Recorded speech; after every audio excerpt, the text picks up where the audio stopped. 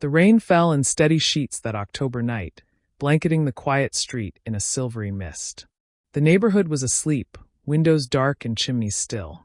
But at number 12, Hawthorne Crescent, a sudden gust of wind stirred the hedges as a tall, cloaked figure appeared out of the darkness, cradling a small bundle in his arms. Albus Dumbledore stood on the Granger's front step, his eyes somber behind half-moon spectacles. He looked down at the baby sleeping soundly in the blanket. Tiny, fragile, a lightning-shaped scar just beginning to heal on his forehead. With a quiet breath, Dumbledore placed the child on the doorstep. He tucked a sealed letter under the infant's blanket, straightened his robes, and raised his wand. But just before he could disapparate, the door opened. Emma Granger, bleary-eyed in a dressing gown, blinked at the sight before her. Her husband, Dan, appeared behind her, equally stunned. And there, in the soft porch light, lay a baby boy, silent, peaceful, and entirely alone. Emma instinctively scooped him up. "What on earth?" "I apologize for the late hour," the old man said gently, lowering his wand. "My name is Albus Dumbledore. I come from a different part of your world. I need your help." Emma clutched the baby closer, eyes narrowing. "What is this? Who are you?" "I'm the headmaster of a school called Hogwarts, a school for young witches and wizards," Dumbledore said calmly. "I know this must be alarming, but please, may I come in? I can explain everything." Dan, though cautious, nodded and stepped aside. Once inside, with the baby nestled safely in Emma's arms, Dumbledore explained about Voldemort, about Lily and James Potter, and how this child, Harry, had survived the most terrible curse ever cast. And about the Dursleys, who were biologically obligated but utterly unfit to raise him. "I know your daughter, Hermione, has shown signs of magic," Dumbledore added. "And I believe growing up with someone like her, someone kind and brilliant, would give Harry the life he deserves." Emma and Dan sat in silence for several moments. The baby stirred, a tiny fist tightening around Emma's finger. Dan was the first to speak. "You want us to raise him as our own. I would not ask if I did not believe you were the best choice," Dumbledore said solemnly. "There is magic in blood, but there is greater magic in love." Emma looked at the child again. "His name is Harry?" "Yes, Harry James Potter." She glanced at Dan, who met her gaze and gave a small nod. "Then we'll care for him," she said quietly. "We'll raise him as a Granger." Dumbledore's eyes, for a moment, gleamed with something warmer than relief. "Thank you," he whispered. "You've just changed the course of many lives, including your own." Harry Granger's life was, by all appearances, perfectly ordinary. He lived in a comfortable brick home in Oxford, with 2 loving parents and a sister who knew everything about everything. But Harry was no ordinary boy. Neither was Hermione. By the time they were 8, the Granger children had already shown clear signs of magic. Emma and Dan kept careful notes, floating toys, sudden gusts of wind during tantrums, and even one alarming incident where the television melted because Hermione got bored of cartoons. Still, the Grangers didn't panic. Dumbledore had visited them once a year, like clockwork, always on Harry's birthday. He never stayed long, but he always brought a quiet warmth with him, a reminder that the magical world was real and waiting. He answered questions, offered guidance, and promised that when the time came, Hogwarts would be ready. So when the owl arrived on the morning of July 31st, 1991, no one was surprised, except the neighbors, who weren't sure why an owl had landed on number 12's windowsill with 2 envelopes in its beak. Hermione shrieked when she saw it. "It's here! It's here!" Harry scrambled out of bed, nearly tripping on his blanket. They ran to the kitchen, where Emma was pouring tea. Dan blinked at the owl perched calmly beside the fruit bowl. "It's staring at me," he murmured. "It brought the letters." Hermione cried, carefully untying the rolled parchment from its leg. Harry unfolded his letter. The words were written in elegant green ink. Hogwarts School of Witchcraft and Wizardry. Headmaster, Albus Dumbledore. Dear Mr. Granger, we are pleased to inform you. He read it again. And again. His hands trembled. Emma wrapped him in a hug. "It's real now," she said softly. Dan put a hand on his shoulder. "You ready, Harry?" Harry smiled. "I've been ready for years." A week later, they stood at the entrance of Diagon Alley. Dumbledore had arranged to meet them there to ensure their introduction to the magical world was smooth. With a tap of his wand on the bricks behind the leaky cauldron, the wall melted open to reveal a bustling marketplace of wizarding shops. Harry stared wide-eyed. Owls hooted from cages. Cauldrons steamed on display. Robes, books, broomsticks. Everything he had only heard about was suddenly real. They started with Gringotts. The goblins were not as terrifying as the books made them sound, but Harry gripped Emma's hand tightly as they descended into the vaults. He had a small inheritance, modest, Dumbledore explained, compared to the full Potter estate, which remained sealed for now. But enough for school supplies and a bit more. They moved through the shops with wonder. Hermione insisted on visiting Flourish and Blots first. She left with 2 extra bags of books. Harry was more drawn to Ollivander's. The wand shop was quiet and dusty. Mr. Ollivander greeted them with an odd, intense smile. "Ah, yes," he said, staring at Harry. "I wondered when I'd be seeing you, Mr. Potter. Ah, Granger now, I believe." Harry blinked. "You know me?" "Of course. The wand chooses the wizard, but I remember every wand I've ever sold. And your mother's wand. Yes, 11 inches, willow, swishy, excellent for charms." Harry shifted uncomfortably. Ollivander turned to his shelves and began pulling boxes. After several tries and a few small explosions, Harry finally picked up a wand that sparked warm gold from its tip. 11 inches. "Holly. Phoenix feather," Ollivander murmured. "Curious. Very curious." "Why curious?" Hermione asked sharply. Mr. Ollivander looked at Harry, then said, "Because the phoenix whose feather is in your wand gave only one other. And that wand was used to do great and terrible things." Harry didn't ask more. He didn't want to.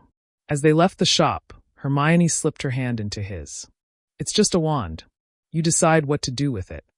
September arrived far too quickly. The Grangers helped the children pack everything neatly. Emma kissed both of them repeatedly. Dan gave them long, tight hugs. At King's Cross Station, they found the barrier between platforms 9 and 10, just as Dumbledore had described.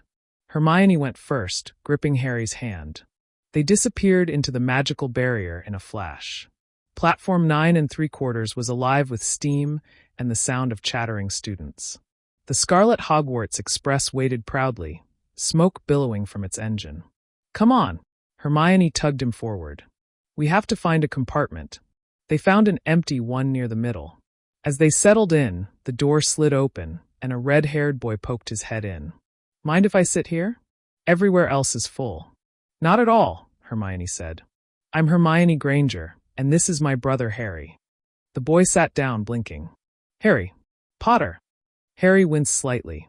"I go by Granger now." "Oh, right, sorry. I'm Ron. Ron Weasley." They chatted easily. Ron was friendly, if a little awkward, and Hermione immediately began peppering him with questions about wizarding life. By the time the train reached Hogwarts, the 3 of them were already laughing like old friends. The boats across the lake gave Harry chills. The castle loomed high, majestic and ancient, glowing in the moonlight. The Sorting Hat sang its strange, clever song. One by one, students were called up. When Granger Harry was announced, murmurs swept the hall. The hat barely touched his head before shouting, "Gryffindor." Hermione joined him moments later, equally swift in her placement.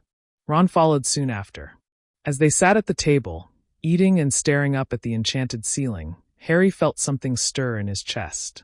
This was real. This was home. But deep inside, part of him wondered, how long would this peace last? The first week at Hogwarts was a whirlwind. The castle itself was alive in ways no building should be. Moving staircases, talking portraits, floating candles, and ghosts that drifted through walls without so much as an apology.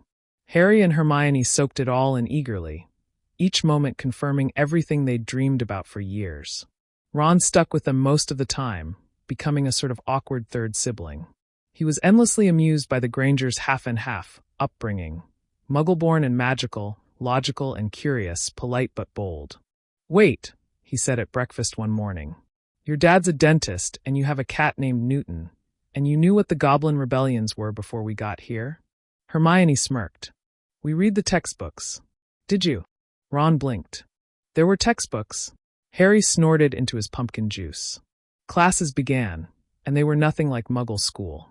Professor McGonagall turned a desk into a pig on the first day of Transfiguration. Professor Flitwick had them levitating feathers by Friday. Even potions, dark, damp, and overseen by the sullen Professor Snape, was fascinating. But there was something strange about Snape. It wasn't that he was cruel. He wasn't exactly kind, but he hadn't singled Harry out like Ron warned he might. In fact, Snape barely acknowledged Harry at all, even when he raised his hand with a correct answer or successfully brewed a near-perfect cure for boils. "He's watching you," Hermione whispered one day after class. Harry frowned. "What do you mean?" "I mean, not obviously. But he's keeping an eye on you. Like he's waiting for something." Harry shrugged.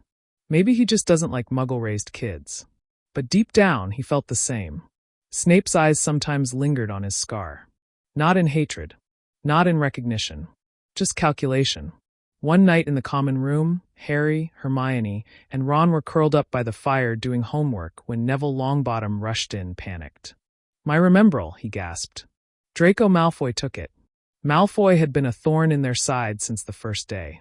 He'd offered Harry a hand during the sorting, sneering at Ron and Hermione in the process. Harry had rejected him without hesitation, earning a cold stare that hadn't thawed since. "Where is he?" Ron asked, already standing. "Courtyard. He said if I wanted it, I'd have to catch it." They ran. Hermione barely paused to scold them for not telling a prefect. Outside, Malfoy stood near a broom with Crabbe and Goyle, spinning the small red ball in his hand. "Looking for this, Longbottom?" he drawled. "Give it back, Malfoy," Harry said, stepping between them. Malfoy raised an eyebrow. "You want to play hero, Granger? Funny, you don't even have wizarding blood." Hermione's cheeks flushed red, but she stood her ground. Harry stepped forward.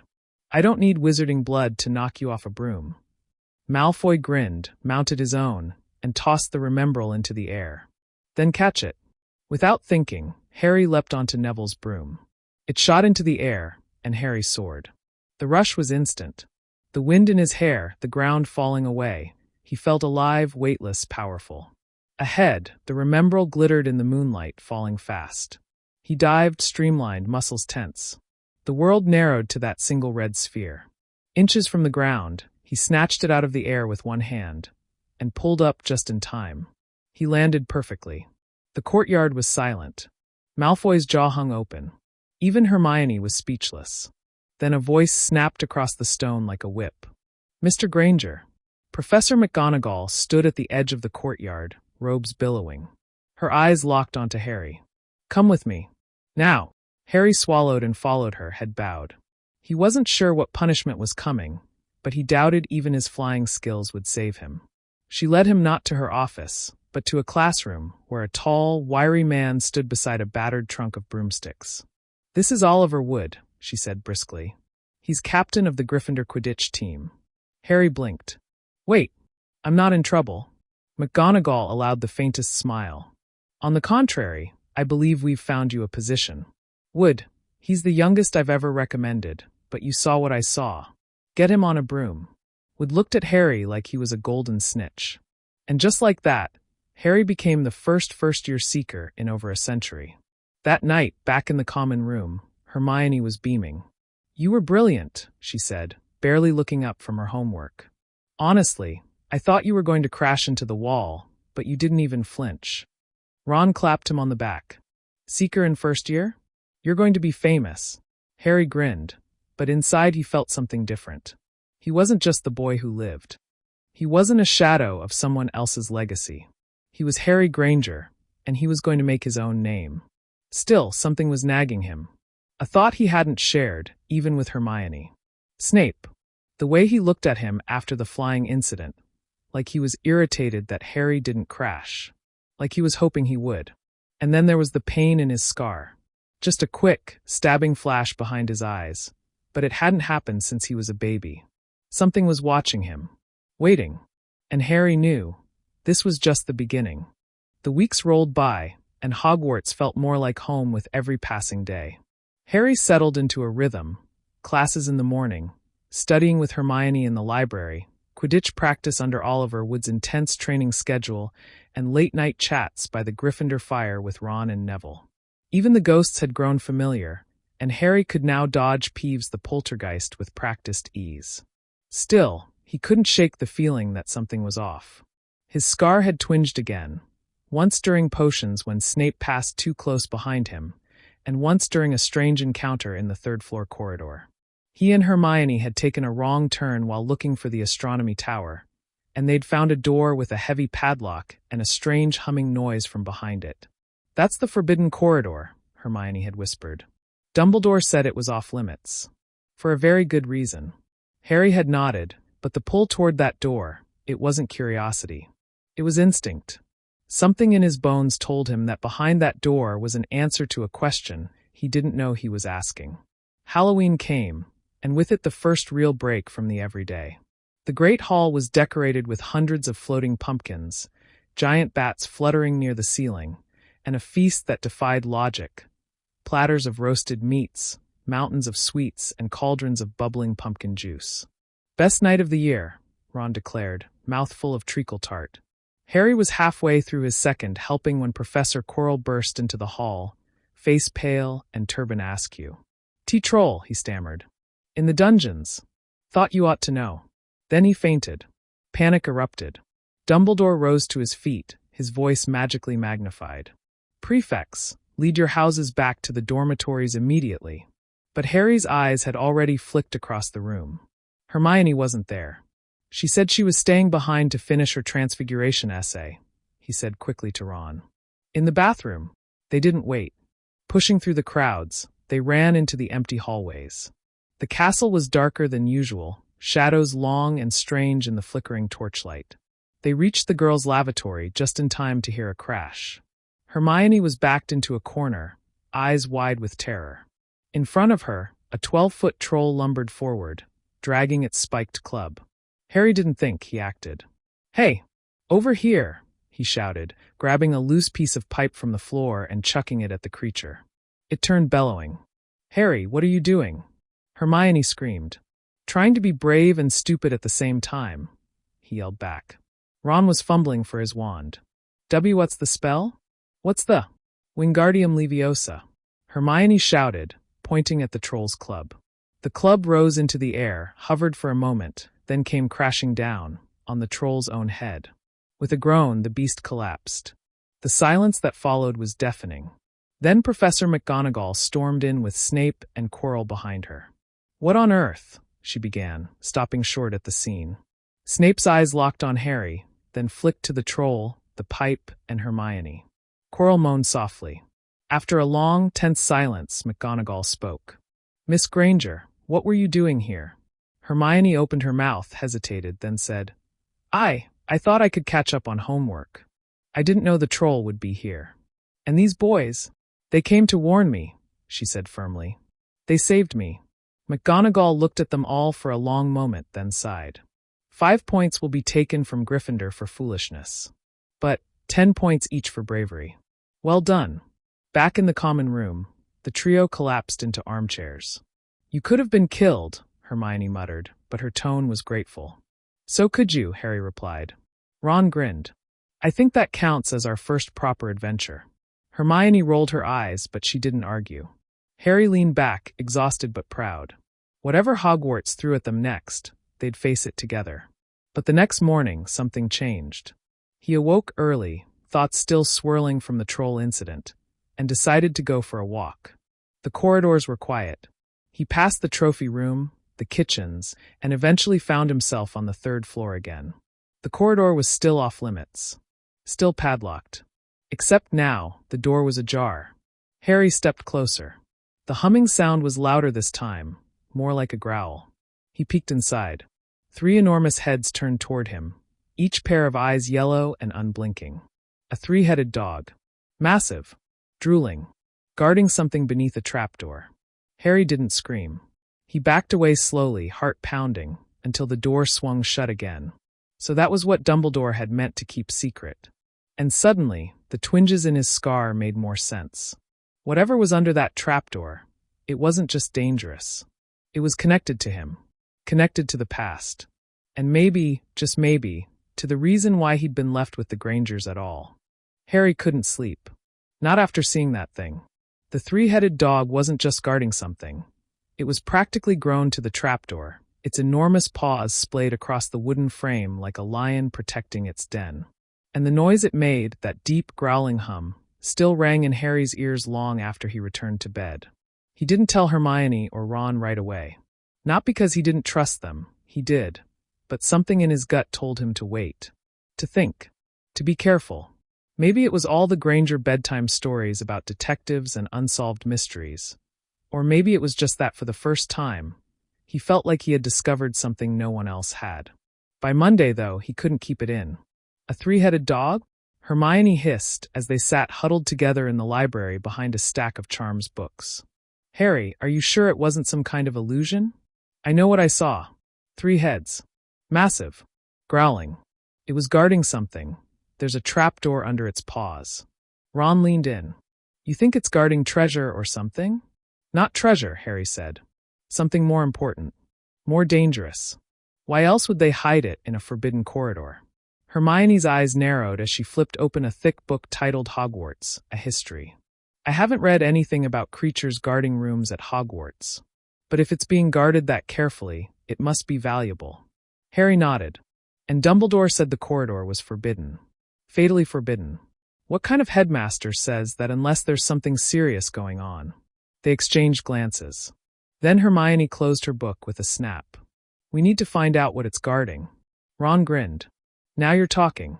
Their first step was to observe who came and went from the corridor. That proved difficult. Filch patrolled the 3rd floor so often that just sneaking near it meant risking detention. But after several failed attempts and one terrifying near miss with Mrs. Norris, they discovered that Professor Snape was the only teacher who regularly visited the hallway. Figures, Ron muttered. He's always up to something shady. But Harry wasn't so sure.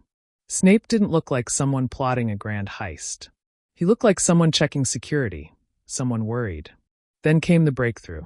It happened in defense against the dark arts, during a lecture from Professor Quirrell that was more stutter than substance. Hermione raised her hand to correct something about boggots, of course, and as Quirrell flailed to recover, Ron nudged Harry and whispered, Do you think Quirrell actually saw the troll or just panicked? Harry frowned. You mean like he let it in? Exactly. Hermione shot them both a warning glare, but the seed had been planted. That night in the common room, they pulled out every textbook and library scrap they could find related to magical protection and enchantments.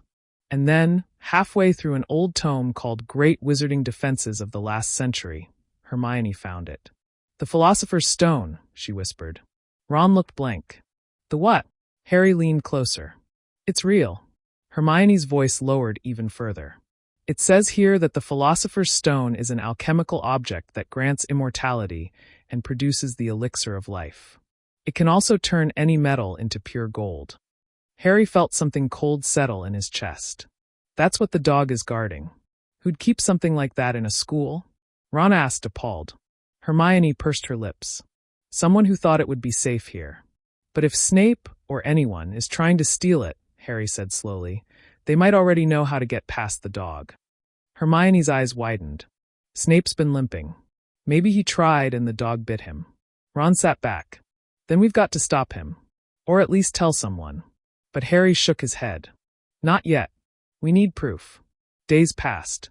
Harry began keeping his father's old pocket notebook in his robe pocket, jotting down every oddity, every strange glance Snape cast, every inconsistency in Quirrell's movements. Hermione rolled her eyes at first, but even she began adding observations in tiny script.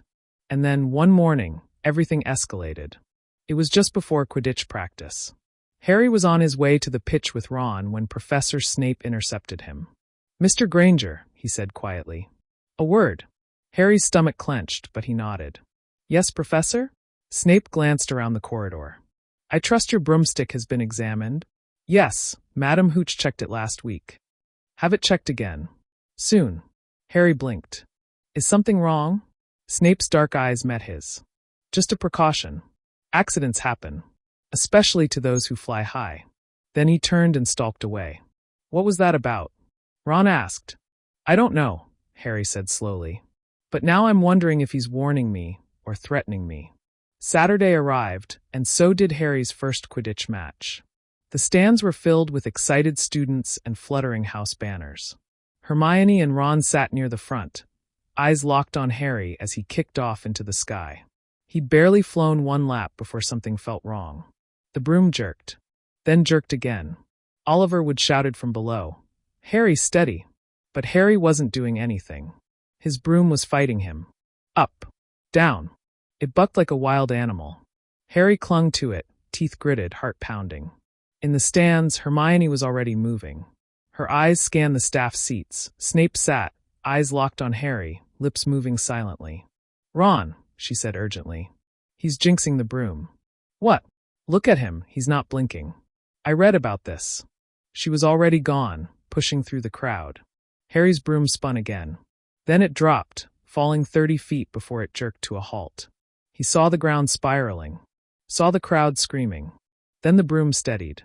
Hermione had reached Snape's seat and knocked into Quirrell. A flash of distraction. A broken gaze.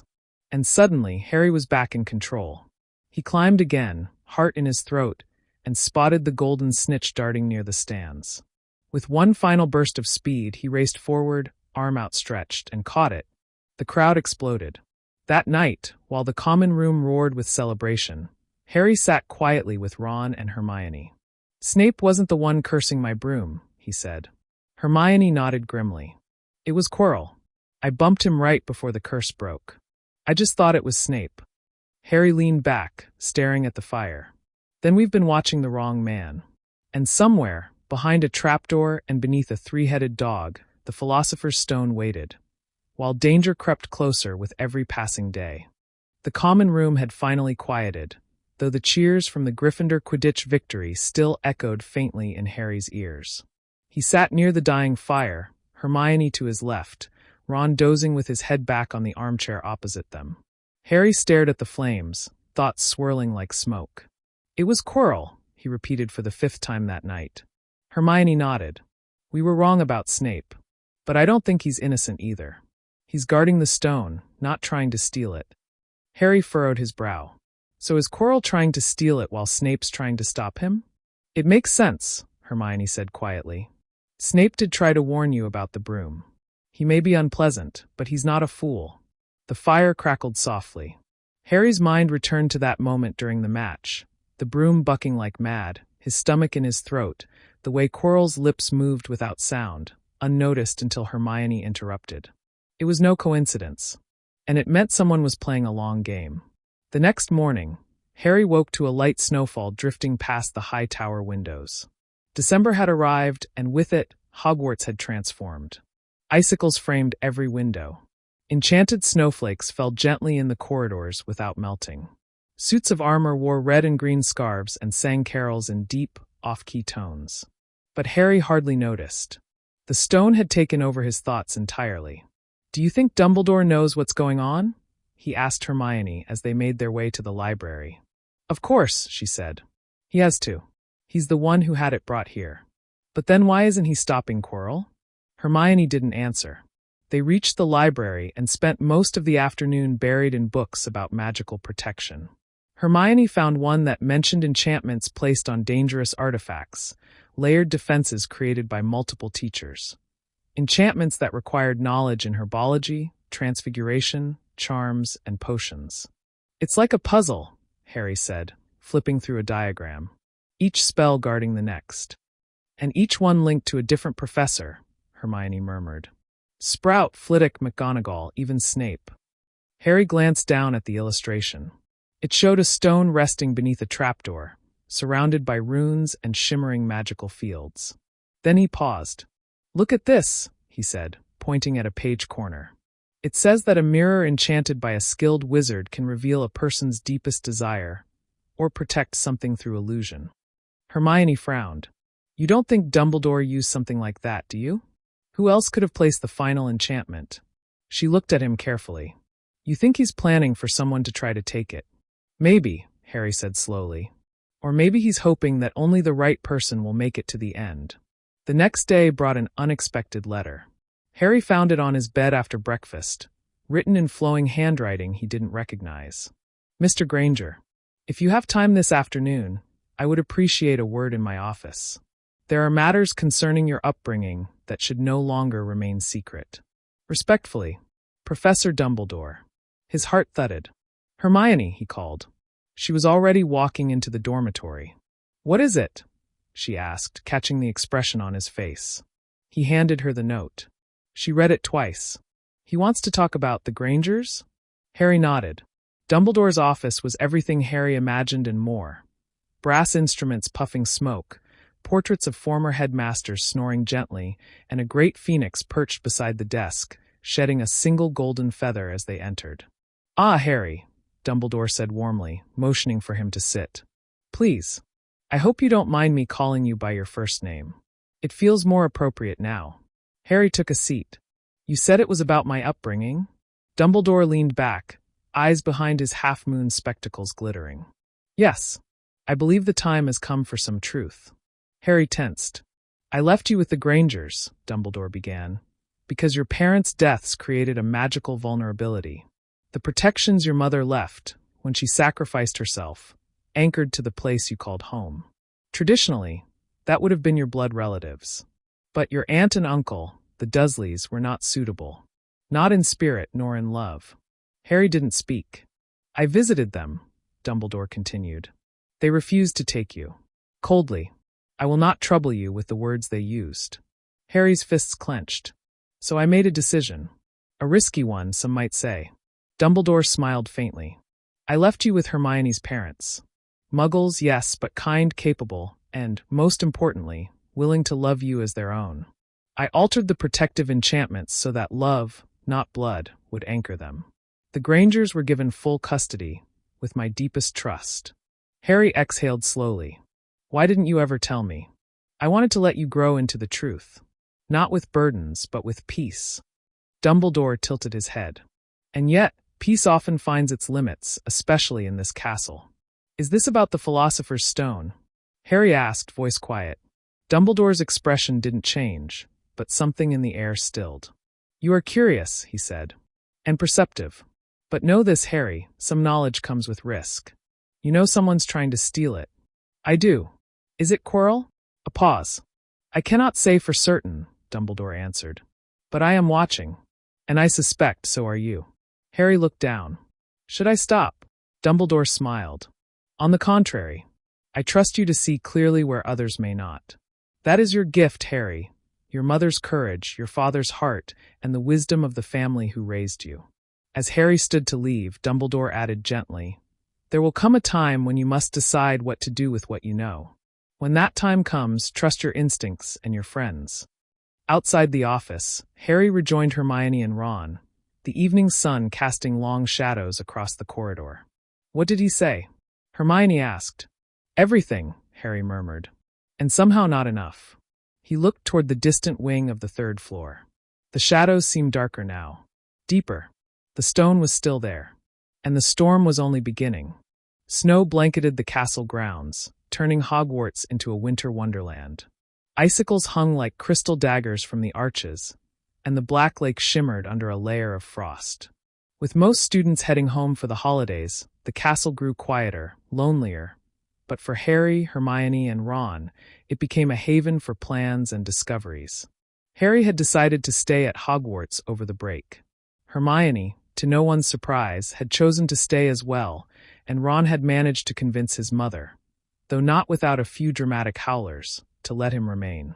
With fewer distractions, they hoped to learn more about the Philosopher's Stone and the growing danger beneath the third-floor corridor.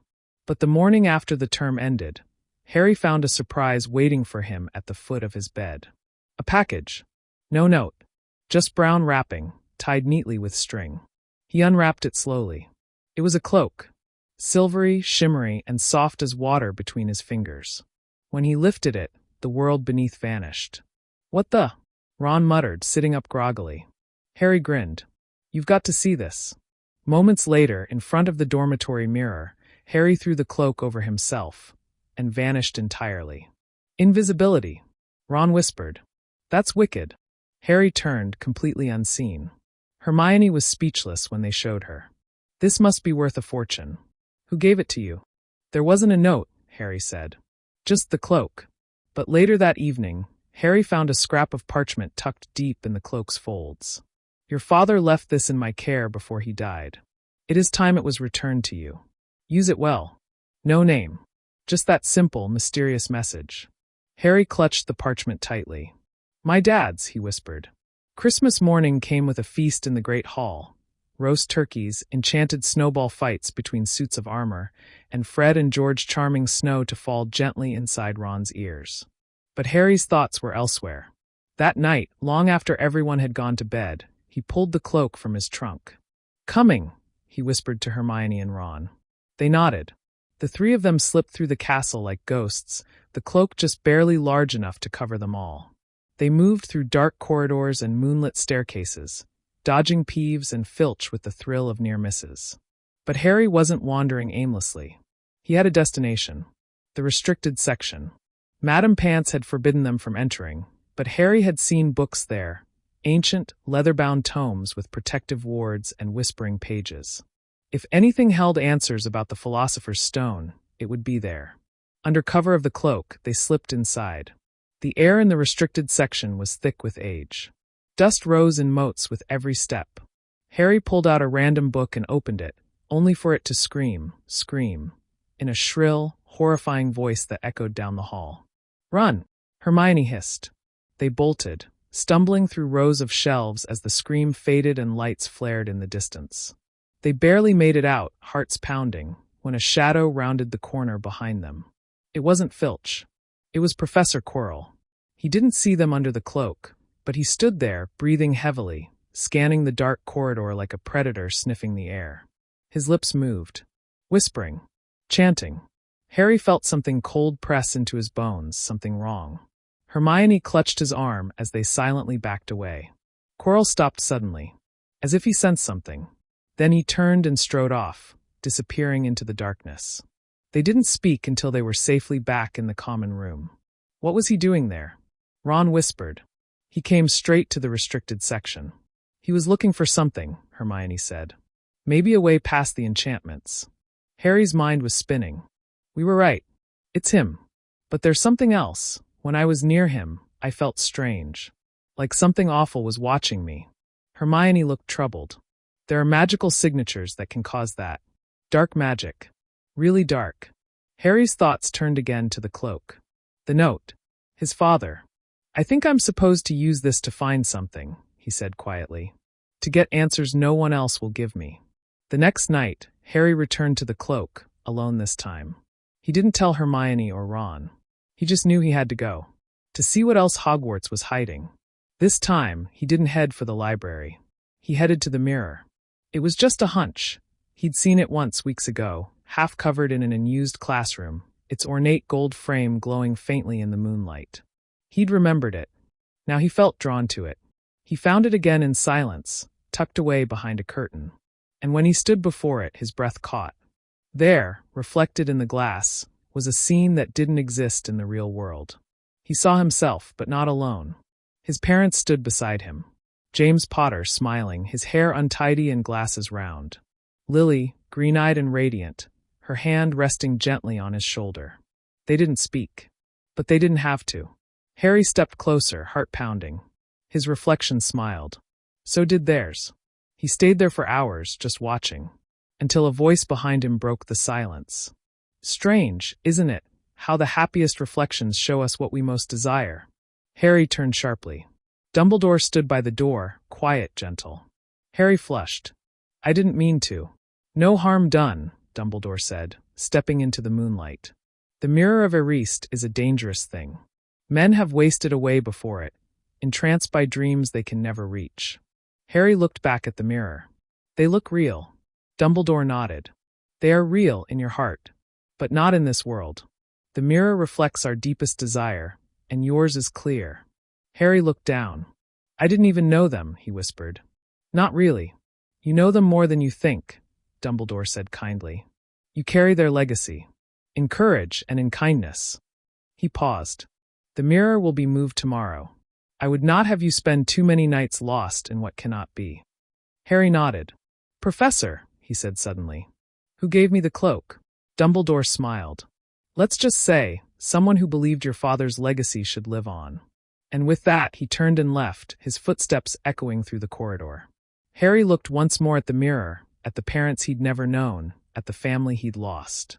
Then he turned away and walked into the dark. Because the present needed him more than the past ever could. The last days of the Christmas holidays passed quietly, but an unspoken urgency stirred beneath the surface. The mirror was gone. The cloak remained hidden in Harry's trunk. And Quirrell's late-night appearance in the restricted section haunted Harry like a shadow he couldn't shake. Back in full classes, Harry, Hermione, and Ron spent every spare moment piecing things together. Between herbology homework and revising for their charms exam, they whispered theories in corners of the library and dodged Madame Pance's piercing glares. They knew the Philosopher's Stone was hidden at Hogwarts. They knew someone, almost certainly Quirrell, was after it. And they knew time was running out. "What we need," Harry muttered one afternoon, "is a way past that dog." Hermione's eyes flicked up from the book she was reading. "Fluffy." Ron blinked. "Wait, you're calling it Fluffy?" "It's Hagrid's," Harry said. Of course he gave it a ridiculous name. "Typical," Ron said, rolling his eyes. "Only Hagrid would think a three-headed monster makes a good pet." "We need to talk to him," Hermione said. "About what?" Harry asked. "We can't just ask, 'Hey Hagrid, what's guarding the stone?'" Hermione smirked. "No, but we can ask about Fluffy. If we're subtle." The opportunity came on Saturday, when the snow had begun to melt into slush and Hagrid invited them to tea. His hut, warm and filled with the comforting scent of stew, was a welcome change from the drafty castle. "I heard ya three been pokin' round the library again," Hagrid said, handing them mugs of tea. "What are ya up to now?" "Just studying," Hermione said brightly. "Bit curious about magical creatures," Harry added casually. "Like Fluffy." Hagrid nearly dropped his teapot. "Who told ya that name?" he said suspiciously. "Heir, you did," Ron lied quickly. "Ages ago. After Halloween." Hagrid frowned, clearly trying to remember. "Oh, maybe I did. Don't go meddlin' with things ya shouldn't. That dog's there for a reason." "We're not meddling," Hermione said.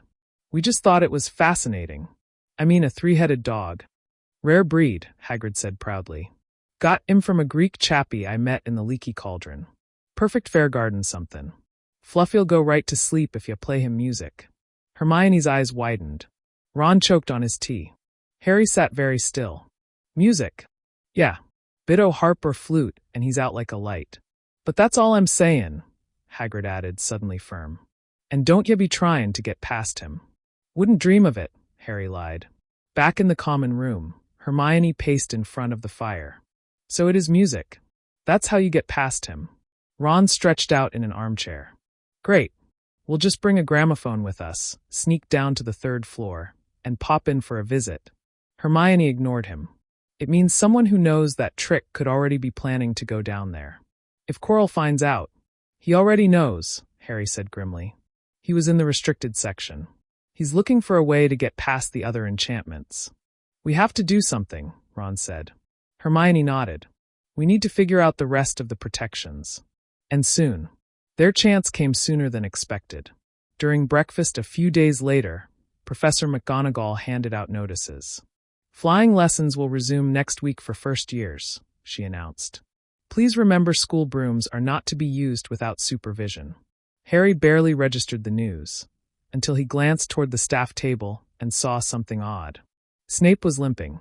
The potions master's usual glare was present, but he was favoring his right leg noticeably. He looked as if he'd walked through thorns, or something far worse. Hermione caught Harry's glance. "He's hurt. Trying to get past Fluffy?" Ron guessed. Harry shook his head. "No. He's trying to stop someone. Remember? He was in the hallway after Halloween. And now he's wounded." They exchanged uneasy looks. The trio spent the next few days watching the staff closely. Quirrell had grown more pale and twitchy than ever. Snape stalked the halls with renewed intensity. Filch muttered constantly about students sneaking into places they didn't belong. And even Dumbledore seemed more distracted than usual. Meanwhile, Harry's dreams were growing stranger. He saw flashes of green light, heard echoing laughter, and once dreamt of the mirror again. Only this time his reflection held something else, a small red stone glowing like fire. He told Hermione the next morning. "I think it was the stone," he said. She looked at him seriously. "That mirror doesn't just show desires. Maybe it shows possibilities. Or warnings." Harry nodded. "Either way, it's a sign. We have to be ready." Their plan took shape slowly. Harry borrowed Neville's flute. Neville was only too happy to help, especially after being on the receiving end of Malfoy's latest prank. Hermione collected information about the professor's specialties, deducing that each of them likely contributed to the stone's protection.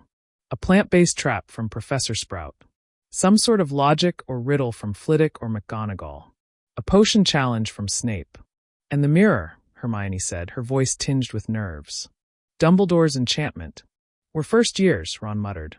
"How are we supposed to get through all that?" "We won't be alone," Harry said. "We have each other. And we're not going to wait for someone else to stop Quirrell. We're going to do it ourselves." Ron groaned. "I was afraid you'd say that." But he didn't argue. One evening, they made their final preparations. Cloak hidden. Flute packed. Minds focused. But before they could leave, a voice called out behind them. "Where are you going?" Neville stood near the portrait hole, looking uncertain. "Just for a walk," Harry lied. "Poorly." Neville hesitated. "Don't go near the 3rd floor. There's something wrong there. I can feel it." He looked frightened. Harry placed a hand on Neville's shoulder. "Thanks. Really. But we have to." Neville stepped aside, unwilling to press further. But his expression stayed with Harry all the way to the corridor. Because he knew, once they crossed the line, nothing would ever be the same. And if they failed, it wouldn't be just the stone at risk. It would be the entire wizarding world. The castle was quiet that night. Too quiet. Harry clutched the invisibility cloak tightly as he, Hermione, and Ron crept down the corridor toward the forbidden 3rd-floor door. Neville hadn't tried to stop them again, but his worried expression lingered in Harry's mind. Still, there was no turning back now. The harp stood where they expected it, beside the trapdoor and Fluffy, who was already asleep. Someone had been there before them. Quirrell. Hermione looked between the sleeping beast and the open harp. "We're too late," she whispered. Harry shook his head. "No. If he'd succeeded, we'd know. The stone's still safe. But not for long." Ron stared at Fluffy's massive paws. "Let's just hope he stays asleep." Harry took out Neville's flute and began to play, awkward but enough. The dog snored louder, its heads drooping, paws twitching slightly. They moved swiftly. Hermione pushed the trapdoor open, revealing a black void. Wind howled softly from below. Ron peered in. "That's not encouraging." Harry looked at them both. "We'll go together. On 3. They jumped. The fall was brief but jarring, broken by something soft and thick, like vines or weeds. For a moment, Harry gasped for air as the plant wrapped around his arms and chest. "Devil's snare!" Hermione cried. "Stay still. Struggling makes it worse." Ron was already flailing. "That would have been useful before I panicked." Harry froze.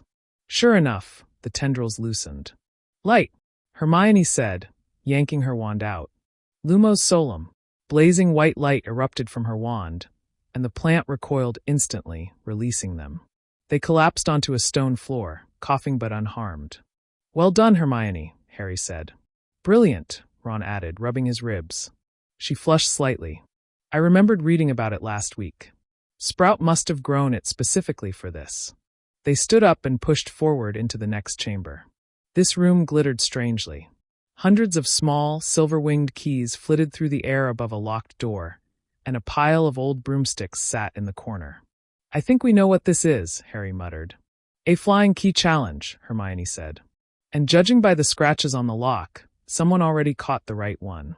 Harry grabbed a broom and kicked off the ground. His Quidditch instincts took over immediately. He soared upward, scanning the swarming keys, his eyes narrowing. "There," he shouted. "That one's got a bent wing." He chased it through the swarm, ducking and weaving. The key darted away, zigzagging chaotically, but Harry was faster. He leaned forward, pushed his broom to its limit, and snatched it out of the air. He landed and jammed it into the lock. The door creaked open. Ron looked amazed. "Have I mentioned how glad I am you're a seeker?" They stepped into the next room cautiously. Inside was a giant chessboard, the pieces towering over them, armed with massive stone weapons. "Oh no," Ron groaned. "Wizard's chess." "I think we have to play," Hermione said, eyeing the vacant spots on the board. Ron stepped forward. "Leave it to me." Harry frowned. "Are you sure? I've played with Fred and George since I could hold a pawn. Trust me." He climbed onto the square of a knight's piece. Hermione took the place of a rook, and Harry stood as a bishop. The game began. Stone pieces smashed into each other. Knights clashed, pawns were obliterated. Ron called out calculated moves, each one precise and aggressive. Sweat beaded on his forehead as the game grew bloodier. Then came the sacrifice. "I need to let them take me," Ron said quietly. "It's the only way you can checkmate the king." "No," Hermione said. "He's right," Harry said. "It's the only move." Ron turned and grinned shakily. "See you on the other side." He moved forward. The queen attacked. There was a sickening crack as Ron was flung to the floor unconscious.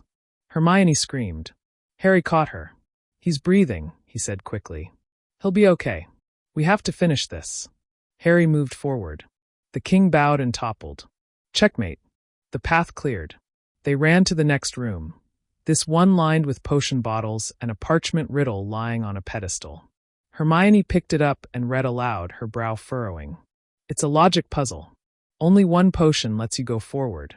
One takes you back. The rest are poison or useless." Harry looked at the bottles. "We don't have time to guess." "We don't need to," Hermione said, already scanning the clues. "Give me a moment."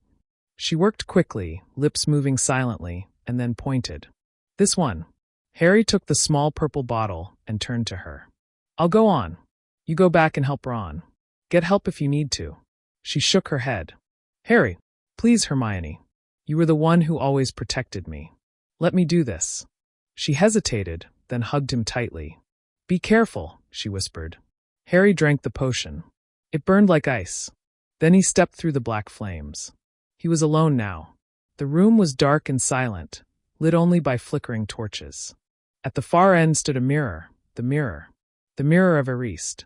And before it, a man in dark robes. Not Snape. Professor Quirrell. Harry froze. Quirrell hadn't noticed him yet. He was muttering to himself, pacing furiously in front of the mirror. "I see myself with the stone, but where is it?" Quirrell clenched his fists. "Master, I need your help. What must I do?" Then something horrifying happened.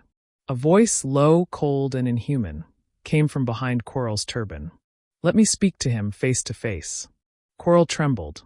"Yes, master." He began to unwrap the turban. Harry's stomach turned. He didn't want to see what was beneath it, but he couldn't look away. The last layer fell. And there, grotesquely embedded in the back of Quirrell's head, was a face. Pale, noseless, with slitted red eyes and a smile of pure evil. Harry knew that face from nightmares. From flashes of green light. "Harry Potter," it hissed. At last! Harry's breath caught in his throat as he stared at the face protruding from the back of Quirrell's head. Voldemort. The very name felt like a cold wind ripping through his bones. The red eyes glittered with malice, and the smile was thin, predatory. "You," Harry managed, barely above a whisper. "Yes," the voice replied, echoing like a hiss inside his skull. "You, the boy who ruined everything. But not this time." Quirrell turned, facing Harry now, and Voldemort's voice spoke again. "He has the stone. I can sense it, but he does not know how to use it." "I don't have it," Harry said quickly, even as his eyes flicked toward the mirror. If the stone was hidden in the mirror, maybe, just maybe, it hadn't fallen into Quirrell's hands yet. Quirrell moved toward the mirror slowly, muttering. "What do you see? What is it showing you?" Harry stepped forward, too. He remembered what Dumbledore said about the mirror, how it showed not just desire, but something deeper. He stared into the glass. He saw himself, standing, just as he was now, but then his reflection smiled and reached into its pocket, and pulled out a small, glowing red stone. The reflection winked. Harry felt a sudden weight in his real pocket. His hand slipped down instinctively. The stone was there. His heart pounded. Voldemort's voice sharpened. "What is it? What do you see?" Harry's mind raced. If he told them, they'd take it. If he ran, Quirrell would catch him. He had one chance, one. "I see myself," Harry lied, buying time, shaking hands with Dumbledore. I've won the house cup. He's proud of me. Quirrell snarled. He lies. Grab him. Voldemort shrieked. Take the stone. Quirrell lunged. Harry turned and ran. But Quirrell was faster. Hands like iron clamped around Harry's wrist, then recoiled instantly. Quirrell screamed, staggering back as if burned. Harry froze in shock. Quirrell looked at his hands in horror. Blisters were rising where he'd touched Harry. What is this? Kill him. Voldemort howled. Use your wand, you fool. But Quirrell couldn't get close. Every time he lunged, Harry raised his hand and Quirrell shrieked in agony. Harry! Voldemort screamed. You cannot win. Give me the stone. Harry didn't answer. He pressed forward, both hands out, forcing Quirrell back. Quirrell screamed louder and louder until he collapsed, writhing in pain, body twitching violently. The air turned icy cold. The face of Voldemort opened its mouth, and smoke, black and vile, burst forth from Quirrell's body. It shot through the chamber like a cyclone, passing through Harry. He gasped and the world turned black. When Harry woke, he was in the hospital wing. The windows glowed gold sunlight. The battle was over. He turned his head. Hermione sat beside him, eyes wide with relief. You're awake. Where's Ron? Harry croaked. Still recovering from the chess game, but he's fine. Madame Pomfrey said he'll be up by tomorrow. And the stone? Hermione glanced behind her. Professor Dumbledore stepped forward, robes glimmering with constellations, eyes grave but kind. It has been destroyed, Harry. Harry sat up slightly. What? It was decided between myself and Nicholas Flamel that it was too dangerous to remain. He and his wife will live out the rest of their days peacefully, and the stone is no more. But Quirrell, Voldemort, he. I know, Dumbledore said softly. You were very brave. Both of you. What you did took courage beyond your years. Harry clenched his fists. I couldn't stop him. He got away. For now, Dumbledore said. But he is weakened. And he learned something tonight, about you, and what he cannot take. Harry frowned. Why couldn't he touch me? There was a pause. Dumbledore sat on the edge of the bed. Your mother, Harry. Lily Potter, gave her life for yours. That kind of love, willing, sacrificial, is rare. It left a mark on you. Not a scar, but something deeper. That magic, born of love, Voldemort cannot stand it. He recoils from it. That's why Quirrell couldn't touch you. Harry's throat tightened. He had always wondered about his mother, about what kind of woman she had been. Hermione and Dan and Emma had told him stories, but this was different. Her love had saved his life, even now. Dumbledore smiled gently. That love lives on in you, Harry. And I dare say, in your family, the Grangers. Harry looked at Hermione and nodded. Later that night, the trio reunited in the common room. Ron had limped down from the hospital wing, refusing to miss the final night of term. They sat by the fire, blankets around their shoulders. So it's over, Ron said. For now. Quirrell's gone. The stone's destroyed, Hermione added. And you know who's fled again. But he'll be back, Harry said quietly. I know it. Then we'll be ready, Hermione said. Together. Harry smiled. It wasn't the end. But it was a beginning. He had faced Voldemort and survived. Not because of spells or strength, but because of love, the same love that had brought him to the Grangers' doorstep, and the same love that would carry him through whatever came next. And as the fire crackled and the castle walls hummed with ancient magic, Harry knew he wasn't alone. He never would be. The Hogwarts Express rolled into King's Cross Station, steam curling up around the platform like a protective veil. The train ride had been quieter than usual. Ron had dozed most of the way with a chess piece clutched in his hand like a lucky charm, and Hermione spent most of her time rereading Hogwarts, a history for what must have been the 5th time that month. But Harry's mind had stayed on the Mirror of Erised, on the feeling of Voldemort's presence, and on the stone that was now gone forever. He was the last to step off the train. Among the crowd of parents and younger siblings, Harry spotted them immediately, Emma and Dan Granger waving excitedly. Hermione dashed into her mum's arms, and Harry followed close behind, awkward for only a heartbeat before Emma pulled him into the same warm hug. There's our boy, Dan said, ruffling Harry's hair with a grin. Bet you've got stories. Harry smiled. A few. They walked out of the station together, Emma carrying Hermione's luggage and Dan already peppering Harry with questions about castle ghosts, moving staircases, and how you nearly got expelled your first year. Hermione cut in with a scowl. We did not nearly get expelled. We were saving the school. Dan winked at Harry. Just what I wanted to hear. When they got home, nothing had changed. The same slightly squeaky front door, the framed family pictures along the hallway, some now featuring Hermione and Harry in their school robes, and the smell of roast chicken and herbs filled the air. It was like stepping back into a warm memory. Except Harry was different now. He was still the quiet boy who had arrived on their doorstep nearly 10 years ago, but now he carried something new inside him. Knowledge of who he truly was and the dark future he might still face. Later that evening, while Hermione helped her mum with dessert, Dan pulled Harry aside into the back garden. The sky was awash with pink and orange, and birds chirped lazily from the trees. "You all right?" Dan asked. "You've been quiet." Harry nodded, but said nothing for a moment.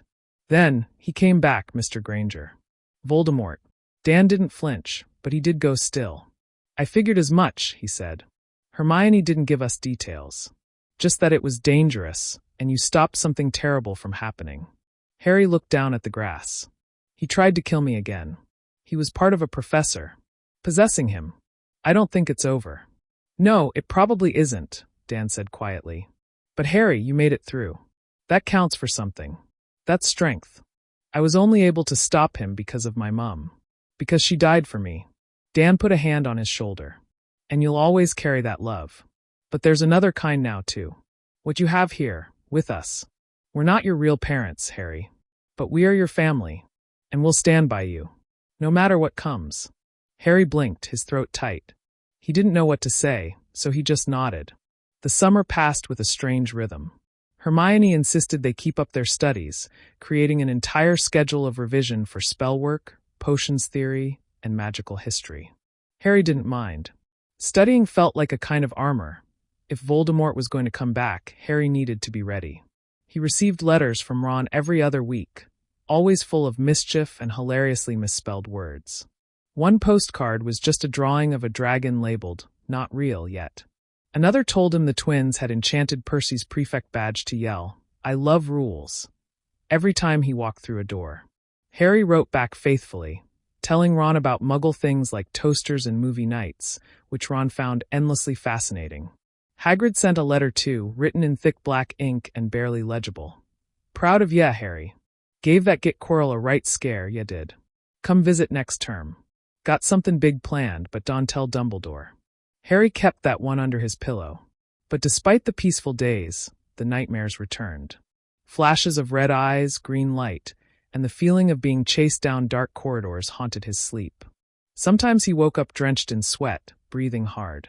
One night, Hermione found him sitting outside on the back steps, staring at the stars. "You dreamed about him again, didn't you?" she asked gently, wrapping a blanket around both of them. Harry nodded. "I keep thinking he'll come back stronger. And I won't be enough next time." Hermione looked thoughtful. "Then we'll both be stronger. I've already started reading ahead.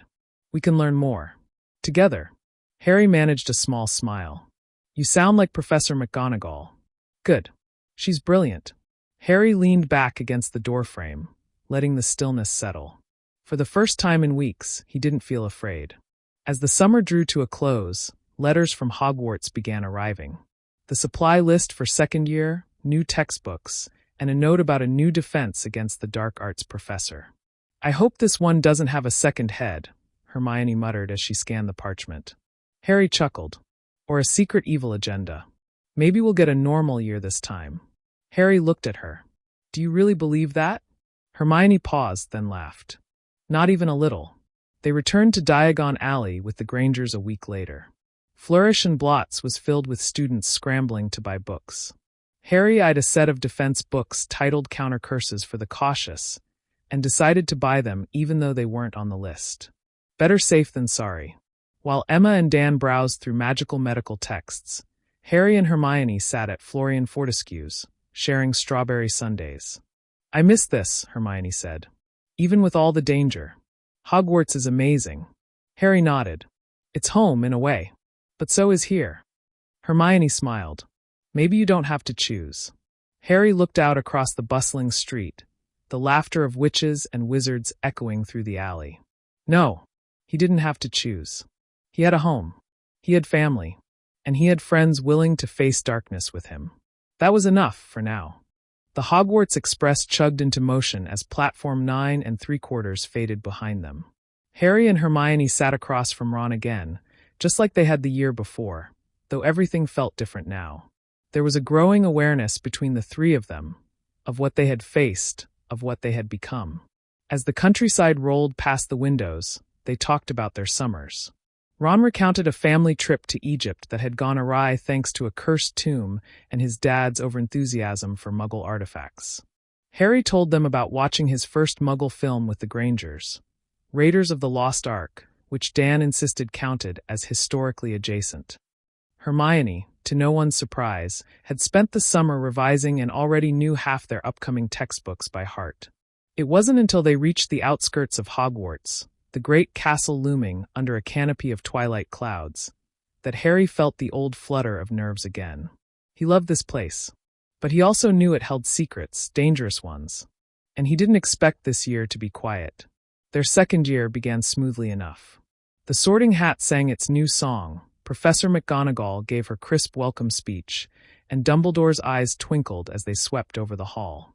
But Harry couldn't shake the sense that something waited just beneath the surface, like the castle itself was holding its breath.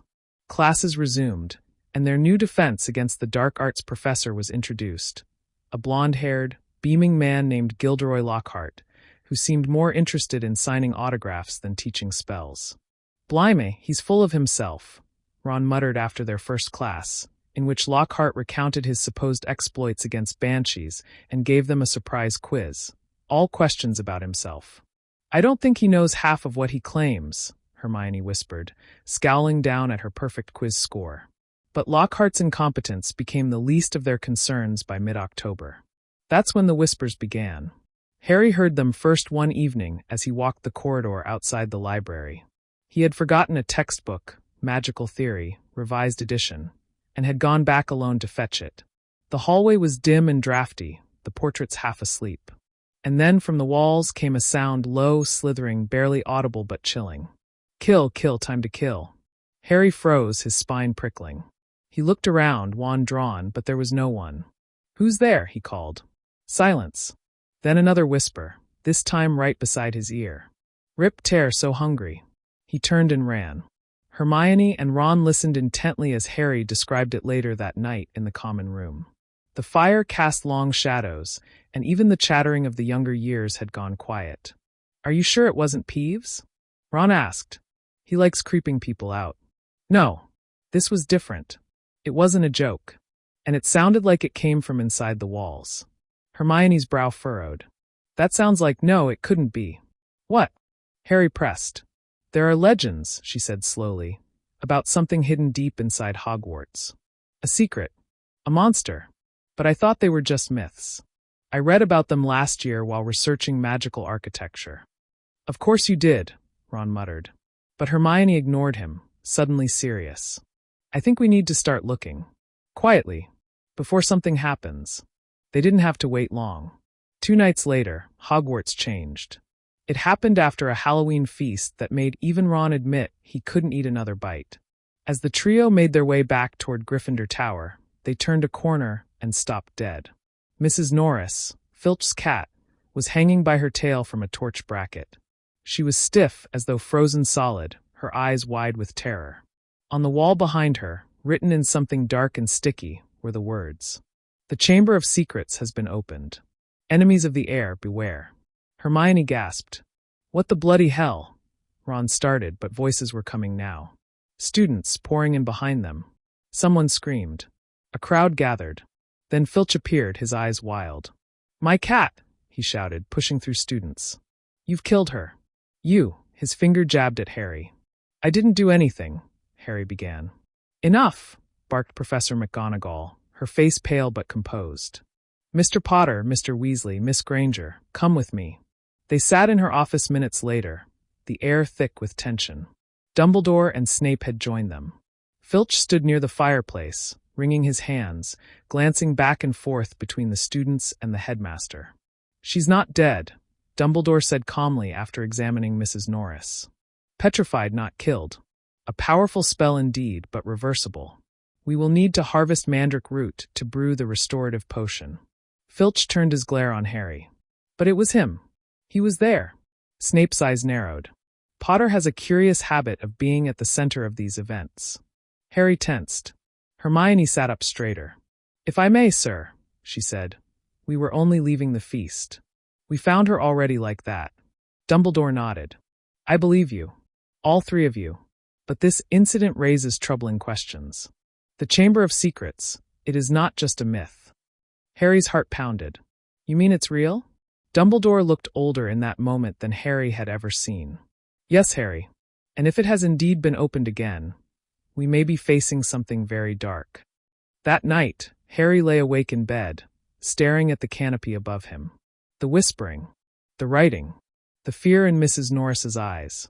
Something was happening, and he was at the center of it, again. But he wasn't alone this time.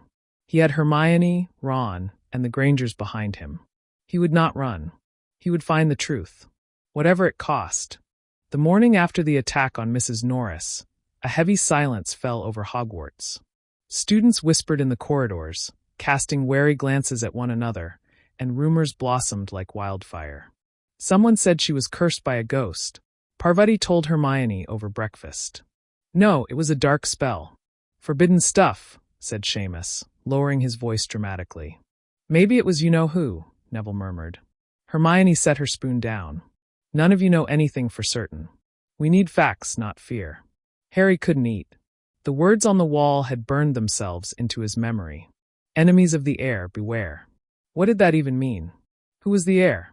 He pushed his plate away and whispered. We need to find out everything about the Chamber of Secrets. Hermione nodded. I already started last night. The chamber is real. It was supposedly built by Salazar Slytherin himself. Ron scoffed. Figures. Old snake lover. No one's ever found it, Hermione continued. Most think it's just a legend. But if it has been opened, someone here must be the heir of Slytherin. And they can apparently make their pet monster petrify people, Ron added grimly. But why now? Harry asked. Why this year? What's changed? They all fell silent. Then Hermione said, Maybe we should look at students who are connected to Slytherin's legacy. See who might have strong beliefs about blood purity. They all knew what she meant. Draco Malfoy had been loud about his distaste for Muggleborns ever since their first year. And Hermione, as a Muggleborn herself, had already faced his insults more than once. That afternoon, they went to the library and began digging. Madame Pants gave them a suspicious look but said nothing. Hermione had prepared a list of books. Hogwarts, a history, secrets of the founders, notable dark arts in Britain, and a dozen others. Ron groaned. I thought we were solving a mystery, not writing an essay. This is how you solve mysteries, Hermione snapped. You research. Harry stayed quiet. He was scanning the chapter on Slytherin and founders and their legacies when something caught his eye. Salazar Slytherin, known for his skill in Parseltongue, was rumored to have created a secret chamber within the castle, sealed so that only his true heir could unseal it, using the language of snakes. Parseltongue, Harry read aloud. That's snake language. Hermione looked up. Very rare. Almost always connected to dark wizards. Harry stared at the page, something cold rising in his chest. I've heard it before, he muttered. Last year, with the boa constrictor at the zoo. And again in the castle. That whispering in the wall. It wasn't just a voice, it was a hiss. Ron's eyes widened. You mean you understood it? Harry nodded. Hermione paled. Harry, that means you're a Parselmouth. They stared at one another. The idea made Harry feel sick. Why him? He didn't want any part of Slytherin or dark wizards, or monsters in the walls. But facts were facts. If only the heir of Slytherin can open the chamber, Ron said slowly, and the heir speaks Parseltongue. People will think it's me, Harry finished in a whisper.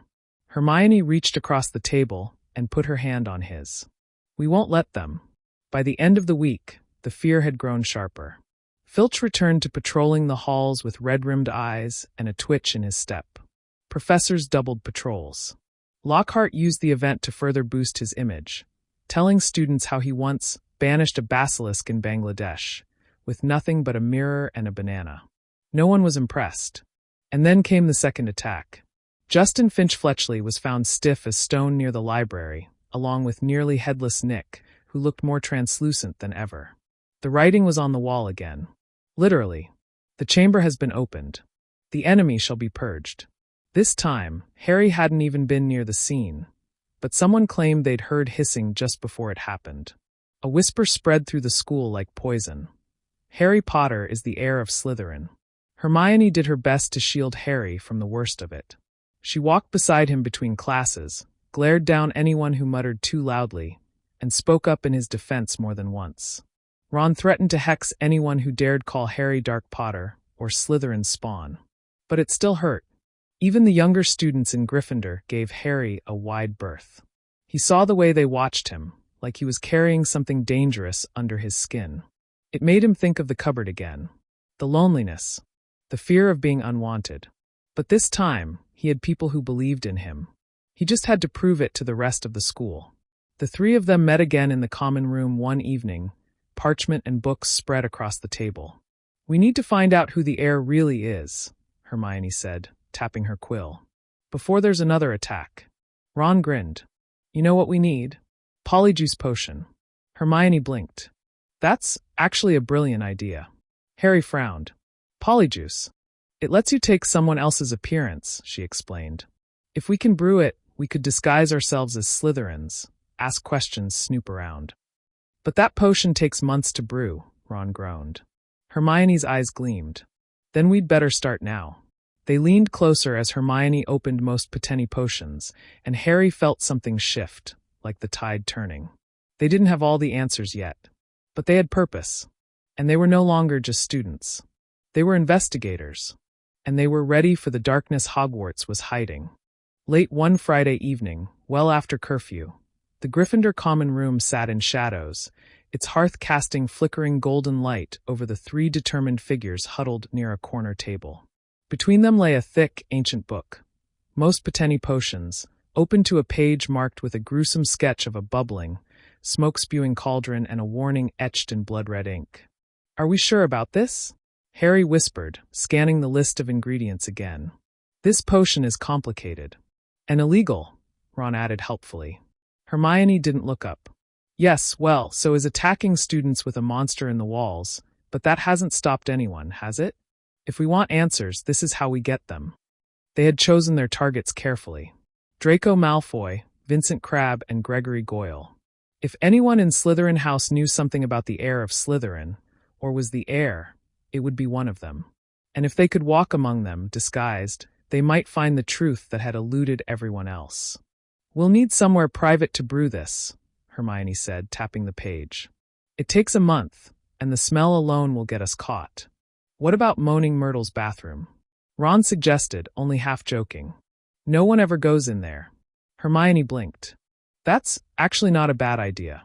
Ron looked offended. "Thanks, I think."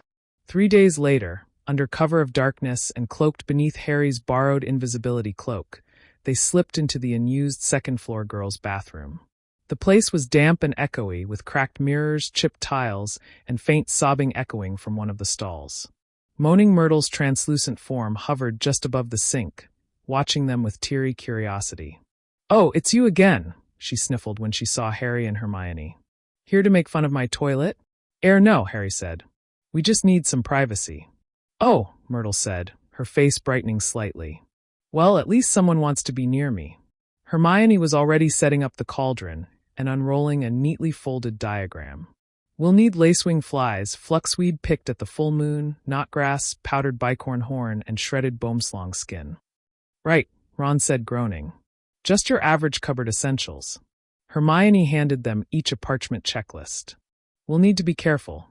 Some of this is in Snape's private stores." Harry frowned. "You want us to steal from Snape? You got a better idea?" He didn't. The next few weeks passed with agonizing slowness. Between classes, homework, and sneaking ingredients, they were stretched thin. Hermione did most of the potion work, carefully logging every step and timing every stir. Harry and Ron served as lookouts, runners, and on occasion reluctant burglars. They managed to lift several items from the storage cupboard near the potions classroom, slipping them out one at a time to avoid drawing suspicion. Hermione timed it perfectly, each theft occurring when Snape was away or distracted. Still, Harry could feel Snape's eyes on him more than usual. A heavy, evaluating stare, as though the man knew something was off but couldn't yet prove it. Outside the brewing and planning, the school grew darker. Justin and nearly headless Nick were still petrified. Madame Pomfrey had started growing mandrakes in the greenhouse, but they were still weeks away from being mature enough for the restorative potion. Then came another attack. This time it was Colin Creevey, the first-year boy with the camera who'd been excited to meet Harry. He was found just outside the hospital wing, clutching his camera so tightly it had cracked in his petrified hands. Professor McGonagall called an emergency meeting of all students. "We must ask that no one leave their common rooms after dark unless accompanied by a professor," she announced in the Great Hall. "Classes will continue, but students must remain vigilant." The room buzzed with tension. Whispers, fearful glances, and unspoken accusations passed silently between tables. Harry said nothing, but he felt the weight of every stare. The trio returned to the bathroom that evening, pale and quiet. Hermione double-checked the cauldron, watching the potion simmer. It was darkening nicely, thick and sludgy with a horrible sulphurous smell. "We're nearly there," she said softly. 3 more weeks. "And then what?" Ron asked. "We turn into Malfoy and pals and hope they monologue their evil plans to us?" "More or less," Hermione replied. Harry leaned against the wall, trying to settle the unease curling in his stomach. Colin hadn't deserved what happened to him. None of them had. And it was only getting worse. He was supposed to feel safe at Hogwarts. He wasn't sure he ever had. "Do you think I really could be the heir?" he asked suddenly.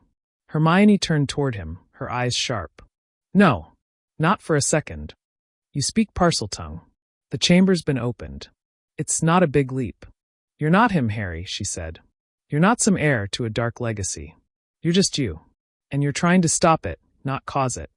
Ron added, "Besides, even if you were, you're the most un-Slytherin Slytherin I've ever seen.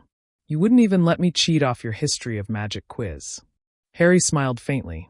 It wasn't proof, but it was something. 2 nights later, Snape stopped them in the corridor outside the library. "Potter," he said, voice like ice, "I notice a number of rare ingredients have gone missing recently. Ingredients from my stores." Harry's heart hammered. "I suppose you wouldn't know anything about that?" Harry shook his head, trying to stay calm. "No, sir." Snape's eyes narrowed. "Strange, because I'd wager you do. And when I prove it—" His words trailed off, heavy with threat. "Have a pleasant evening," he finished. As they hurried away, Ron muttered, "We're so dead." Hermione said, "Not if we finish the potion first." Harry didn't reply. His thoughts were already spinning. They were running out of time, on all fronts. But soon they'd have answers, even if they had to steal them. The last night of December arrived cloaked in heavy snow and silence. While the rest of Hogwarts celebrated the holidays with roaring fires, magical crackers, and bottomless puddings, Harry, Ron, and Hermione huddled in Moaning Myrtle's bathroom for one final check of the Polyjuice potion. It was ready. Hermione had added the last ingredients earlier that day. Fluxweed picked under the full moon, a bit of boomslang skin stolen from Snape's cupboard, and shredded bicorn horn. Now it simmered in the cauldron, thick and bubbling, the color of murky tar. Each of them had secured a piece of their chosen Slytherin's hair. Ron had swiped a few strands from Goyle's robes after an accidental scuffle in the corridor. Harry had knocked into Crabbe during dinner and yanked a bit from his sleeve under the table. Hermione, always precise, had managed to pluck a hair from Draco Malfoy's cloak when he wasn't looking. "This is it," Hermione whispered. "We only have an hour once we drink it. Then we have to find out what Malfoy knows fast." Ron looked into his goblet and gagged. "It looks like sludge." "Just hold your nose," Hermione said, raising her own goblet. "On 3. 1, 2, 3. They drank. The transformation was instant and horrific. Harry felt like his insides were twisting, reshaping. His hands grew large and clumsy. His arms thickened. His vision blurred for a moment, and when it cleared, he was staring at Ron, only it wasn't Ron anymore. It was Crabbe. Ron blinked and looked down at his bulging arms. Bloody hell, he muttered. I'm Goyle. Harry glanced at Hermione, but something was wrong. She was clutching her stomach, groaning in pain. Her face distorted, and then she screamed. Go without me, she managed to choke out. Just go. I got the wrong hair. It wasn't Draco's, it was Millicent Bulstrode's cat. Her face was already covered in fur. Her eyes turned yellow and slitted. She fled into one of the stalls, slamming the door shut behind her. Ron looked horrified. That's mental. She'll be fine, Harry said, his voice low and guttural in Crabbe's deep tone. Madame Pomfrey will fix her. We don't have time. We need to get to the Slytherin common room. They slipped out of the bathroom and made their way to the dungeons, footsteps heavy and awkward in bodies that didn't quite feel like their own. The halls were mostly empty, the castle eerily quiet under the snowstorm. When they reached the stone wall that guarded Slytherin's common room, Ron muttered, What's the password? They had no idea. Luckily, a passing Slytherin, a wiry boy from their year, nodded at them and said, You two heading in? The password's pure blood. The wall slid aside. The Slytherin common room was exactly what Harry had imagined. Low-ceilinged, dark, and cold, with green lamps casting watery shadows across the stone. It sat partially beneath the lake, giving the windows an eerie, flickering glow. Several Slytherins lounged in leather armchairs, talking in low voices. Draco Malfoy sat near the fireplace, legs crossed, flanked by Pansy Parkinson and Blaise Zabini. He looked up when they entered. Took your time, he said. Where's the ferret-brained troll? Harry guessed that meant Crabbe. He grunted and shuffled over, Ron following closely. We got held up, Ron muttered, trying to sound like Goyle. Malfoy snorted. Figures. At least you didn't get caught. He leaned forward. You won't believe what I overheard earlier. My father says the Ministry's getting involved now. Apparently Dumbledore's losing control. Harry played along. You think they'll close the school? Father says it's possible, Malfoy said with relish. That stupid mudblood Granger and that Hufflepuff, what's his name, probably deserve what they got. Harry fought the urge to punch him right there. Malfoy went on, clearly enjoying himself. If I were the heir of Slytherin, I'd make sure every Muggle-born was cleared out of this place. Hogwarts was supposed to be pure. It's in the blood. Ron nearly dropped his goblet. Harry asked, So you're not the heir? Malfoy laughed, almost pityingly. Wish I was. I'd be famous. But no, I've no idea who it is. Could be someone older, maybe even a teacher. But whoever they are, they're doing good work. There was silence. Malfoy looked up at them. What's wrong with you two? You look like someone stole your broomsticks. We're just tired, Harry said quickly. All this excitement. Malfoy nodded. Fair enough. Anyway, I need to meet Pansy in the library. She's making me write an essay for her. He stood and left, leaving Harry and Ron alone by the fire. Ron whispered, That's it then. He's not the heir. But he definitely knows something. Harry nodded. And if he doesn't, his father might. Ron grimaced. Let's get out of here before we start turning back. They slipped out of the common room and raced toward the bathroom. Halfway up the dungeon stairs, their hands began to shrink, their arms to thin. By the time they reached the second floor, they were almost themselves again, their robes nearly falling off their now smaller bodies. They burst into Moaning Myrtle's bathroom just in time. Hermione was still in a stall, sobbing. Hermione, Harry called. Are you okay? I'm never coming out again, she wailed. I have a tail. Ron cringed. Told you cats were bad luck. They helped her to the hospital wing, cloaked under the invisibility cloak. Madame Pomfrey didn't ask questions. She simply sighed, muttered something about meddling with magic beyond your level, and told them to leave. The next morning, Hermione was confined to bed, ears still twitching under her hair. Harry and Ron sat by her side and explained what happened. He's not the heir, Harry said. But he knows something. His father might be tied to it. Hermione frowned, her cat eyes narrowing. Lucius Malfoy. He's on the board of governors. Exactly, Harry said. We need to find out more about him. About his connection to the school, and what he might have left behind. They had a new lead. But the danger was growing. And the true heir was still in the shadows, waiting to strike again. The snow had piled thick against the castle walls, casting Hogwarts in a wintry silence broken only by the occasional chatter of owls or the creak of ancient wood. While other students spent the new year writing home or building snowmen on the grounds, Harry, Ron, and Hermione, still recovering from her ill-fated transformation, were deep in the library, seeking something far colder than snow: the truth. Madame Pomfrey had finally removed the last traces of cat fur from Hermione's features. Though her pride was still bruised, she wasted no time diving back into research. They were focused on Lucius Malfoy. Hermione flipped through a stack of Hogwarts, a history volumes and wizarding political almanacs. He was on the Board of Governors until just last year. Stepped down after a disagreement with Dumbledore, it seems. Ron muttered, but he didn't like all the Muggle-borns walking around. Hermione nodded grimly. He's also a former Death Eater, though he claimed he was under the Imperious Curse, same as all the others. Harry clenched his fists. Do you think he's using someone to do this? Maybe gave them instructions before pulling back into the shadows.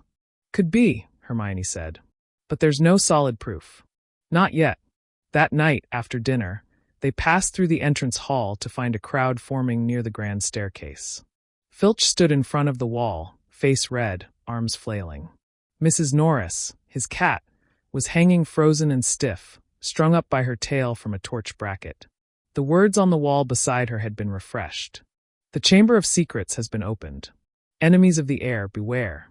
No, Harry whispered. Not again. Professor McGonagall arrived moments later, quickly clearing the crowd. Harry, Ron, and Hermione were herded along with the others, but not before Harry caught a glint of silver in the torchlight, something small and black lying near the cat's paw.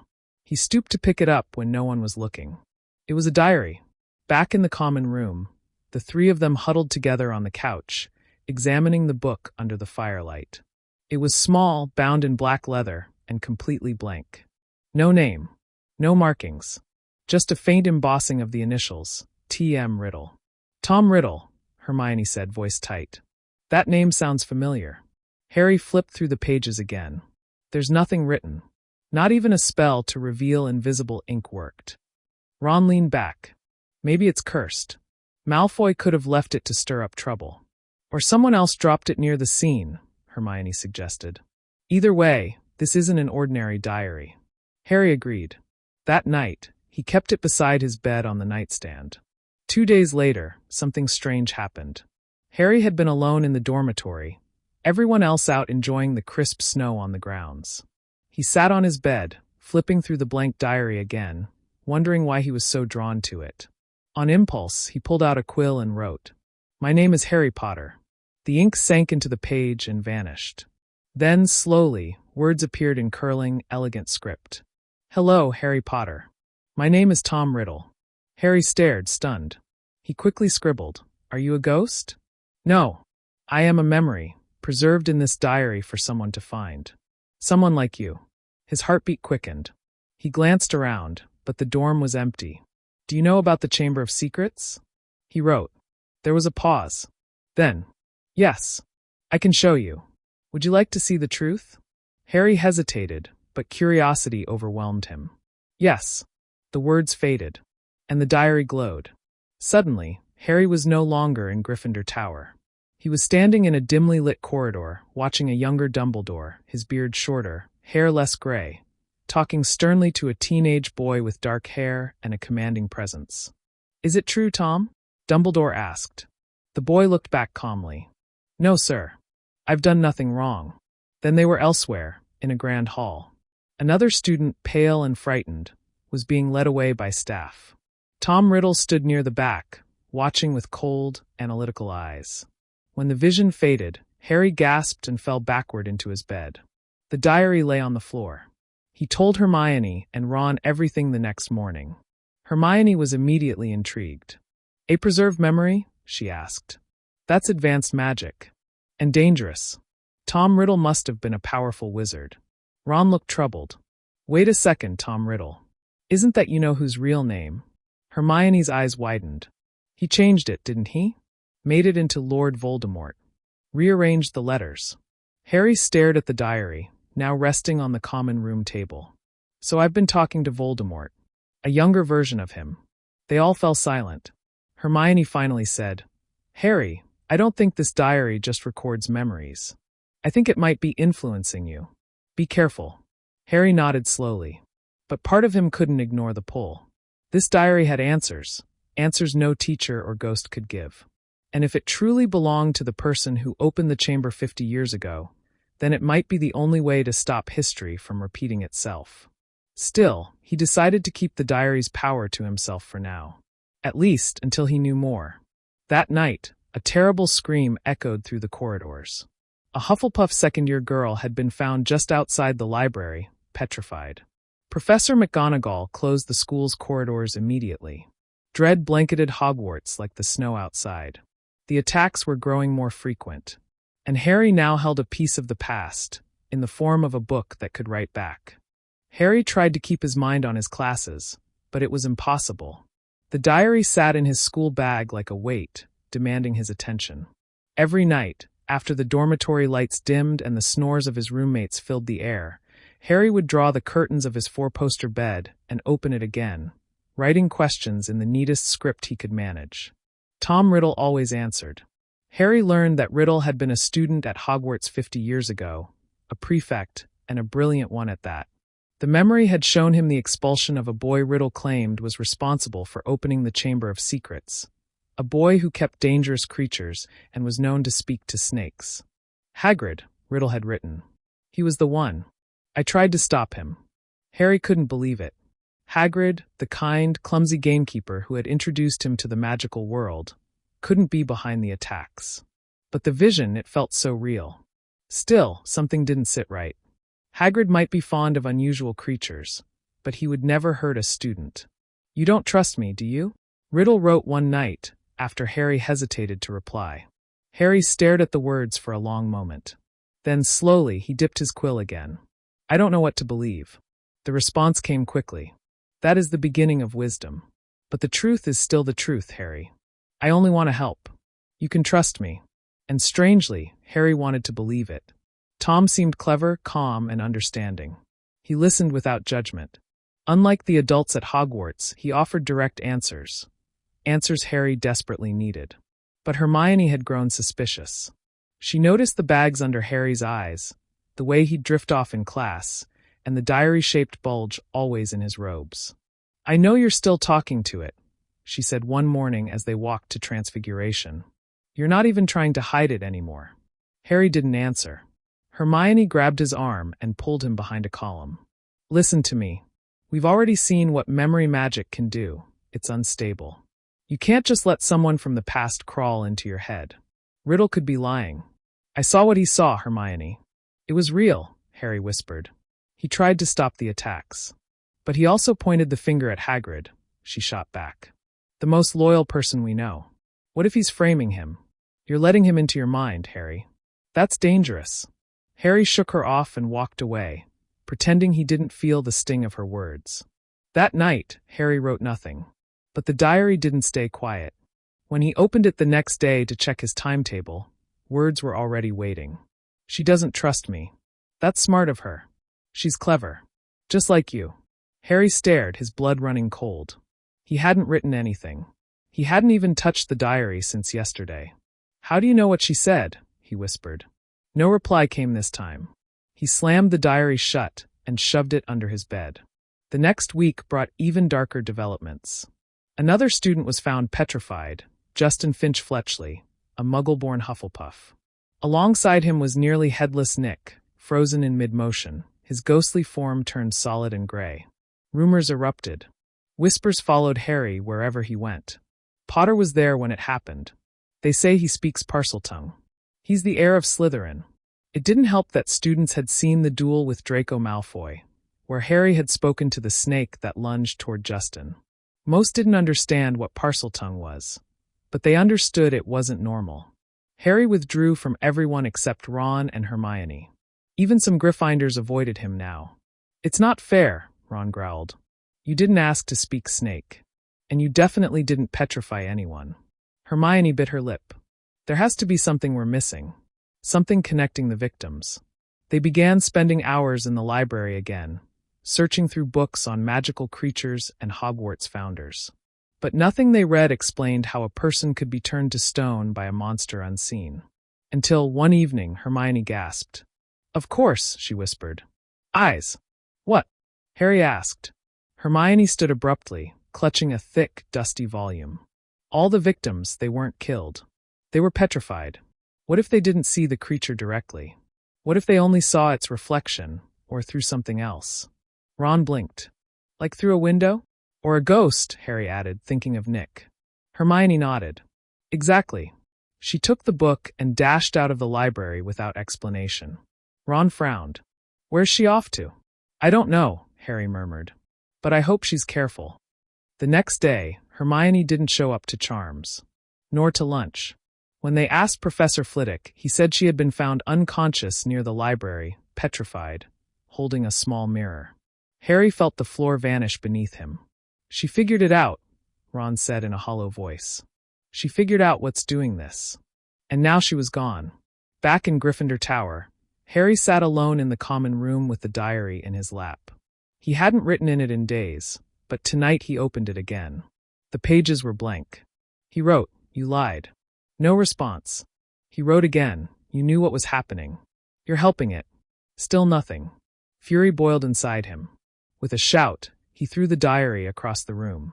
It landed beside the fireplace and slid under the couch. He didn't retrieve it. The castle was now on lockdown. Teachers escorted students between classes. No one was allowed to wander alone. The fear was thick as fog. Dumbledore was under pressure from the ministry, and rumors spread that he would be removed as headmaster. Harry sat beside Hermione's bed in the hospital wing that evening, watching her frozen expression and clutching the mirror she'd been found with. She had been trying to protect others, trying to solve it, and she had come so close. Harry made a vow. Whoever the heir of Slytherin was, he would find them. And stop them. No matter what. Hogwarts had never felt so silent. The chatter in the Great Hall had vanished. Laughter in the corridors had dried up. Students spoke only in hushed whispers now, always glancing over their shoulders. Even Peeves seemed quieter, floating from corridor to corridor without his usual chaos. Hermione's empty seat at the Gryffindor table was a stark reminder of how close danger had crept. The sight of her, frozen in time with the mirror clutched in hand, was burned into Harry's mind. He barely ate, barely slept. And he hadn't touched the diary since the night he threw it across the common room. But it haunted him still. Ron had suggested they search Hermione's notes again, just in case she'd written something they missed. Back in the common room, they rifled through her books and parchment. Harry opened her arithmancy notebook and froze. A torn page had been tucked inside. Basilisk, Serpent King. Kills with direct eye contact. Victims seeing its reflection are petrified instead. In Hermione's handwriting was a single word, circled multiple times. Pipes. Ron's face turned pale. That's what you've been hearing, isn't it? That voice in the walls, it's the basilisk. It travels through the plumbing. Harry nodded slowly, his chest tightening. That's why no one sees it. It's moving under the floor. Blimey, and that mirror, Hermione must have figured it out right before it got her. She used the mirror to avoid looking directly at it. Everything began clicking into place. The voice Harry heard wasn't a hallucination. It was Parseltongue. He had been hearing the basilisk slithering through the pipes, speaking in a language only he understood. It's my fault, Harry whispered. I should have told someone about the voice sooner. Maybe. Ron shook his head fiercely. No. This is you-know-who's doing. Or at least someone working for him. We need to tell a teacher now. All of this, Hermione, the basilisk, the diary, it's all connected. Harry hesitated. The diary.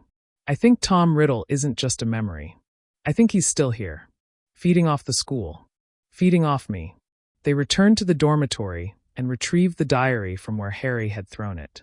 To his surprise, it looked different, darker, the leather now warm to the touch, almost pulsing. Harry opened it. All the pages were blank.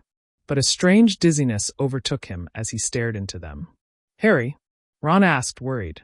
I think he's trying to pull me back in, Harry said weakly. He wants me to see something. Ron grabbed the diary and snapped it shut. No. That thing's dangerous. Let's show it to McGonagall. Before they could, however, a commotion erupted downstairs. Shouts echoed through the halls. They sprinted to the common room and found Percy Weasley arguing with Professor McGonagall and Professor Flitwick, both of whom looked grim. "You can't just remove her," Percy protested. McGonagall held up a hand. "We must follow protocol. All students must remain in their common rooms. There's been another attack." The room went still. "Who?" Ron asked, voice barely a whisper. McGonagall took a breath. "Ginevra Weasley. She's missing." And there were signs she was taken into the chamber. Percy let out a strangled noise, but McGonagall continued before he could speak. There was also a message written on the wall. It said, "Her skeleton will lie in the chamber forever." Ron's knees nearly gave out. "No!" Harry clutched the diary. The weight of guilt crushed him. "She has Ginny," he whispered. "The heir has her." The diary grew warm in his hand. Almost alive. Harry made a decision. "I'm going to give this to someone," he said. "Someone who might know how to stop this. Dumbledore." "But he's not at the school anymore," Ron said, defeated. Harry's face hardened. "Then we're going to someone who was blamed the last time this happened." That night, under invisibility cloak, Harry and Ron descended to Hagrid's hut. The path was slick with frost, and the forbidden forest loomed in the distance. They knocked, and Hagrid answered, his eyes red and face gaunt. "I knew you'd come," he said hoarsely. "They took her, didn't they?" "I heard the shouting." Harry nodded and held up the diary. "Do you know anything about this?" Hagrid took it, his hands trembling. "I seen this before. Back when I was a student. Belonged to a Slytherin boy, quiet lad. Too clever by half. Tom Riddle." "Did he open the chamber?" Ron asked. Hagrid swallowed. "He said I did. Said it was me monster that did it. But he lied. It weren't me. I never opened anything. They expelled me because of him." "Then who did?" Harry demanded. "Who's behind it now?" Before Hagrid could answer, the door burst open.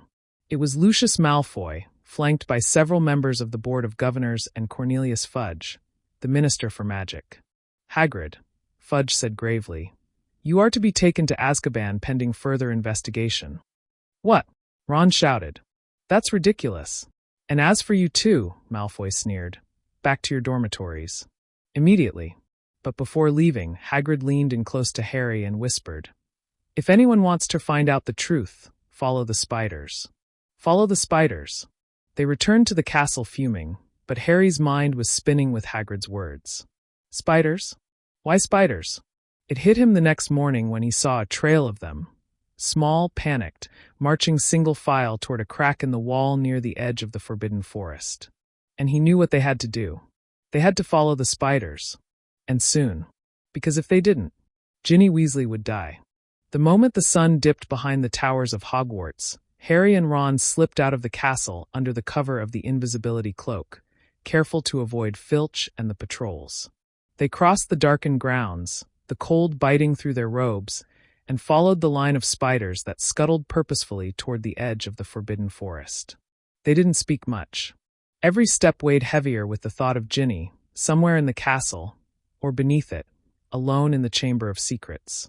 "We shouldn't have waited this long," Ron whispered. "We're doing what we can," Harry replied, though doubt gnawed at him too. At the forest's edge, Harry pulled the cloak off, folded it, and tucked it into his robe. The trees loomed tall and black, their gnarled branches clawing at the sky. Harry lit his wand. Lumos. Together, they stepped into the forbidden forest. The air was thick and damp, the silence broken only by the occasional hoot of an owl or the rustling of leaves. They followed the trail of spiders, which glistened faintly under the wand light. As they ventured deeper, Ron muttered, "Why spiders? Why couldn't it be follow the butterflies?" Suddenly, they heard a faint skittering, dozens of legs moving in tandem. Harry raised his wand higher, just in time to see a pair of massive, hairy legs vanish behind a tree. Ron yelped and clutched Harry's arm. That was not a normal spider. Then, from the shadows, came a low, guttural voice. "Who goes there?" They froze. More rustling.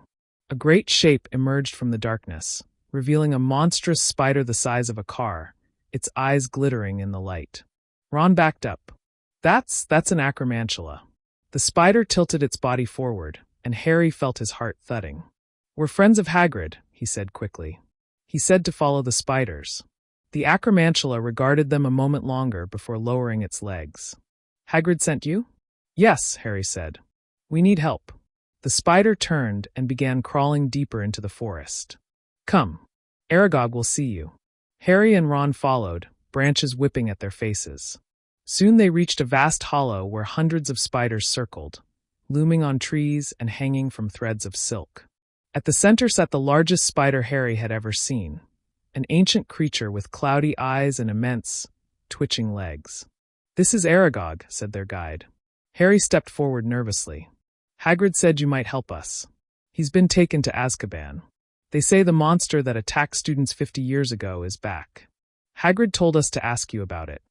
Aragog's voice was old and rasping. I remember when they came for Hagrid. He was only a boy. They accused him of setting the monster loose. But it was not me. I never harmed a human, not once, and Hagrid protected me. I fled to the forest to escape their judgment. If it wasn't you, Ron asked carefully, then what is the monster? Aragog shifted uneasily. I do not know its true form, but it is ancient, older than the forest, older than me. It is something that spiders fear. That is why we flee when it moves. So, the basilisk, Harry muttered. The monster from the chamber. That's what scared even you. Aragog twitched. We do not speak of it. But yes. It slithers. It kills. We avoid it. Harry took a step forward. Can you help us find the chamber? But Aragog's tone darkened. We cannot. We do not meddle in the affairs of wizards. And now that you have your answers, I regret to say we cannot allow you to leave. All around them, spiders began advancing. Ron gasped. You're going to kill us? My children are hungry, Aragog said sadly. Hagrid would never allow them to harm a human. But he is not here. Before they could run, a sound like thunder shook the forest. A giant car came barreling into the hollow, Mr. Weasley's enchanted Ford Anglia. It skidded to a stop between them and the spiders, headlights flaring. Get in, Harry shouted, grabbing Ron's arm. They dove into the car just as spiders lunged. The door slammed shut, and the Anglia lurched backward, smashing through trees and brush. Ron screamed, gripping the dashboard. I hate spiders. I hate them. They didn't stop until the forest thinned and Hogwarts came into view. The car sputtered, then threw open the doors and ejected them unceremoniously before driving off again into the woods.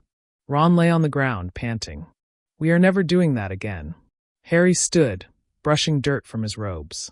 But we've got our answer. It is a basilisk, and it's been hiding in the pipes. Ron rubbed his face. But where's the entrance? We're no closer to finding Ginny. Harry frowned. There's one place we haven't checked. Myrtle's bathroom. She died the last time the chamber was opened, and she was found in a bathroom. Ron looked stunned. You think she saw it? She might have. And if she died, she might have seen where it came from. They raced back to the castle, avoiding the watchful eyes of the staff, and crept into the second-floor girls' bathroom. Moaning, Myrtle hovered above her toilet, sobbing as usual. Oh, it's you again, she wailed. Come to laugh at me? No, Harry said. We want to know how you died. Myrtle blinked. No one ever asked me that before. Please, Harry said gently. It's important. It could help save someone. She sniffed. I was hiding in this stall. Olive Hornby was teasing me about my glasses again, so I came in here to cry. Then I heard someone enter. A boy, speaking a strange language. I opened the door and saw two big yellow eyes. And then I died. Harry felt a chill run through him. Where did the eyes come from, Myrtle? She pointed to a sink. Harry walked over. There, carved into the metal tap, was a tiny serpent. It's a Parseltongue symbol, he breathed. Ron stared. That's the entrance, isn't it? Harry leaned in. He took a deep breath and said, Open, in Parseltongue.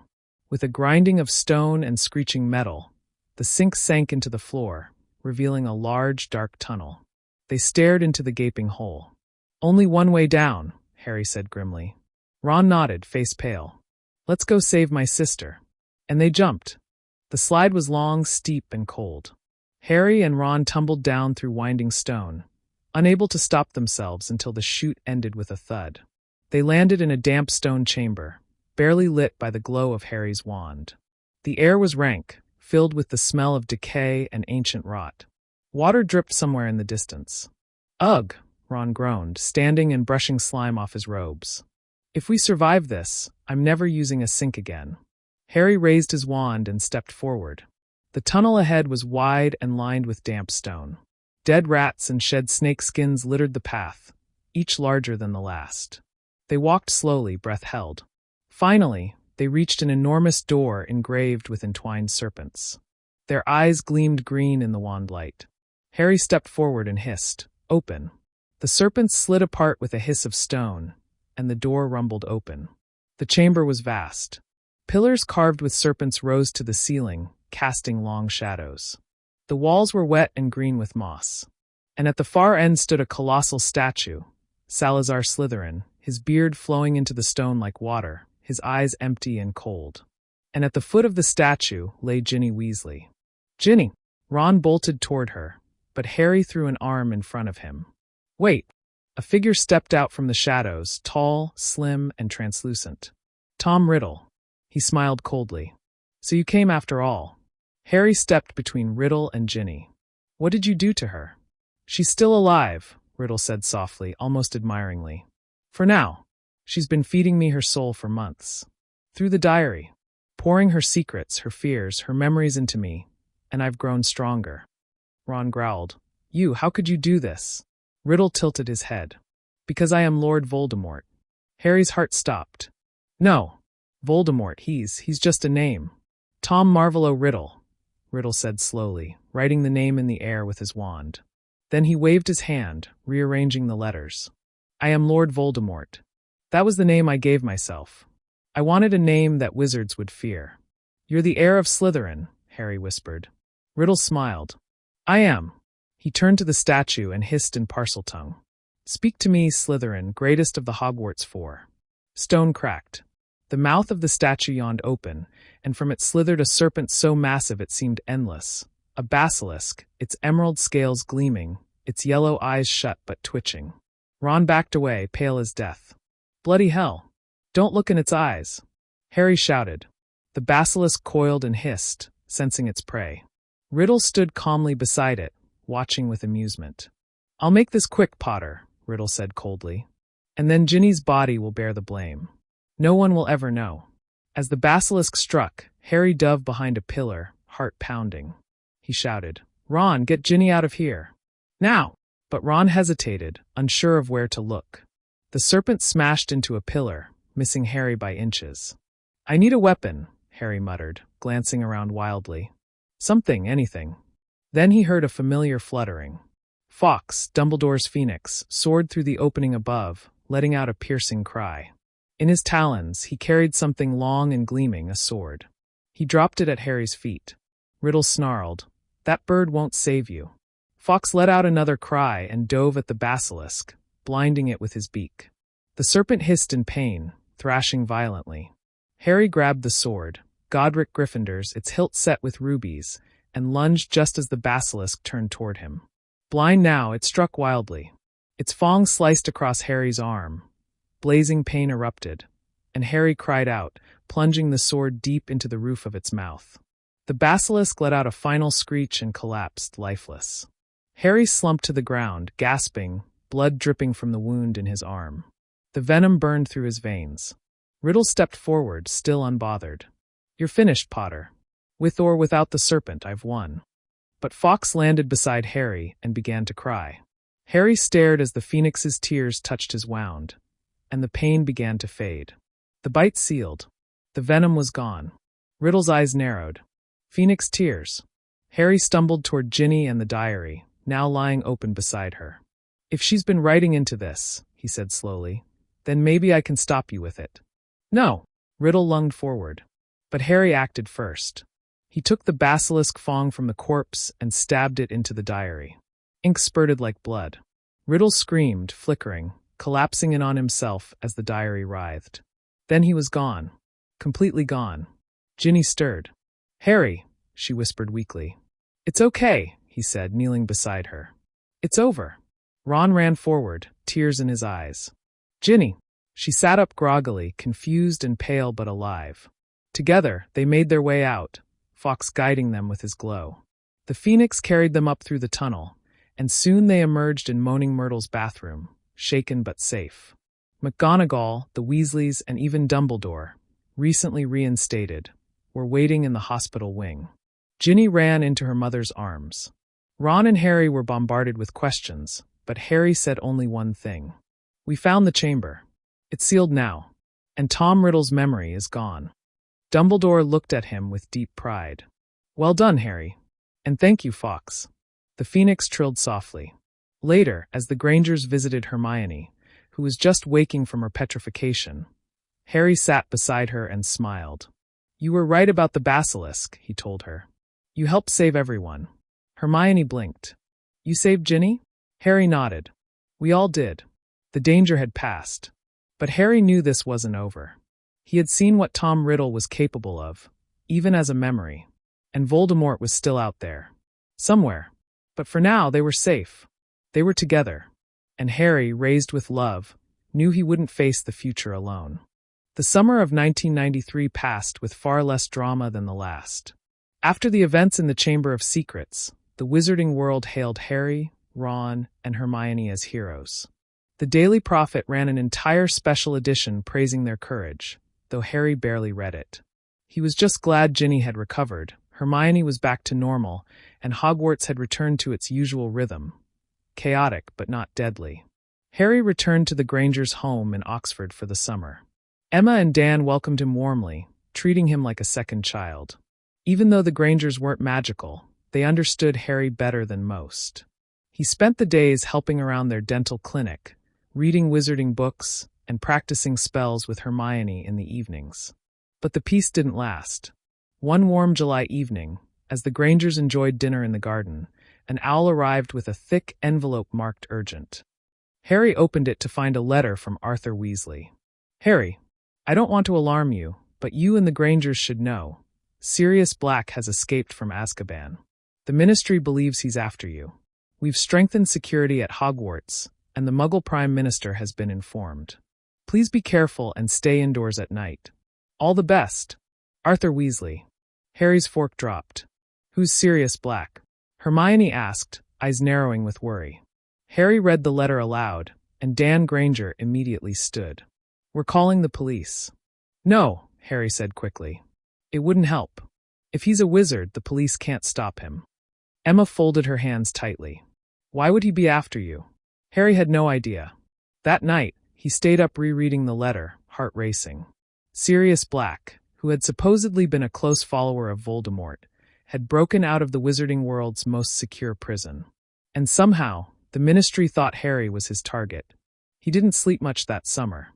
By September 1st, Platform 9 3/4 buzzed with more tension than usual. Ministry wizards stood in discreet groups, eyeing the crowd as students said goodbye to their families. Even Hermione, usually excited beyond belief, held her books a little tighter. The train ride was subdued.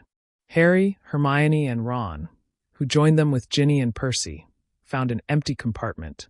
But it wasn't entirely empty. A man slept by the window, his robes shabby and travel-worn. Beside him, an old briefcase read, "Professor R. J. Lupin. I guess he's our new defense against the dark arts teacher," Ron said. Hermione glanced at him curiously. "He looks ill." Halfway through the journey, the lights flickered and the train screeched to a halt. Frost crept along the windows.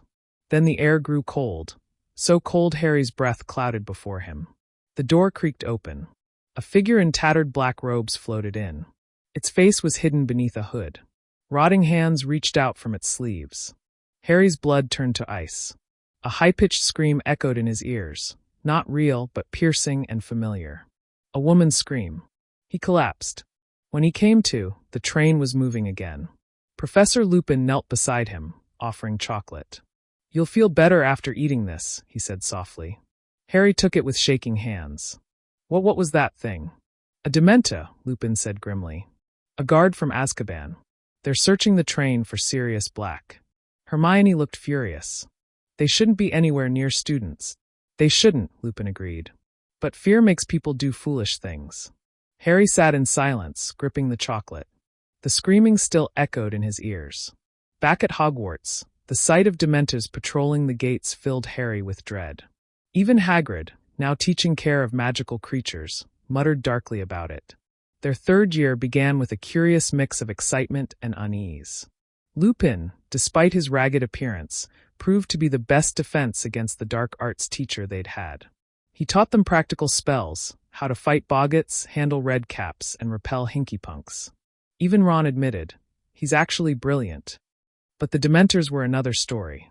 They roamed the grounds, lurking near the lake and hovering near entrances. Harry felt their effect worse than anyone else.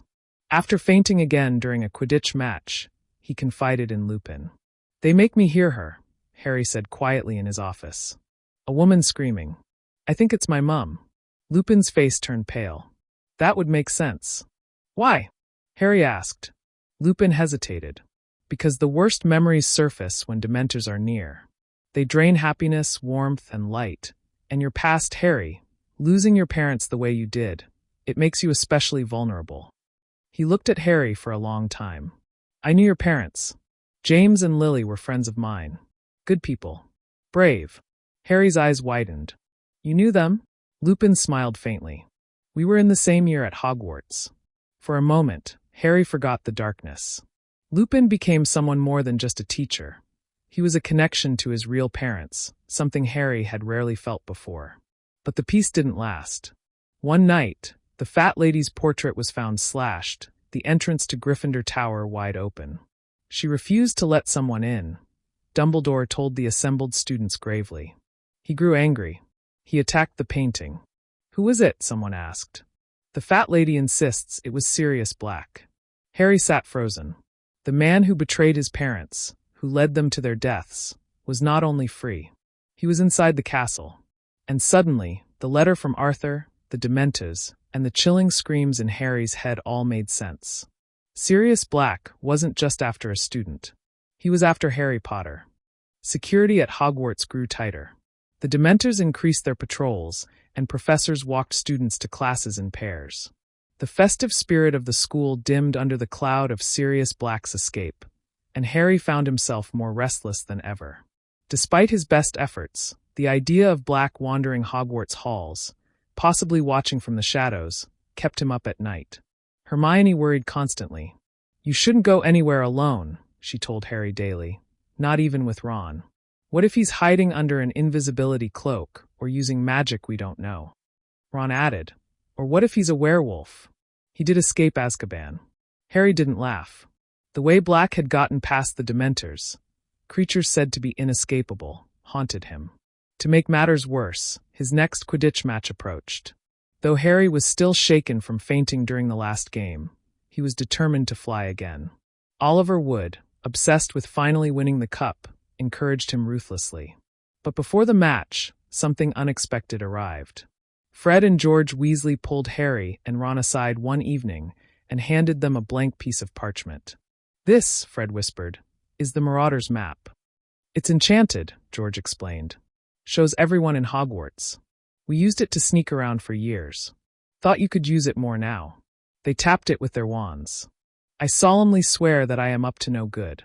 Ink unfurled across the parchment, drawing detailed lines of Hogwarts' secret passages and rooms, and tiny names moving through the corridors.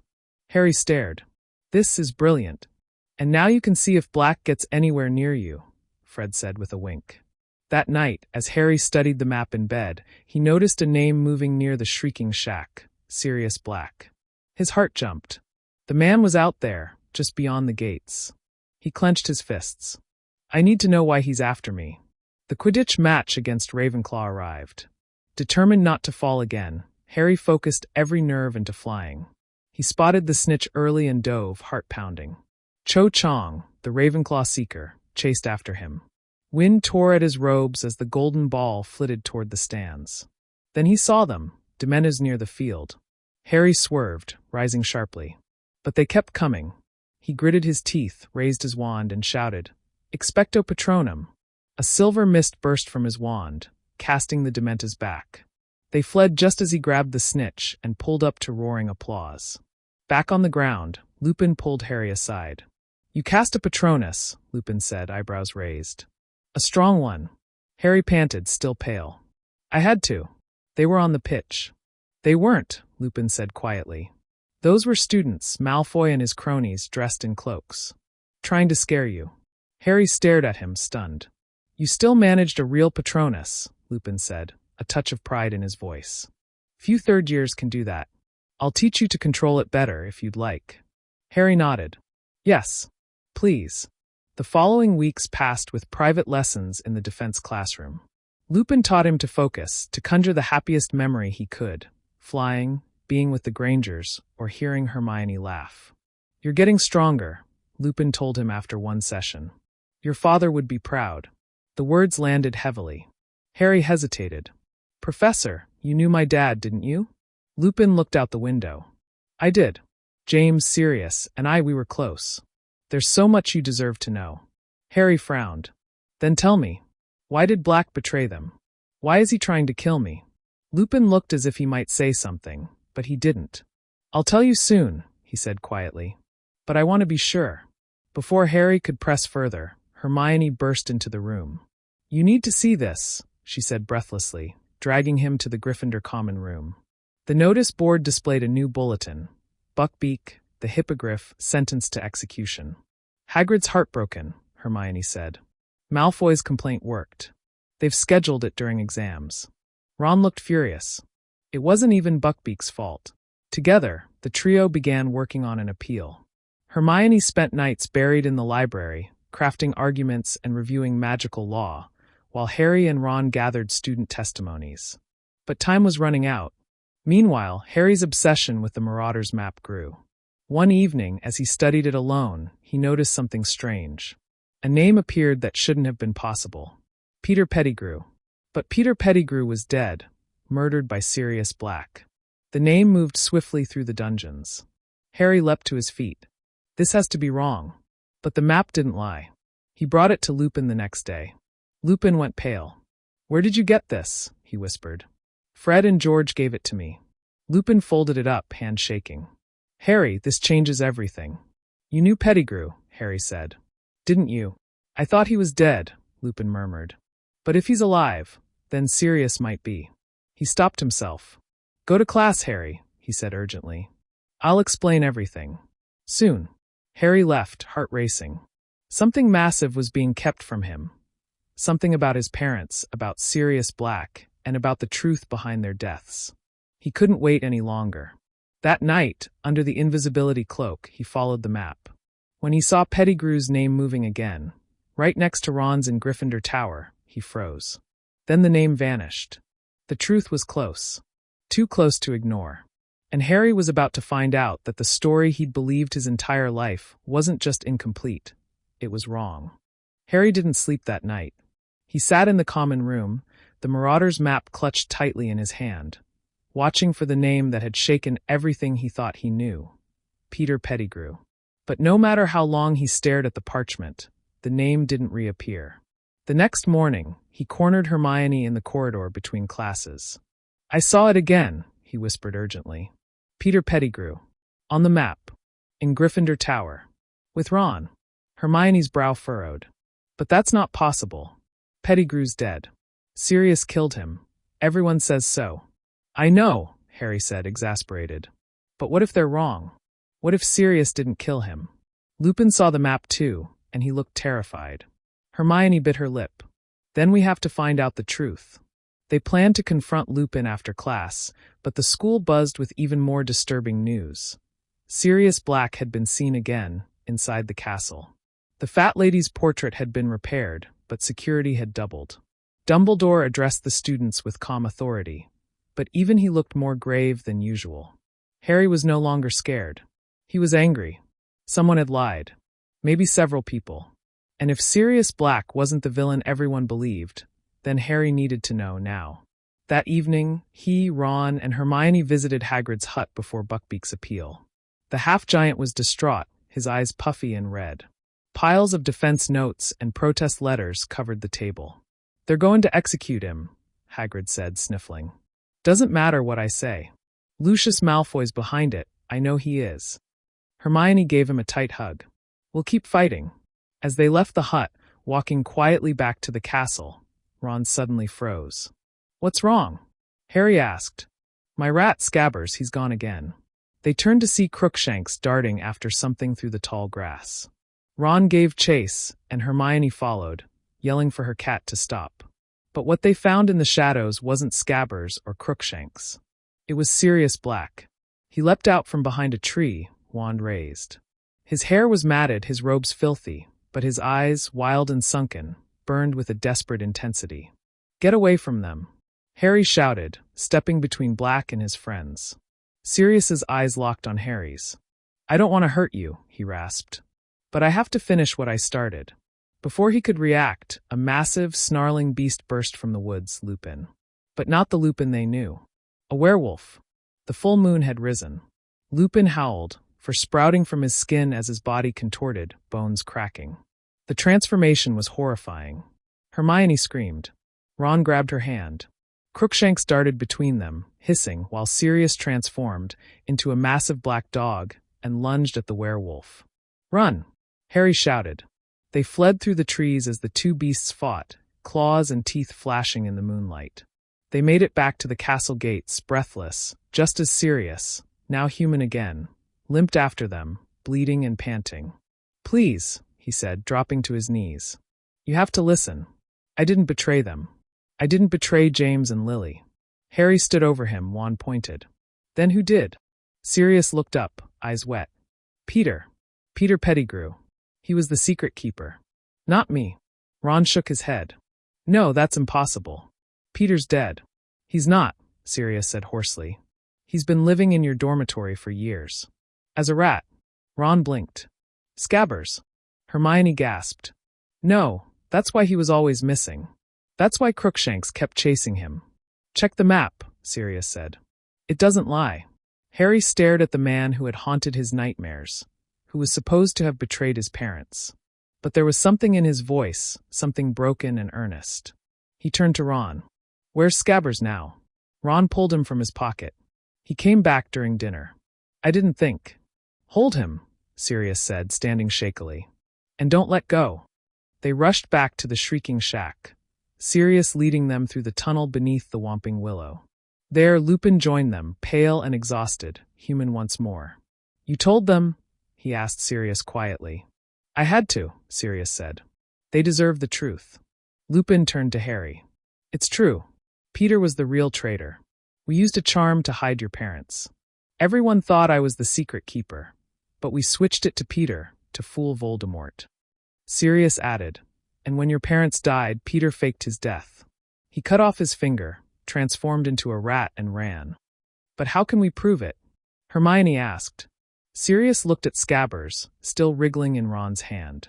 "We can make him change back." Lupin raised his wand. "On 3. They counted together. 1, 2, 3. Revelio Animagus. There was a pop, a flash of light, and the rat twisted, grew, and changed. A man appeared. Short, with thinning hair and watery eyes. A silver hand trembled at his side. "Peter Pettigrew." Ron stumbled back. Hermione gasped. Harry stared in shock.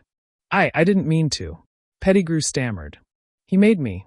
Voldemort would have killed me. You sold out James and Lily." Sirius roared. "You let them die." "Please." Pettigrew shrieked. "He's coming back. He'll kill us all. I was trying to survive." Harry stepped forward. His heart pounded with fury, but also confusion. This man, this coward, was the reason he had no parents. "You'll go to Azkaban," Harry said coldly. "You'll answer for what you've done." Sirius turned to him. "Thank you. I thought you'd hate me." Harry's voice was quiet. "I did. But I don't know what to feel anymore." Sirius met his eyes. "I'm your godfather, Harry. I've waited 12 years to say that." Harry blinked. "You are? I would have raised you," Sirius said, voice cracking. "If I could have." And for the first time in his life, Harry saw not a murderer, but someone who had lost everything, just like him. The truth hung in the dusty air of the shrieking shack, thick and heavy. Peter Pettigrew, pale and trembling, knelt on the wooden floor as Sirius and Lupin stood over him, wands drawn. Ron clutched his bandaged leg, still staring at the man who had once been his pet. Hermione pressed herself into the corner, arms wrapped around her knees. And Harry stood silently, eyes fixed on Sirius. His godfather. All these years he had dreamed of his parents, sometimes in images, sometimes only feelings, and never once had he imagined someone still lived who had loved them like this. Sirius had been painted as a madman, a traitor, a killer. But here he was, broken and wild-eyed, but still clinging to the truth with all the desperation of someone who had lost everything. "I should kill you," Sirius growled, advancing toward Peter. Pettigrew squeaked, crawling backward. "No. No, Sirius, please. Have mercy. He would have killed me too." Lupin's face was tight with restrained anger. "So you handed over your friends instead. You don't understand." Pettigrew shrieked. Voldemort was winning. Everyone was turning to him. "I was weak, I admit it. But I'm not evil. I didn't want anyone to die." "You didn't want anyone to die?" Sirius spat. "You let James and Lily be murdered. You stood there and let Voldemort walk into their home and kill them while you hid like a rat. I didn't know he'd go after the baby." Harry's voice cut through the chaos. "Don't call me that." Everyone froze. Harry stepped forward, shaking with emotion. "You were supposed to protect them, but you gave them away. And now I have nothing but stories." Peter fell silent. Sirius looked away. Lupin swallowed hard. Harry turned to Sirius. "You're going to kill him, aren't you?" Sirius hesitated, then nodded slowly. "I want to. He deserves it. But then you'll go back to Azkaban." Lupin added, "There won't be a trial, Sirius. They'll send Dementors before the truth ever comes out." "I don't care," Sirius said, eyes glittering. "I won't let him escape again." Harry's voice hardened. "But I do." Sirius blinked. "You think I don't want him to pay?" Harry said. "I do. More than anything. But not like this. My parents died because he betrayed them. If you kill him, the truth dies with him." Hermione stood up, her voice quiet. "We need to bring him to Dumbledore. He'll believe us." Ron finally spoke. "And we can prove it with the map. And Peter, he's not even registered as an animagus, right? That's illegal." Lupin sighed, stepping away from Pettigrew. "Harry's right. As much as I hate it, we can't kill him. We need justice. Not revenge." Sirius looked at Harry, breathing hard, then lowered his wand. "I'll trust your judgment," he said hoarsely. "You're James's son, but you're better than we ever were." They tied Pettigrew up with magical ropes conjured by Hermione, who made sure to double knot every spell. Then together, the group began the long, slow journey back through the tunnel beneath the Whomping Willow. When they emerged onto the grounds, dawn was beginning to warm the sky. But before they reached the castle, the air grew colder. Much colder. Harry's breath fogged. His limbs stiffened. "No," he muttered. "Not now. Dementors. Dozens of them." They glided across the grass, drawn to the presence of Sirius, an escaped convict, and perhaps to Harry's rising emotions. "Run!" Lupin yelled, raising his wand. Sirius transformed into the great black dog and barked fiercely. But the Dementors closed in. Harry raised his wand, his mind desperately grasping for a happy memory. He thought of Christmas with the Grangers. Hermione and her parents wrapping gifts. Laughter. Family. Expecto Patronum. Silver mist burst from his wand, but it wasn't enough. The cold intensified. He heard the screams again, his mother's voice pleading. "Not now. Not again." He fell to his knees, wand slipping from his fingers. And then light. A brilliant white stag charged through the Dementors, its antlers blazing like fire.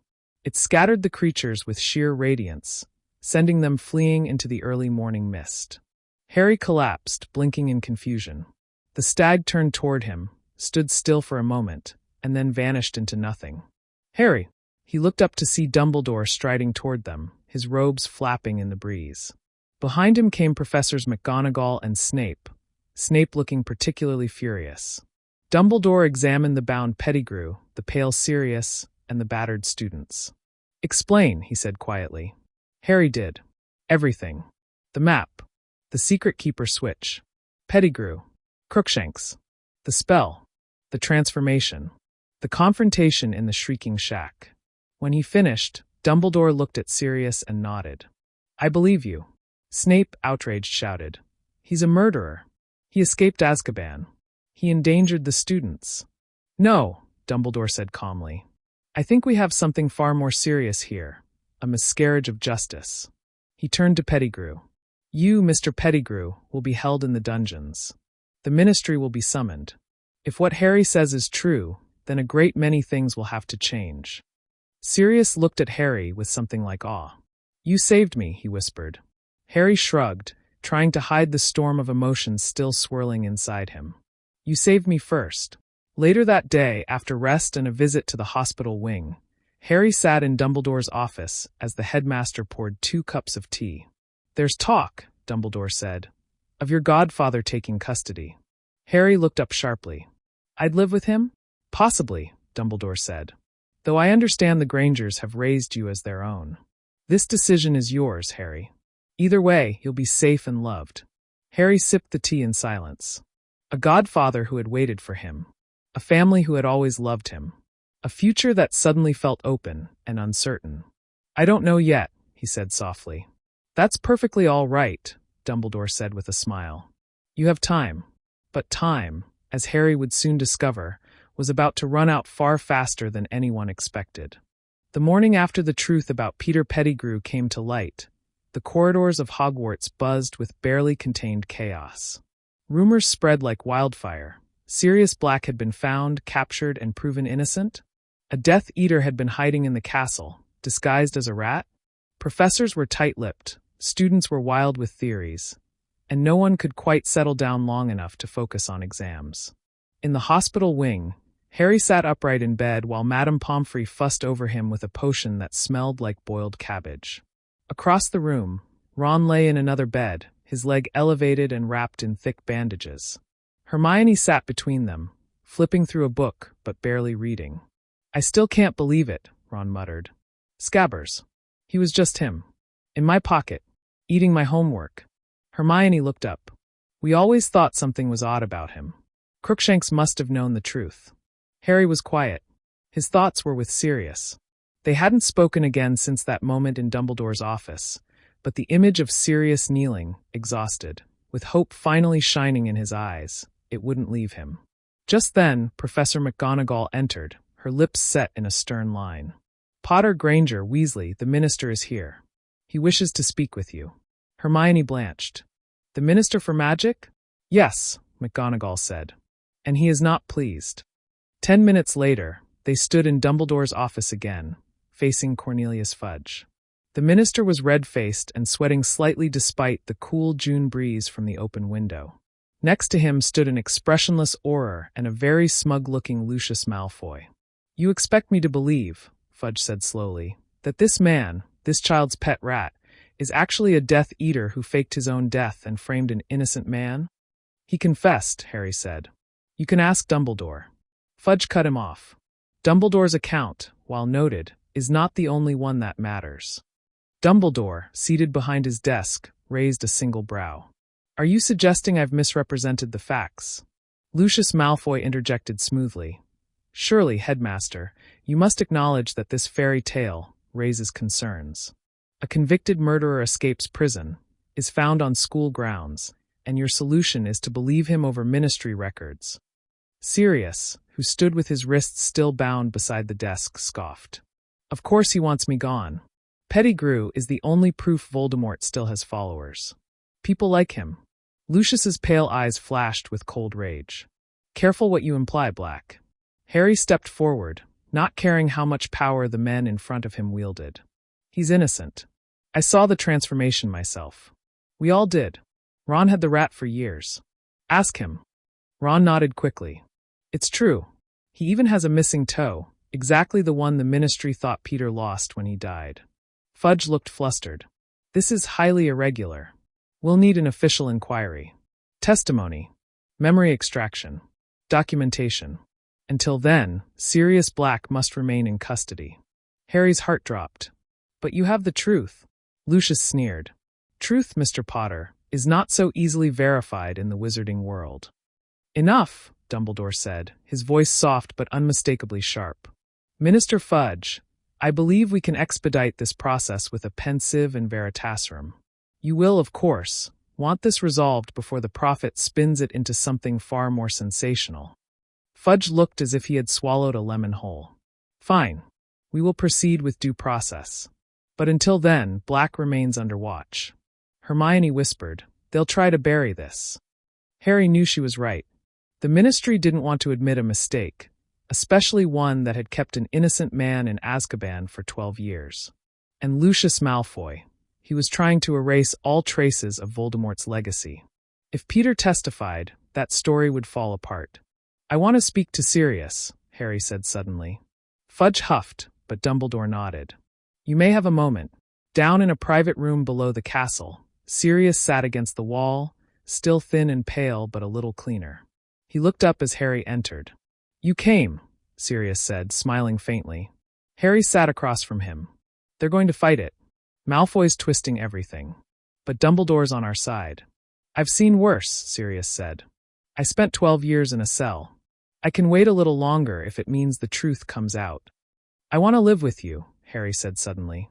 "Eventually. When it's safe." Sirius blinked, stunned. You'd really want that?" Harry nodded. "I've got the Grangers, and they're wonderful. But I want to know you too. I want to know what it's like to have someone who knew them, my mum and dad." Sirius's voice cracked. "They would have loved you, Harry. They did love you. And I will too, for whatever time I have left." They sat in silence for a moment, two broken pieces of a family trying to fit together again. That night, news broke across the school. Peter Pettigrew had escaped custody. Fudge claimed the bonds magically failed. Lucius Malfoy disappeared from the castle the same evening. And in the shadows of the Forbidden Forest, something ancient stirred, sensing that its followers were returning. Sirius remained under guard at Hogwarts. Dumbledore called in allies. And Harry Granger, for the first time in his life, realized the war his parents died in wasn't over. It was just beginning. The Hogwarts Express hissed and rumbled as it pulled into King's Cross Station, releasing its final cloud of enchanted steam into the air. The chatter of returning students echoed through the platform as trunks were dragged, owls hooted impatiently in cages, and laughter filled the space like sunlight after a storm. But for Harry Granger, there was no laughter. He stepped off the train slowly, eyes scanning the crowd not for danger, but for his parents, the ones who had raised him. For a moment, he felt a strange tightness in his chest. Would they look at him differently now, knowing everything that had happened? That he had a godfather? That he'd nearly died again? Then he saw them, Emma and Dan Granger, standing with open arms and warm eyes. Hermione ran straight into their hug, burying her face in her mum's coat. Harry walked toward them a little more hesitantly, but Dan grabbed him first. "Welcome home, son," he said, pulling Harry into a strong, steady embrace. Harry closed his eyes, letting it sink in. "Thanks, Dad." They didn't mention the letters, or the stories in the Daily Prophet, or the political mess around Sirius Black. Not yet. The Grangers had always known when to give space, and when to hold tight. As they walked out into the city streets, Harry felt something he hadn't expected to feel after the chaos of the last few weeks. Peace. It was strange, returning to Muggle life after everything. The sounds of horns and traffic were jarring after the whispers of Hogwarts halls. Electricity buzzed in the house. The television worked. Hermione had already pulled out her summer reading list, but Harry found himself unable to sit still for long. One evening, after Emma had made a roast and Hermione was nose-deep in a new book on magical law reform, Dan sat down with Harry in the back garden. "I read the articles," Dan said quietly. "I know the Ministry's saying a lot. But what really happened, Harry?" Harry looked down at his hands. "Peter Pettigrew betrayed my parents. He was hiding as Ron's rat for years. Sirius, he was innocent. All that time in Azkaban, and he never gave up." Dan nodded slowly. "And now he's free?" "Sort of. Under watch. They're afraid to admit the truth because it makes them look bad. Pettigrew escaped before they could make it official." Dan let out a breath through his nose. "Typical politics. Even in the magical world." "I want to live with Sirius one day," Harry said quietly. "Not now, just eventually. I think he's part of my story I've never had." Dan didn't answer right away. Then he put a hand on Harry's shoulder. "You'll always have a home here, no matter where life takes you." Harry nodded, grateful but still tangled up in everything that had happened. That night, while brushing his teeth, he noticed something odd. The mirror in the bathroom shimmered faintly. For a moment, he thought he saw a flicker, like a hooded figure watching from the other side. He jerked back. But when he looked again, it was only his own reflection. Back at Hogwarts, Dumbledore had warned him. Pettigrew's escape is not the end. He will return to his master. And Voldemort, he will not remain in hiding forever. A few days later, an owl arrived. Harry recognized the neat script immediately. It was Sirius. Dear Harry, they're allowing me a temporary stay at the Black Summer Estate, under Auror supervision, but it's better than a dungeon. I'll send you the location soon. I'd like you to visit, both of you. Hermione too, if she's allowed. There's much to talk about, including something I've remembered. Something about the night your parents died. I think it's important. Stay sharp. Things are moving faster than we hoped. Love. Padfoot. Harry read the letter 3 times before setting it down on his nightstand. Hermione entered his room just as he folded it away. Was that from him? Harry nodded. He remembers something. Something from that night. Hermione sat down on the bed. Do you think he's in danger? Harry looked out the window. I think we all are. Over the next few days, Harry tried to distract himself. He helped Dan at the dental clinic. He played chess with Hermione. He reread some of Lockhart's ridiculous books just to laugh.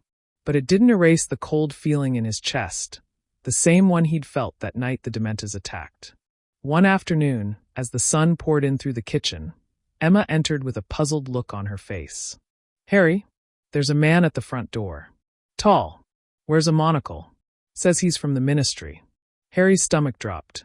Did he say why? No, she said. Only that it's urgent. Harry stepped to the door carefully and opened it to find a sharp-featured wizard in deep green robes, holding a sealed envelope. Harry Granger? The man asked. Yes. My name is Tobias Wilkes. I've been appointed as liaison to your case. The ministry has issued a summons. You're to testify at a closed hearing in 3 weeks, regarding Sirius Black, Peter Pettigrew, and your experiences this past year. Harry blinked. A hearing? They want me to testify.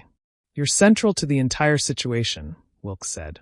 The Wisengamot requires first-hand statements from key witnesses. This may decide the final verdict on Black's exoneration, and what actions are taken to locate Pettigrew. Hermione had come to the door behind him. They're finally doing something? It seems they can't keep the truth buried any longer, Wilkes replied, handing over the envelope. Prepare well. They won't go easy on you. As he disapparated, Hermione turned to Harry. We need to get ready. They're going to try and discredit you. You need your memories perfect. Harry nodded, clutching the letter. Then we start now. In the weeks that followed, their summer became less about rest and more about preparation. They practiced retelling the events, cross-questioned each other like barristers, and even corresponded with Remus Lupin, who offered detailed recollections and a few defensive spells to practice. But none of them knew that far away, in the deep forests of Albania, a pale form had begun to rise, fed by rat's blood, whispered promises, and something far older than magic itself. Voldemort was waking, and the boy who lived, no matter his last name, was already marked for the storm to come. The Grangers weren't thrilled with the idea of Harry visiting a man still technically under ministry supervision, but after a long, stern discussion with Professor McGonagall via Flu, they relented, so long as Hermione went too, and the stay was no longer than a weekend. By the time they arrived via Portkey, the Black family's ancestral home felt less like a destination and more like a step into another world. Number 12, Grimmauld Place, was wedged between 2 ordinary London townhouses, concealed from Muggle eyes and cloaked in protective enchantments. The house itself loomed dark and tall, its windows shuttered and its iron gate curled like claws. As the portkey released them onto the front stoop, Harry looked up at the blackened bricks and crooked balconies and felt a strange pull in his chest. Sirius was already at the door when it creaked open. His hair was still a bit wild, but his face looked healthier, fuller, more human, with the faint lines of someone trying to remember how to smile. You made it, he said. Harry and Hermione stepped into the hall, which immediately swallowed them in shadows and the scent of old smoke and dust. The walls were lined with faded tapestries and eerie portraits whose eyes followed them with disdain. Sirius saw Harry looking and snorted. Welcome to the House of Black, home of pureblood mania, dark secrets, and an actual screaming portrait of my mother upstairs. Is she really that bad? Hermione asked warily. Sirius gave her a lopsided grin. You'll hear her eventually. Be prepared for the worst insult your bloodlines ever received. The sitting room had been hastily cleaned, probably by magic. Dust still clung to the chandelier and the fireplace, but the sofa was inviting enough. Sirius led them in and poured some pumpkin juice while Creature, the house elf, muttered angrily from the hallway. Creature's harmless, Sirius said, noticing Hermione's glare. Just very, very committed to the family ideology. I can tell, Hermione muttered. Once they were settled, Sirius pulled something from a drawer, a weathered piece of parchment. Harry leaned forward, recognizing it at once. That's the map, the Marauder's map. Sirius nodded. Your dad and I made it in school.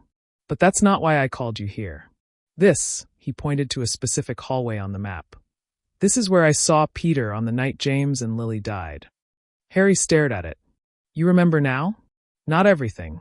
But enough, Sirius said. Peter was supposed to be our secret keeper. I switched places with him at the last minute. We thought it would throw Voldemort off. But I saw him that night, just hours before it happened. He was nervous, twitchy, like he knew something. He slipped out after dusk, and I didn't realize until it was too late. Hermione leaned closer. You think he was already making arrangements? Meeting Voldemort? I'm sure of it, Sirius said. I'm going to give this testimony to the Wisengamot myself. They've been slow, but with you two testifying as well, they'll have to listen. Harry wasn't so sure. Malfoy's still pushing against it. He was at Hogwarts the night Peter escaped. Lucius Malfoy has friends in high places, Sirius muttered. And if Peter's with Voldemort again. The words hung heavy in the air. Later that evening, while Sirius tried to clear out some cursed family heirlooms, don't touch the goblet, it bit my finger last week. Harry and Hermione explored the upper floors. Most rooms were sealed with thick doors and silencing charms. In one, they found an old bedroom with faded Gryffindor posters and a chest labeled S. Black. I think this was his, Harry whispered. They opened the chest carefully, revealing old photographs. One of the Marauders, grinning around a table at the Three Broomsticks, and a tattered red and gold scarf. At the bottom was a sealed letter addressed to Padfoot. Harry handed it to Sirius later, and he stood silent as he opened it. It's from James, Sirius said hoarsely. He wrote this a few days before it all went wrong. Hermione looked at Harry, who stared hard at the floor. I'll read it later, Sirius said softly, tucking it into his coat. Too many ghosts for one night. The next morning, breakfast was quiet, interrupted only by the occasional bang from Creature smashing pots out of spite. As they packed up to leave, Sirius gave Harry a small velvet pouch. What's this? Harry asked. A protective charm. Enchanted with some old Black family spells, Sirius said. Don't wear it unless you really need to. They weren't exactly made for kindness, but they're strong. Might help if things escalate. Harry pocketed it, not sure whether to be comforted or concerned. As they stepped back into the street, Hermione whispered, Do you think the Ministry will really listen to us? They'll have to, Harry said. Because if they don't, someone else will. And Voldemort will be ready. Back in the shadows of Albania, a pale shape slid across damp stones, whispering to a familiar rat. Soon, it hissed, the boy will return to school. And when he does, we strike. The Ministry of Magic was an architectural marvel, impossibly vast with polished brass, floating torches, and mosaics that shimmered with moving images. But to Harry and Hermione, it felt more like entering a courtroom than a place of governance. They were ushered through layers of security spells, escorted by a stern-faced Auror who didn't say much beyond directing them to the lifts. The tension only thickened as they descended to the lower levels, where the ancient chambers of the Wisengamot awaited. Harry had never been to the Ministry before, but it didn't take long to realize how much power sat within its walls. Wizards in deep plum robes with silver fastenings passed them with unreadable expressions, whispering behind conjured privacy spells. Reporters hovered like flies in the main atrium, but weren't permitted past the secure entrance to the hearing. This is it, Hermione whispered, straightening her posture. Just like we practiced. Harry nodded, but his hand tightened around the protective charm Sirius had given him. His heart was thudding in his chest like a drum. The doors to courtroom 10 opened, and they were led into the vast circular chamber. At the top sat the members of the Wisengamot, dozens of witches and wizards, their faces grim. Cornelius Fudge presided from the central chair, flanked by senior officials. Dumbledore sat off to the side, not as a judge, but as a witness and advocate. Sirius Black was already seated behind a magical barrier, guarded by 2 Aurors. He gave Harry and Hermione a brief nod as they were directed to a separate witness box. Sirius looked calm, but beneath the surface, Harry could see the tension in his eyes. Fudge cleared his throat. This special session of the Wisengamot has been called to re-evaluate the conviction and incarceration of one Sirius Orion Black in light of new evidence regarding the betrayal of James and Lily Potter, and the alleged involvement of Peter Pettigrew, presumed deceased until recently. There was a murmur from the benches. Fudge continued, "We will hear testimonies from several individuals. First, Mr. Harry Granger, if you will approach." Harry stepped forward, his feet echoing against the stone floor. The silencing spells fell away as magical quills floated up to record every word. Fudge's voice rang out. "Mr. Granger, please recount what you witnessed during the events that occurred on the night Peter Pettigrew escaped, and any evidence supporting Sirius Black's innocence." Harry took a breath and began. He told them about the Shrieking Shack, about how Sirius had not attacked Ron but tried to reveal the truth. How Remus Lupin had transformed, and Pettigrew had escaped in his animagus form. He explained how Sirius had never betrayed his parents, how he'd spent over a decade in Azkaban for a crime he didn't commit. When Harry mentioned the Marauders map and how Pettigrew's name had appeared on it, a few of the members leaned forward with interest. There were interruptions, cynical questions from certain members who aligned with Lucius Malfoy's political camp. But Hermione, who spoke next, cut through their skepticism with precision. "I was there," she said firmly. "I saw Peter Pettigrew on the map. I heard his confession.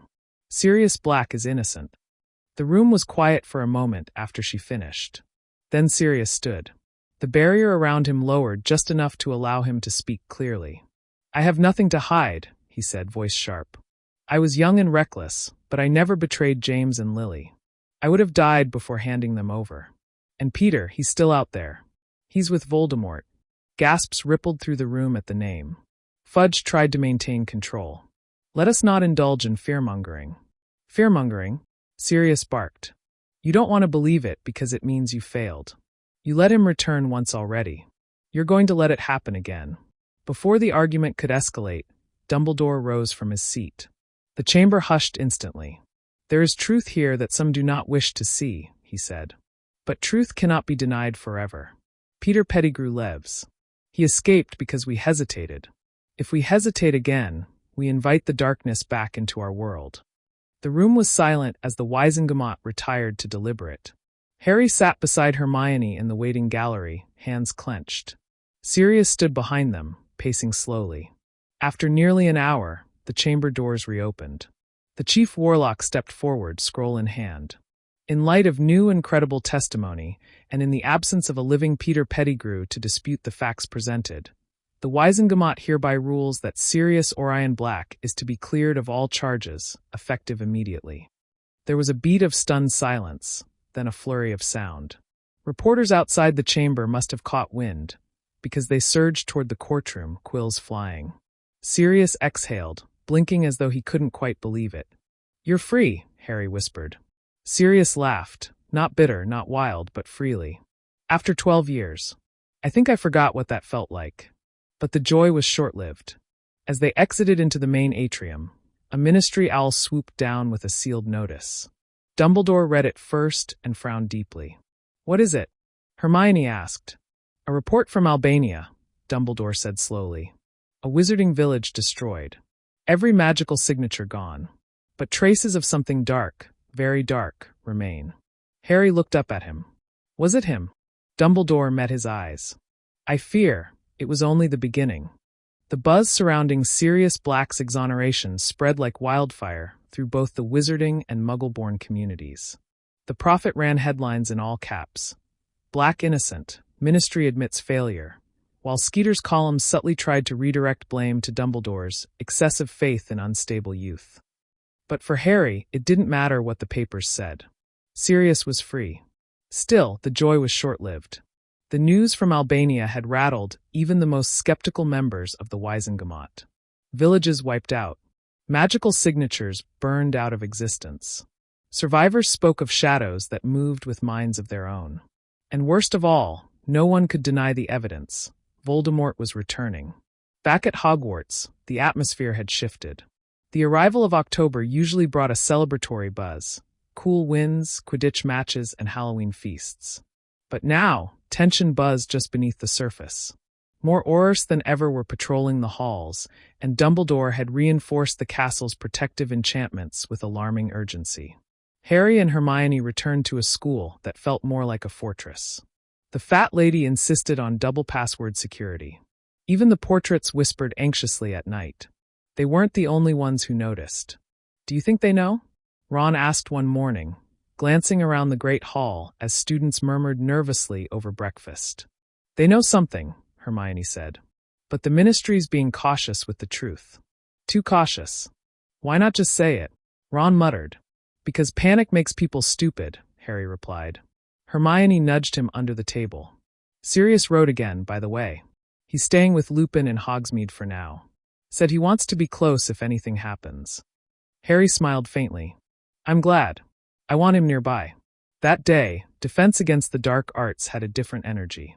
Professor Lupin was back after a brief leave following Sirius's trial, and he wasted no time. The lesson involved Boggarts, but something in his tone suggested preparation for more than just textbook defense. "Dark magic is moving again," Lupin said as he shut the classroom door with a wave of his wand. "That means your defense must go beyond spell work. You'll need awareness, readiness, and unity." He paused, looking over the class. "Some of you may come from families who don't believe the threat is real. I'm telling you, it is. And you'll have to decide which side of the truth you stand on." It was the first time a professor had addressed the return of Voldemort out loud. Malfoy scoffed loudly. "Is this a lesson or a recruitment speech?" Lupin's eyes narrowed. "It's a warning, and it might just save your life." Outside of class, things escalated quickly. The Daily Prophet reported another attack, this time in Wales. No survivors. Magical signatures traced back to known Death Eaters, Mulciber and Travers, Voldemort's old lieutenants. Meanwhile, Harry's scar began to hurt again, sharp and fast, like a blade drawn across his forehead. He told no one except Hermione, who immediately dragged him to Dumbledore. The headmaster examined Harry quietly, his fingers barely brushing his temples. His eyes were troubled when he stepped back. "The link between you and Voldemort is still active," Dumbledore murmured. "We'll need to begin training. A clemency. You must learn to protect your mind." Harry agreed, though he wasn't sure what that meant exactly. All he knew was that the flashes he saw, shadows, hissing voices, flames, were growing more vivid. That weekend, the school hosted a Hogsmeade visit, though under tight security. Harry, Hermione, and Ron made their way through the village, escorted by Aurors at every turn. The Three Broomsticks was packed, and Madame Rosmerta had installed extra wards on her doors. When Sirius entered, heads turned, but no one dared approach. He looked like a man no longer hiding, but still carrying the weight of 12 years. Harry met him with a grin, and for the first time, Sirius smiled without shadows in his eyes. "I've got a place," Sirius said over butterbeer. "A little house just outside the village. Nothing like Grimmauld Place. Fresh air. Real light." "That's great," Hermione said, beaming. "But I didn't just come to share real estate news," he added more seriously. "There's something I need to give you, Harry." He slid a small, worn object across the table. It was a silver coin, engraved with the Black family crest, though the crest had been scratched through with deliberate fury. "What is it?" Harry asked.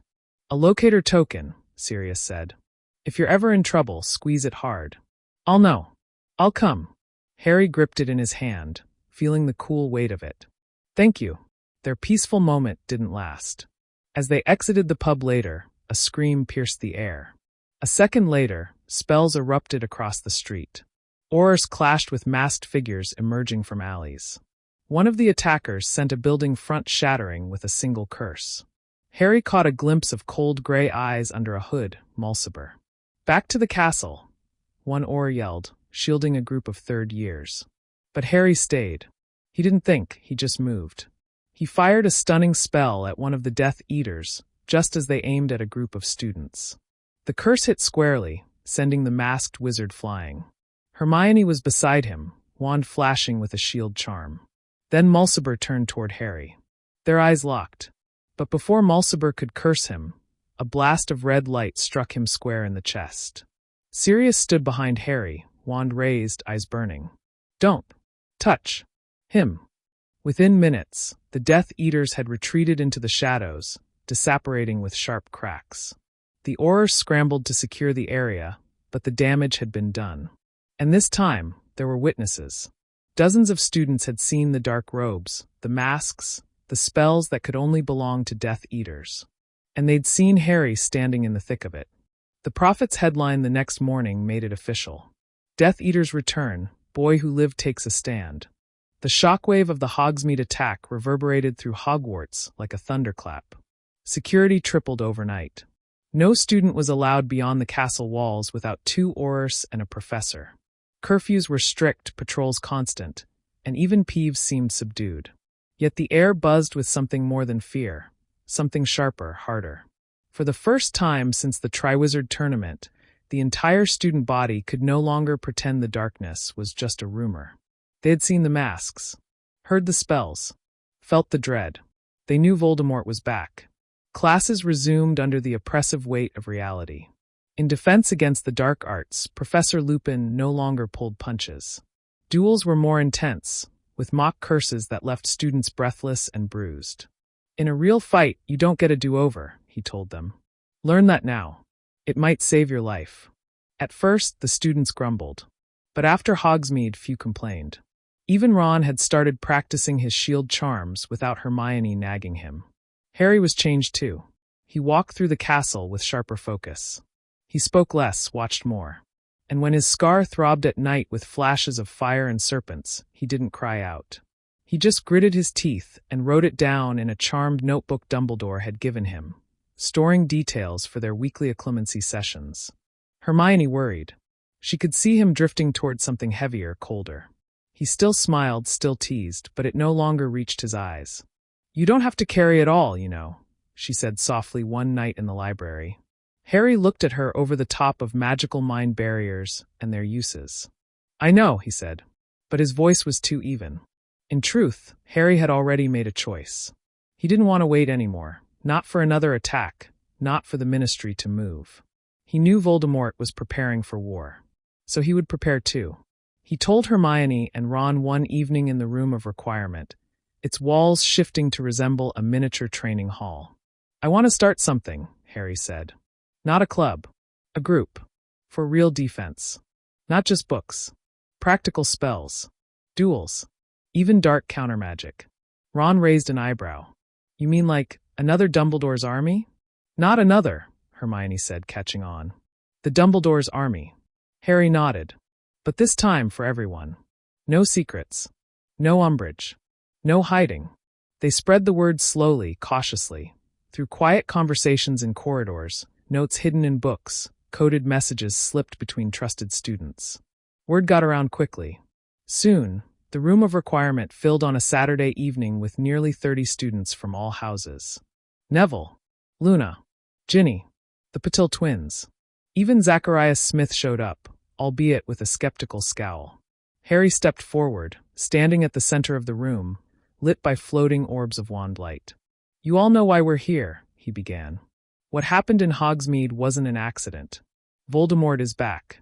His followers aren't hiding anymore. And if the Ministry won't protect us, we'll protect each other." There were murmurs of agreement. "I'm not a teacher," he continued. "I don't have all the answers. But I've fought them. I know what it's like. And I want to help you survive. All of you." The silence that followed wasn't hesitation. It was resolve. Hermione stepped beside him, a confident gleam in her eyes. "Then let's get started." That night, the room transformed. Targets appeared. Practice dummies lined the walls. A dueling platform rose in the center. Spells echoed off stone. Curses lit the air. For hours, students practiced and pushed each other, driven by purpose and fear. When they left, sweaty and breathless, something had shifted. It wasn't just training. It was a promise. Meanwhile, the outside world twisted further. Dumbledore received another report, this time from the French ministry. A wizarding family in the Pyrenees gone. Traces of dark magic, the mark of the dark mark burned into the hillside. "It's beginning," he murmured to McGonagall. "He's probing for weakness. Testing how far he can go before we resist." McGonagall's face was grim. "What of the Order? They're gathering. But it may not be enough." Sirius met them at Grimmauld Place later that week, tired but determined. "I've spoken to Kingsley. Some of the Aurors are ready to move, but the Ministry's still in denial. They won't believe it until the bodies are in their own front gardens," McGonagall muttered. Dumbledore placed a hand on the map Sirius had brought. Small red dots spread across Europe, flickering at random. "Then we move now. Quietly. If Voldemort wants a war, we'll prepare for it." Back at Hogwarts, Harry sat alone by the fire in the common room, watching the flames crackle. He didn't notice Hermione approach until she slid beside him, curling her legs beneath her. "Ron's out cold," she said with a small smile. "He says Luna nearly hexed him in the nose during practice." "She probably did," Harry said, lips twitching. There was a pause. "You started something, you know," Hermione said gently. Harry looked at her. "You didn't wait for permission. You didn't ask for approval. You just made it happen. That takes real courage." Harry shrugged. "I don't feel brave. I just feel ready." Hermione rested her head lightly against his shoulder. "Then we're ready too." In the firelight, the shadows danced, but Harry didn't look away. Not anymore. He would face them. Every one of them. As November winds howled against the castle walls and darkness fell earlier with each passing day, Dumbledore's army flourished in secret. The Room of Requirement had become more than a training ground. It was their sanctuary. Every meeting strengthened bonds between students who might otherwise never have spoken. House rivalry blurred as the reality of war forged something deeper: trust. Harry led the sessions with quiet intensity, pushing himself and everyone else harder each time. Hermione kept meticulous notes, designing drills that targeted weaknesses. Ron, surprisingly, had found a talent for coordinating mock duels, giving advice that even the older students began to respect. Neville, Ginny, and Luna emerged as natural leaders. Ginny's bat-bogey hex was now the stuff of legend, and Neville, once timid and unsure, had developed a silent strength that impressed even the Slytherins who dared to join.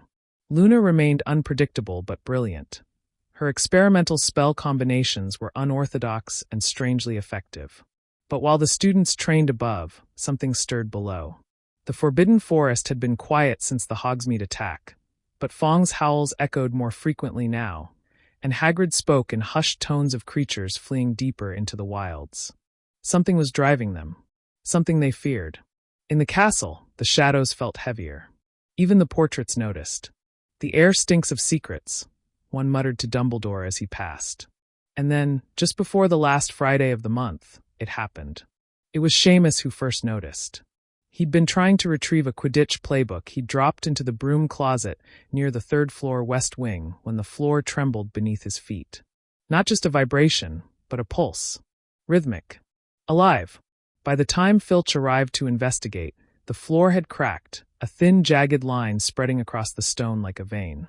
The area was sealed off, but whispers flew fast. "I bet it's a chamber," Lavender said nervously. "Like the one in second year." "No, too far from the bathrooms," Dean replied, but his voice lacked certainty. Dumbledore inspected it himself the next morning, and though he spoke no conclusions aloud, he left with a furrowed brow and summoned McGonagall, Flitwick, and Sprout into his office. Down in the dungeons, Draco Malfoy heard the rumors too. "You think it's a hidden passage?" Crabbe asked as they walked the dark halls. Draco shook his head, deep in thought. "My father once mentioned that Hogwarts has secrets even the founders never finished, places sealed off long ago." Crabbe frowned. "You mean like cursed rooms? Or vaults?" Draco said under his breath. Meanwhile, Harry's dreams had turned stranger. It wasn't just flashes anymore. He saw corridors now long and twisted, lined with stone that pulsed red like veins. He walked alone in those dreams, always chasing something, always too late. In one, he stood before a door. Carved on it was a serpent eating its own tail. And a voice hissed behind him.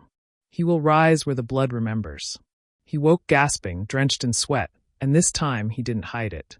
He went straight to Dumbledore. The old wizard listened without interruption. Then he rose and walked to the window, staring into the distant mountains. "There are things buried beneath this school, Harry," Dumbledore said quietly. "Things even I do not fully understand. Hogwarts predates most of the magical maps and histories we rely on today. It holds magic older than our laws. Older than the Ministry. What do you think I'm seeing? I think the bond between you and Voldemort is deepening. Not just in mind, but in memory. You're feeling what he's seeking." Harry swallowed hard. "He's looking for something under the castle, isn't he?" Dumbledore turned. His blue eyes, usually twinkling with mischief or calm, were grave. "Yes. And I fear he's not the only one." Later that night, Hermione burst into the room of requirement with a stack of books, so heavy she needed both arms. "I found something," she said breathlessly. "It's called the Oubliette Stone. It's a mythical magical construct, created by one of the Hogwarts founders, though the records don't say which. It was designed to trap ancient spells or spirits." Ron frowned. "Spirits? Like ghosts?" "No. Worse. Traces of living magic. Cursed essence. The things that can't die because they were never alive in the first place." Harry leaned forward. "What if that's what Voldemort is after? What if that's what's waking up?" The group fell silent. That night, the DA split into pairs, scouring the castle's oldest passages for anything strange. Harry and Luna took the west wing. Ron and Ginny explored near the dungeons. Hermione and Neville went toward the astronomy tower, checking for patterns in magical surges. It was Ron and Ginny who found it first. A section of corridor, just beyond the Slytherin common room, pulsed faintly with a reddish glow. One of the wall sconces shimmered with ancient runes, revealed only by wand light. Ginny stepped closer. "This is blood magic," she said softly. "Mum told me about it once. You can't fake your way in. The wall only opens to those who carry the right mark, or the right memory." Ron ran his fingers across the stone. "It feels cold, like something's watching." They reported back immediately, and Dumbledore's response was swift. The corridor was sealed, and every professor took turns guarding it, even Snape, who appeared more tense than usual. But the mark lingered in everyone's minds. Hogwarts wasn't just a school anymore. It was becoming a battlefield. One last thing happened before the week ended. On a snowy morning, as the students headed to breakfast, an owl crashed through the great hall window, bleeding and frantic. It dropped a letter in front of Harry and collapsed. The parchment was scorched. The writing was smeared. But one line stood clear.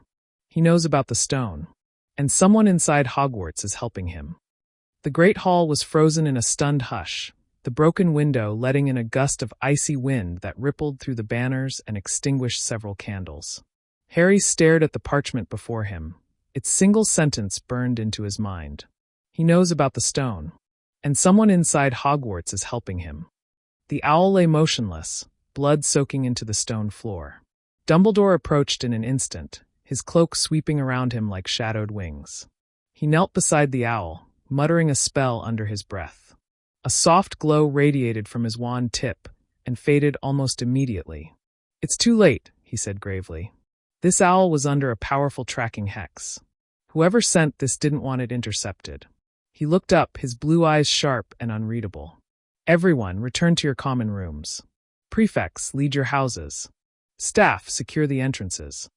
McGonagall moved instantly, shouting orders as the students stirred into nervous murmuring. The teachers spread out, directing crowds and calming fears. But Harry didn't move. He was still staring at the letter. Dumbledore placed a gentle hand on his shoulder. "Come, Harry. We have much to discuss." Up in the headmaster's office, Harry, Hermione, and Ron sat across from Dumbledore as the doors sealed behind them. Fawkes gave a soft, melancholy trill in the corner. "We need to know what the stone is," Hermione said at once. "If Voldemort's after it, and someone here is helping him. He may already be close," Ron finished, fists clenched. "And we don't know who to trust." Dumbledore nodded slowly. "The Oubliette Stone is not a Horcrux, but it shares a similar essence. It was created during the founding of Hogwarts, by Salazar Slytherin himself. Harry's breath caught. Slytherin? Dumbledore rose, retrieving a dusty, rune-etched volume from a shelf. It was meant as a prison for magical consciousness, curses, fragments of soul, memory, and will. A magical oubliette. A place where dangerous things were meant to be forgotten. But something inside survived, Hermione whispered. Yes, Dumbledore said, and I believe Voldemort seeks it, not to destroy it but to merge with it. To reclaim power once sealed away. Ron looked sick. You think there's something down there? Still alive? Dumbledore didn't answer directly. Instead, he turned to Harry. I suspect Voldemort's dreams have led him closer than even I feared. If someone within these walls is helping him, we must find them before they open the passage. That night, the room of requirement became a war room. Maps, schedules, magical surveillance charms, and patrol plans covered the walls. The DA split into squads, each assigned to guard key sections of the castle. It was no longer just training, it was defense. Seamus and Dean checked the third-floor corridor. Luna and Ginny monitored the lower halls near the kitchens. Neville, with a group of trusted Ravenclaws, watched the astronomy tower. And Harry, Hermione, and Ron began scanning the school's magical signatures, using enchanted coins Hermione had upgraded to track spellcasting anomalies. 3 nights passed with nothing but tension. Until the 4th. It started with a flicker on one of Hermione's enchanted coins. A pulse from the Slytherin common room after curfew. Then another. And another. The signals formed a pattern. A trail. Someone's moving between walls, Hermione whispered, staring at the map. Not through corridors. Through hidden passageways. They rushed to follow it, Harry's heart pounding louder with each step. The signal led them to a tapestry of Morgana near the eastern tower. Behind it, a narrow stair spiraled downward, far below the known dungeons. I've never seen this passage on the Marauder's map, Harry murmured. It's unregistered, Hermione said. Hidden with blood magic. It must lead toward the stone. They moved cautiously, wands drawn, lights low. At the bottom of the stairs, they reached a chamber so ancient the air itself felt brittle. Stone walls were lined with runes that flickered faintly as they passed. Then they heard voices. Open it tonight. The magic is thinning. Harry motioned for silence and crept closer. Around a bend in the corridor, they found the speaker and gasped. It was Theodore Nott. A quiet, clever Slytherin. Never particularly cruel, never particularly kind. Always watching. Always alone. He stood before a massive iron door, its surface etched with a serpent consuming itself, the mark from Harry's dream. Beside him stood Professor Sinistra. Hermione's hand flew to her mouth. Ron's eyes widened. Nott turned suddenly. You followed us. Harry stepped forward, wand raised. We know what you're doing. Sinistra smiled faintly. Do you? Because I don't think even Dumbledore truly understands what sleeps here. Why? Hermione demanded. You're a professor. I was, Sinistra said calmly. But my allegiance shifted the day I lost my brother to Azkaban. The Ministry forgot us. But the Dark Lord remembered. Harry's grip tightened. You're helping Voldemort. Nott stepped forward, lowering his hood. He offered us power. Purpose. A future where we're not just pawns in someone else's game. You think this school belongs to the light? It was built on darkness. Ron growled. And you're opening the door for him? You're going to hand him what's inside. Sinistra smiled. We don't need to. The stone calls to him. It will open for blood. And the blood has already been spilled. Before they could react, Sinistra raised her wand and fired a curse. Harry dodged just in time, retaliating with a stunning spell. The room erupted into chaos, spells whizzing past, walls shaking with force. Hermione threw up a barrier. Ron disarmed Nott with a well-aimed jinx. Harry dueled Sinistra, their magic crackling like thunder. And then, behind them, the great iron door pulsed, deep red veins glowing as if awakening. With a deafening groan, it opened a fraction. And from within came a breath of air, hot, old, and hungry. The ancient door let out a sound like stone grinding against bone as it cracked further open. A rush of air burst forth, not cold like a tomb, but warm, thick, and stifling like breath from a sleeping beast. For a moment, even the magic in the chamber seemed to hold its breath. Sinistra smiled. You can feel it, can't you? She whispered, her eyes gleaming unnaturally. The old magic, it remembers. It wants to be found. Harry didn't answer. His wand trembled slightly in his hand. Not from fear, but from something else. The magic pressing against him felt familiar. Ancient, yes, but also aware. It saw him. Ron kept his wand trained on Knot, who was groaning from the floor after a well-placed full-body bind. Hermione stood shoulder to shoulder with Harry, eyes flicking between Sinistra and the door. Her lips were moving silently, calculating, scanning runes, reading magic the way most people read books. "This door shouldn't exist," she murmured. "This entire chamber is a magical paradox. It's older than the wards, older than the founders. This wasn't meant to be discovered." Sinistra laughed quietly. "You speak as if you're afraid of knowledge, Miss Granger." Hermione's eyes narrowed. "No, I'm afraid of what people like you do with it." With a flick of her wand, Hermione summoned enchanted chains from thin air, binding Sinistra's wrists. The professor resisted briefly before being slammed to the ground by another of Ron's hexes. The chamber fell silent, save for the door's low, steady thrum. "We can't leave it like this," Ron muttered. "That door, it's calling." Harry stepped forward, drawn by the pulsing red runes along the frame. As he neared it, the light grew stronger. The closer he got, the more his scar ached, not sharp like pain but like pressure.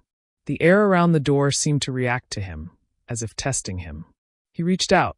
"Harry, don't." Hermione grabbed his wrist. But before she could pull him back, his fingers brushed the edge of the stone. Instantly, the chamber flared with light. The runes exploded into brilliance, and every wall became alive with whispers. Thousands of voices murmuring in a tongue none of them understood. The temperature dropped sharply. The warmth turned to frost in an instant, ice curling around the edges of the door. Harry staggered back, heart pounding, and the door slammed shut with a final, echoing boom that rattled the bones in their chests. The silence that followed was deafening. "Bloody hell," Ron said hoarsely. "What was that?" Hermione's face was pale. It didn't want him to leave. They dragged Sinistra and Knot back through the hidden passageway, making sure to activate Hermione's trap charms along the route. As soon as they reached the more familiar parts of the castle, they sent emergency patronuses to Dumbledore and McGonagall. The two arrived within minutes, along with Flitwick and several Aurors from the Ministry. Dumbledore's eyes were grave as he listened to the account, his face growing darker with each word. "I had hoped we had more time," he said quietly. "I had hoped this path could remain sealed." Kingsley Shacklebolt examined the prisoners. "We'll take them straight to a secured wing at St. Mungo's for questioning. Whatever spell work they've been exposed to, it's not ordinary." Dumbledore turned to Harry. "You felt something when you touched the door." Harry nodded. "It was alive. Like it knew me. Like it wanted me to stay." The headmaster's eyes softened. "The oubliette stone is a sentient construct. It does not simply contain magic, it remembers magic. Dark deeds, powerful spells, ancient oaths. You are connected to Voldemort, and the stone felt that connection." Hermione stepped forward. "We need to seal it. Properly. That door can't remain accessible." "No," Dumbledore agreed. "We'll move quickly. Runes, blood wards, and if necessary, the Elder Wand." Ron blinked. "You still have that?" Dumbledore gave a tired smile. "Some legends are best kept close." That night, Hogwarts felt more like a fortress than a school. Professors patrolled the corridors, Aurors took temporary residence in the castle, and the DA expanded its watch rotations. Even the portraits whispered anxiously between frames. But for all the newfound security, Harry couldn't sleep. He stood at the window of the Gryffindor common room, staring out across the grounds toward the Forbidden Forest. Somewhere out there, Voldemort was moving, watching, planning. The dream came again. This time, Harry stood inside the door. He was surrounded by flame, not fire, but molten runes etched into the very air.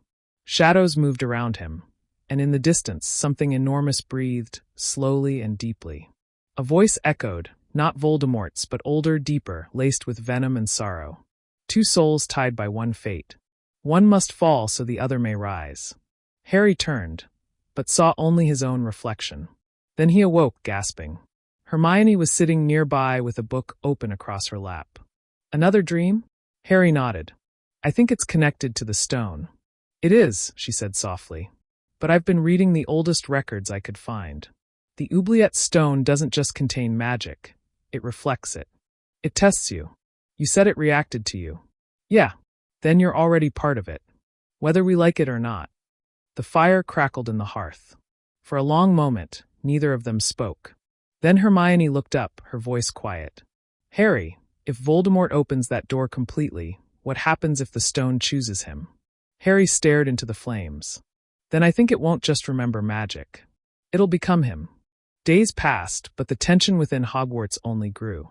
Though Sinistra and Nott had been taken into Ministry custody, Dumbledore remained on edge. Harry could see it in the way the headmaster's eyes lingered longer on shadows, how his wand was never more than an inch from his fingers, and how the staff now moved like soldiers rather than teachers. The door to the oubliette chamber had been sealed with words so complex even Hermione had trouble reading them, but Harry knew they were only temporary measures. The stone was aware now. Awake, and Voldemort would come. That's why, on a gray, blustery afternoon, Harry was summoned to Dumbledore's office once again. The message had been short: come alone. Bring no one. Fawkes greeted Harry with a soft trill as he entered. Dumbledore stood by the window, hands clasped behind his back, gazing down toward the forbidden forest. You've felt it again, haven't you? He said without turning. Harry nodded. The dreams. They're stronger. Describe it. Harry hesitated, then spoke. I'm always inside the door. The stone's all around me.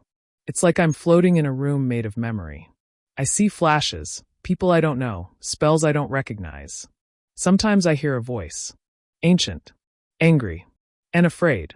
Dumbledore finally turned, his face grave. You're experiencing magical echoes.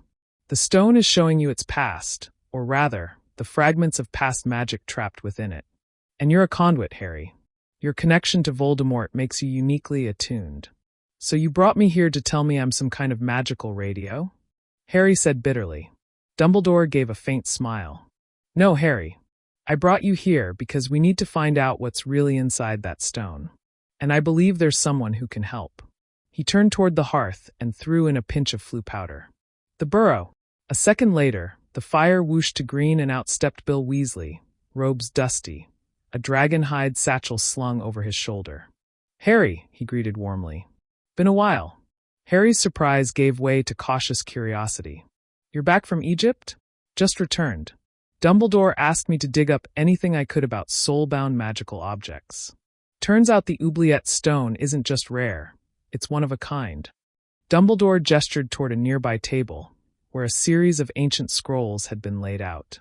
Bill has uncovered texts that mention the stone. None of them mention Voldemort, but they do speak of something older.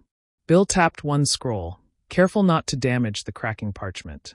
There's a legend about a wizard, Maegor the Hollow. Not much is known about him, but he was obsessed with soul magic. The stone was supposedly created to imprison a piece of his essence. Harry frowned. So, Voldemort's trying to bond with a cursed rock that already holds the soul of another dark wizard? Exactly, Bill said grimly. And if he succeeds, he won't just be back. He'll be something new. Something worse. Hermione arrived later that evening after Dumbledore gave her clearance to study the scrolls with Bill and Harry. She brought notes, enchanted translation aids, and a thirst for understanding that rivaled even Dumbledore's. I found something, she said 2 nights later. The stone doesn't just absorb magic, it amplifies it. When someone connected to it casts spells, those spells become more. Stronger. Wilder. But also unpredictable. If Voldemort merges with it, his power will double. Maybe more. Ron, who had joined them after hours, looked queasy. So what do we do? We can't destroy it, right? No, Bill said. But we might be able to weaken it. That was the beginning of the Echo Hunt. Dumbledore had theorized that the stone wasn't entirely self-contained, that parts of its memory had leaked into the magical world over time, attaching to objects, places, and maybe even people. They called them echo fragments. To weaken the stone's grip, those echoes had to be found and neutralized. And the first was located in the one place Harry never expected to go again, Godric's Hollow. The next day, under the cover of a protective glamour and with Auror escorts in tow, Harry, Hermione, Ron, and Bill set off. The village was quiet, blanketed in early snow. Christmas lights twinkled in distant windows, though the cheerful colors seemed out of place for what they were about to do. They found the old Potter cottage still in ruins, preserved as a memorial. But beneath the shattered remnants of the nursery, Hermione's tracking spell pulsed against the earth. "This is it," she whispered. "The first echo." Bill took the lead, drawing a ritual circle in the snow and chanting softly. The ground began to vibrate. Runes glowed faintly beneath the frost. And then, with a rush of wind, a figure emerged from the ruins, a ghostly form cloaked in black, face hidden beneath a mask of melted gold. Harry raised his wand, heart hammering. The figure spoke. "The hollow shall rise. The boy is bound. The memory is not his, but it will return." It charged. Harry, Hermione, and Ron moved as one, casting shield spells and magical snares. Bill stepped forward, chanting a counterbinding incantation from the scrolls. The ghost shattered into fragments of golden mist, sucked into the ritual circle. The glow faded. Silence returned. Hermione exhaled sharply. One down.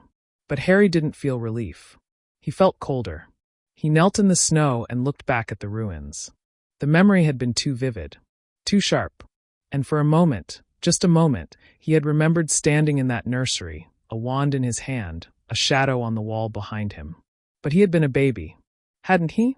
The cold still clung to them as they returned from Godric's Hollow, but something else came back with them too, a sense that time was running out. Whatever Voldemort's endgame was, it hinged on the oubliette stone. The vision they'd seen, the ghostly form that attacked them, those weren't just echoes. They were warnings.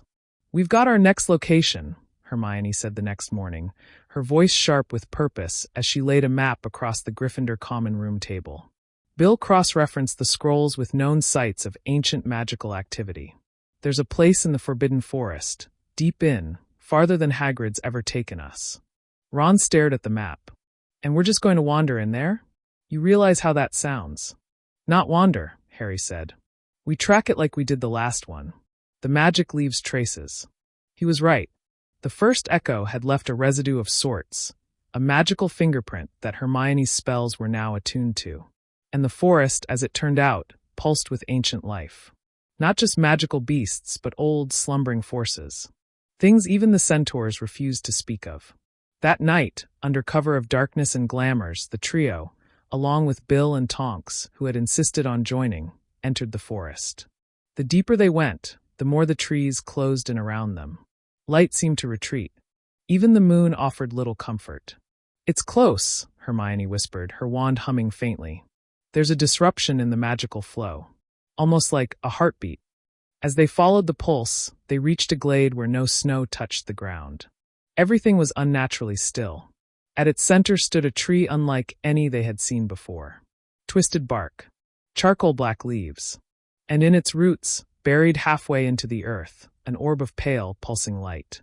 "That's it," Bill murmured. The second echo. But as he stepped forward, a deep growl rippled through the clearing. A massive shadow moved behind the tree, and then a familiar voice echoed through the silence. "Step back. It's not yours." They turned and froze. Standing just beyond the reach of the firelight, wand in hand, eyes hard with suspicion, was Draco Malfoy. "What the hell are you doing here?" Ron snapped, raising his wand. Draco didn't flinch. "Saving your lives, apparently. That thing is protected. You take it without the right ritual, and it'll kill you." Probably scream loud enough for him to hear it, too. Tonks stepped in, eyes narrowed. "And how exactly do you know that?" Draco gave a humorless smile. "Because I've been tracking them, too." The silence cracked like ice. Harry stepped forward, wary but curious. "Why? You're not exactly on our side." Draco looked at the glowing orb. "My mother, she's not safe anymore. He's using the stone's influence to manipulate old bloodlines, to bind them to him. The Malfoys are first in line. My father's already, not himself." "So you're trying to stop it?" Hermione asked cautiously. Draco hesitated, then nodded. "I'm not doing this for you. I'm doing it because I'm not going to become his puppet." Bill studied him for a moment, then said, "Fine. You help us secure it. But no tricks." "I'm not stupid," Draco muttered. Together, they formed the circle around the tree. Draco produced a ceremonial blade, a goblin-forged ritual knife, and made a small cut across his palm. Blood hit the earth, and the forest seemed to react, the orb glowing brighter as the tree groaned. Hermione, following the translation from the scrolls, chanted in low, precise tones while Bill reinforced the protective sigils. As the ritual reached its climax, the orb lifted from the roots of the tree and hovered in the air. Then it shattered. A wave of energy exploded through the clearing, and for a moment, the forest blurred into another world. They weren't standing among trees anymore. They were in a vast, crumbling chamber, walls covered in ancient writing, runes burning along the stone floor. The air shimmered with memory. A figure stood before them, cloaked in torn, ceremonial robes. His eyes were hollow. His voice echoed from every surface. The forest remembers the Oathbreaker, the child marked by betrayal. He will return through fire. Then the chamber vanished. They were back in the clearing, breathless and shaken. Hermione was the first to speak. That wasn't Voldemort.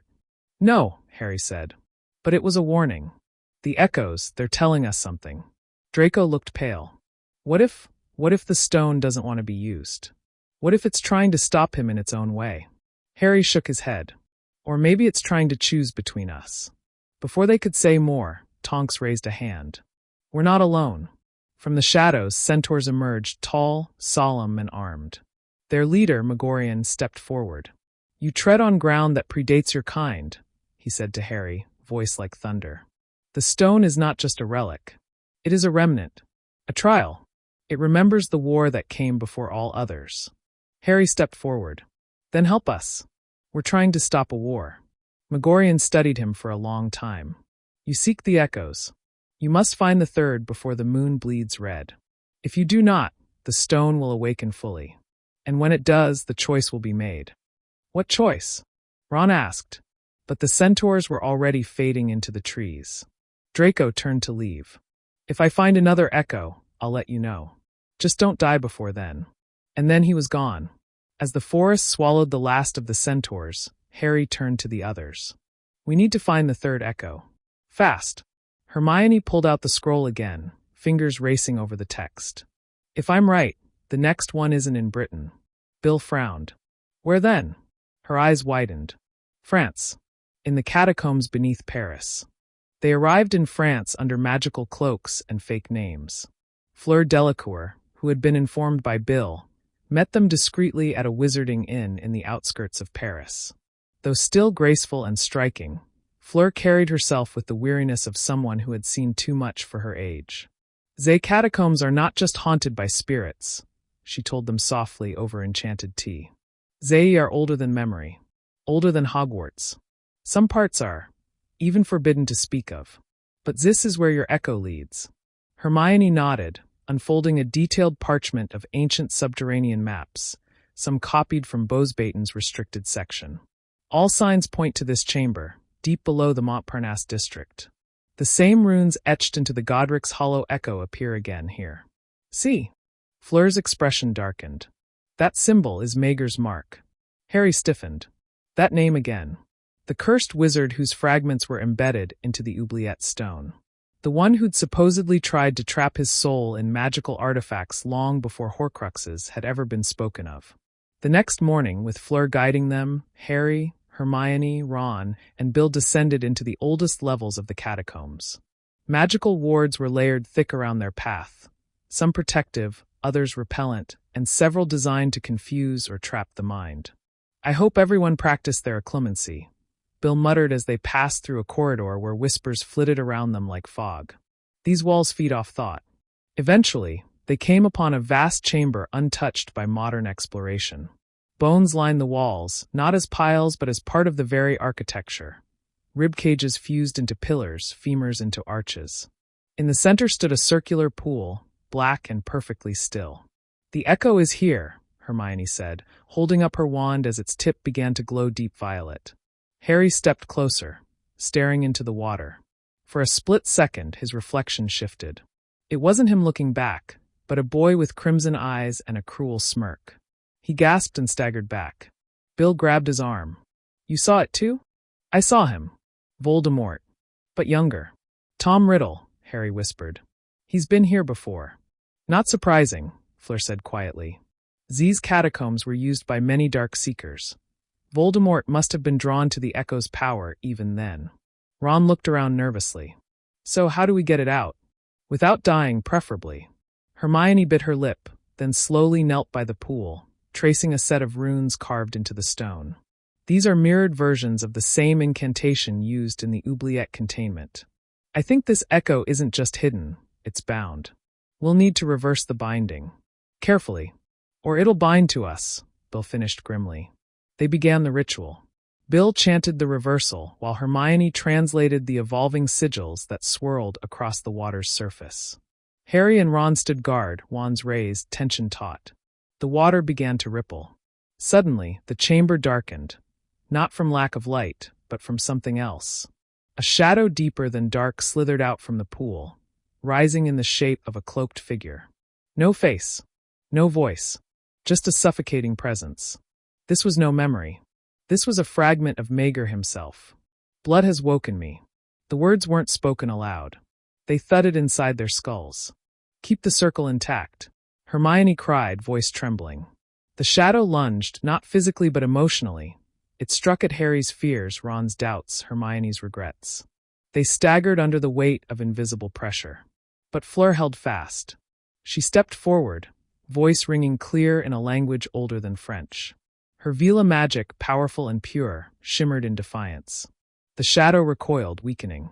That gave Bill time to finish the final verse. A beam of silver light pierced the pool, and the shadow screeched as it was sucked downward, forced into the stone beneath. The room trembled, but the wards held. Then silence, and floating gently above the pool like a wisp of mist, the third echo. Hermione trapped it instantly in a crystal phial enchanted for containment. It's done, she whispered, exhausted. 3 echoes. But before they could celebrate, Fleur dropped to one knee, clutching her chest. Harry knelt beside her. Are you? She grabbed his wrist. He's coming. Voldemort, he knows. The echoes call to him. The more we find, the more aware he becomes. Hermione paled. Then he'll be waiting at the next one. Ron's face turned grim. Where's the 4th? Bill pulled out the scroll, now marked with glowing ink. Here. In Romania. Harry frowned. The dragon reserves? No, Bill said. Under them. Fleur steadied herself, standing once more. If the next echo is beneath dragon fire and ancient earth, then it's guarded by more than just beasts. Harry nodded. Then we'll be ready. But deep in his chest something stirred. Because when he'd looked into the pool, he hadn't just seen Riddle. He'd seen himself, older, colder, and cloaked in shadow. And for a moment, he hadn't looked away. Romania's Carpathian mountains loomed before them like sleeping giants. Snow swirled through the air as Harry, Hermione, Ron, Bill, and Fleur stood outside the Dragon Reserve's outer boundary. The wind was sharp, but it wasn't just the cold that chilled them. It was the tension curling in their chests. The 4th echo waited somewhere beneath those peaks, buried in fire, stone, and secrets. We'll meet Charlie here, Bill said, checking a magical compass that pulsed with red light. He secured us a quiet path into the restricted zones. The echo's aura is coming from beneath the vaults where the dragons are bred. That area hasn't been disturbed in decades. Ron looked skeptical. Beneath dragon breeding grounds? Sounds like a death wish. Most things worth finding are, Fleur murmured, pulling her cloak tighter around her shoulders. Charlie Weasley arrived minutes later, rugged and windburned, with a smirk that didn't quite reach his eyes. You lot sure know how to pick your battlegrounds. Come on, we've only got a few hours before the next feeding rotation. That's the only time we won't be spotted. They moved fast, slipping between watch posts, passing enclosures filled with rumbling Hungarian horntails and majestic Chinese fireballs. Even Ron was speechless at the sight of a Peruvian vipertooth coiled in the snow like molten gold. Charlie led them to a hidden cleft between 2 jagged cliffs. This tunnel leads to a series of caverns we call the Ash Arches. No one's mapped the whole thing, too dangerous. But if your echo is anywhere under this place, that's where it'll be. They lit their wands and descended. The tunnel walls shimmered with embedded firestone, radiating low heat. Soon the cold was replaced by stifling warmth, then choking heat. The deeper they went, the more the air pulsed like a heartbeat. It's alive down here, Hermione whispered. Harry nodded. The stone's magic was stirring again. After an hour of navigating labyrinthine tunnels, they reached a massive chamber. Lava seeped through cracks in the stone, casting the space in a pulsing orange glow. And in the center, a pedestal formed from cooled magma, hovered the fourth echo, encased in a prism of magical flame. But they weren't alone. From the shadows stepped a tall, pale figure with dark robes and eyes like onyx, Antonin Dolohov. "Well, well," he sneered. "The little Granger boy and his merry band of do-gooders." Charlie snarled. "What are you doing down here, Dolohov?" "I'm here on his orders," Dolohov said, eyes flicking to Harry. "He suspected you'd follow the trail this far. So he sent me to watch. And if you tried to claim the echo, stop you." Hermione took a step forward. "The echoes don't belong to him." Dolohov laughed coldly. "Everything belongs to the Dark Lord now. Especially you, Harry. He says you're part of it." Without another word, Dolohov struck.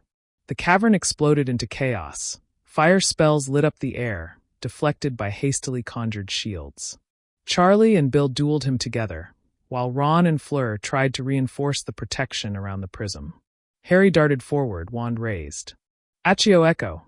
But the flame resisted. A barrier of ancient magic pushed back, singing his sleeve. The echo shimmered brighter, responding to his presence, but not enough. "Harry," Hermione shouted, "you have to offer something. It's the same principle from the catacombs. The echo requires intent. A part of yourself." Harry gritted his teeth. He didn't have time to think. He dropped to one knee and placed his hand inside the flame. Pain seared through him, but he didn't pull back. "I offer the truth," he whispered. "Even if it breaks me." The flames roared, and then extinguished. The prism cracked and released the echo into a swirl of silver mist that entered the containment file Hermione held out just in time. Behind them, Dolohov screamed as Bill disarmed him and Fleur stunned him with a blast of Vila-enhanced power. The Death Eater crumpled unconscious. Breathing heavily, Harry looked down at his burned palm. A faint mark had been seared into the skin, a rune. Hermione gasped. "That's not just any rune. That's his rune." "Mager?" Ron asked. Hermione shook her head slowly. "No. Harry's. It's his magical signature. The echo didn't just test him, it marked him." Fleur stepped closer. "Each echo, they are choosing you. Not just helping you fight Voldemort. They're binding to you." Charlie looked worried. "That's not good. If Voldemort finds out Harry's connecting to them." "He already knows," Harry said quietly. "He's been seeing through me. Just like I've been seeing through him. We're running out of time." Hermione tucked the echo safely away. "There's one more thing." She pulled a second scroll from her bag, one they'd recovered from the Paris catacombs, but hadn't been able to translate until now. The words were clearer, ink glowing under the echo's influence. "The vessel of memory shall awaken the guardian of flame. But beware, for each echo gathered not only brings the truth, but opens the gate." "What gate?" Ron asked. Before Hermione could answer, a deep rumble echoed through the cave. A crack opened in the wall. Beyond it, ancient stairs led downward, into pitch darkness. Harry stared into the abyss. The echo hadn't just revealed itself. It had unlocked something, and whatever lay beneath the ash arches wasn't sleeping anymore. The stairs yawned before them like the throat of a giant beast, black and endless. The rumble that had split the chamber faded into eerie silence, broken only by the sizzling drip of molten stone above. None of them spoke for several moments. "Do we go in?" Ron asked, his voice a quiet echo. Harry didn't answer immediately. His hand still ached from where the rune had branded him, a steady pulse like a heartbeat. The echo had opened this. It was calling him. He gave a slow nod. "We go." Bill and Charlie exchanged grim looks, but neither objected. Hermione led the way, wand alight, and the group descended into the darkness. The steps were carved from obsidian-like stone, unnaturally smooth.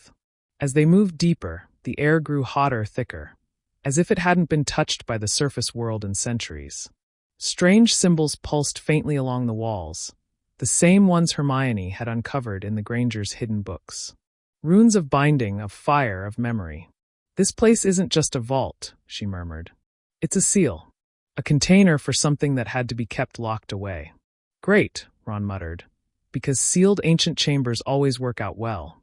At last, the stairway opened into a vast underground hall. It was dome-shaped, with a ceiling that shimmered like the surface of fire. In the center stood a raised platform surrounded by a circle of silver stones. Upon it was a pedestal with an empty basin carved from dragon bone. And at the back of the chamber, a door. Massive, round, and covered in runes and locks that pulsed red. Hermione approached the basin first. "This is like a pensieve," she said slowly, inspecting the carvings. "But older. It doesn't store memories, it manifests them." Bill stepped up beside her. "A projection basin. I've seen one once in a tomb in Alexandria.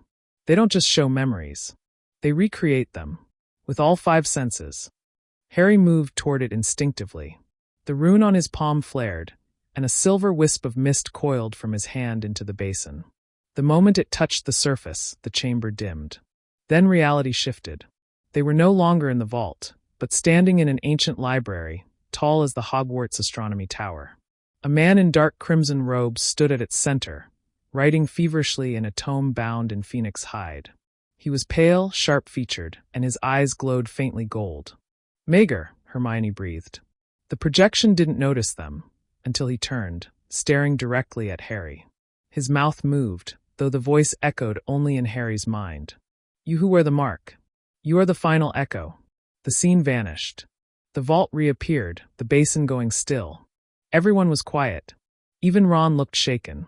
Hermione swallowed. He didn't just store echoes. He split his own essence into these fragments. But he didn't do it like Voldemort, Harry said slowly. This wasn't for immortality. This was for preservation. Memory. Legacy. Bill frowned. Why do it at all?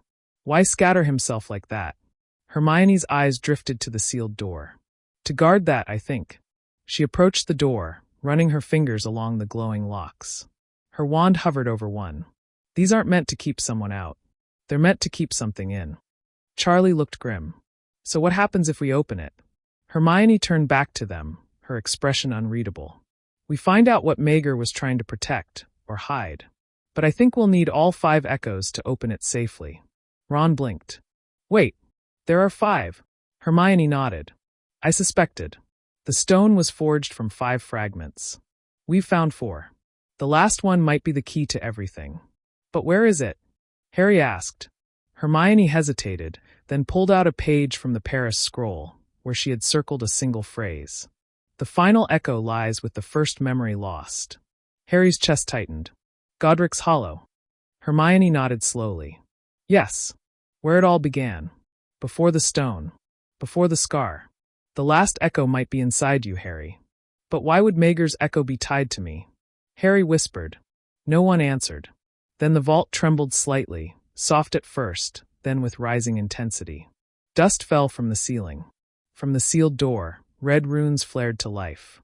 Something's waking, Charlie said, stepping back. Fleur reached into her bag and threw a containment ward around the entire basin and pedestal. We must leave. Now. They fled the way they'd come, the tunnel behind them groaning as if alive. Whatever magic had been asleep in that vault, it was stirring again.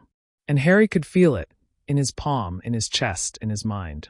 It wasn't just Mager's memories anymore. It was his own, and the line between them was starting to blur. Godric's Hollow had always been a place of echoes. Of sorrow, of beginnings, of ends. But as Harry stood at the edge of the village, wind rustling the dead leaves, it felt different now, charged. Like the very ground recognized him, and wasn't sure whether to welcome or warn him. The group had returned to England under heavy concealment spells, slipping quietly through a side-alley portkey arranged by Fleur. No one spoke much on the journey. The vision in the vault had shaken them all. Now they stood outside the gate of the Potter cottage, or what remained of it. The upper floor was still ruined, its frame blackened, its roof long gone. The lower level had been protected by preservation charms, now fading with time. Harry stared at it, heart hammering in his chest. It wasn't the wreckage that unsettled him. It was the pressure in the air, like magic itself was coiled and waiting. This is where it happened, Hermione whispered. Halloween, 1981. The night your parents died. The night Voldemort fell. And the night the first memory was lost, Harry said quietly. They stepped over the gate. As Harry's foot touched the soil of the garden path, A ripple moved through the air. The others flinched, but Harry pressed on, drawn toward the collapsed doorway. Inside, everything was silent.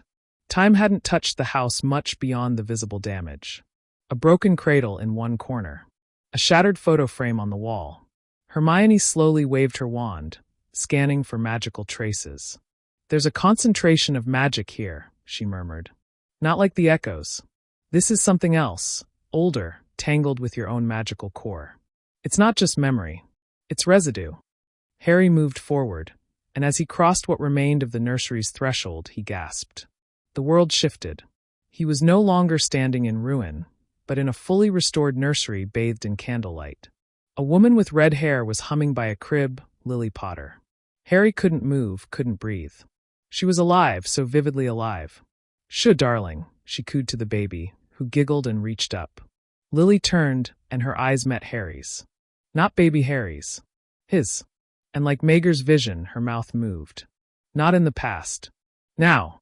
You are more than the prophecy. You are more than his scar." Then she vanished, and the nursery shattered like glass. Harry staggered, falling to his knees. The others rushed to him.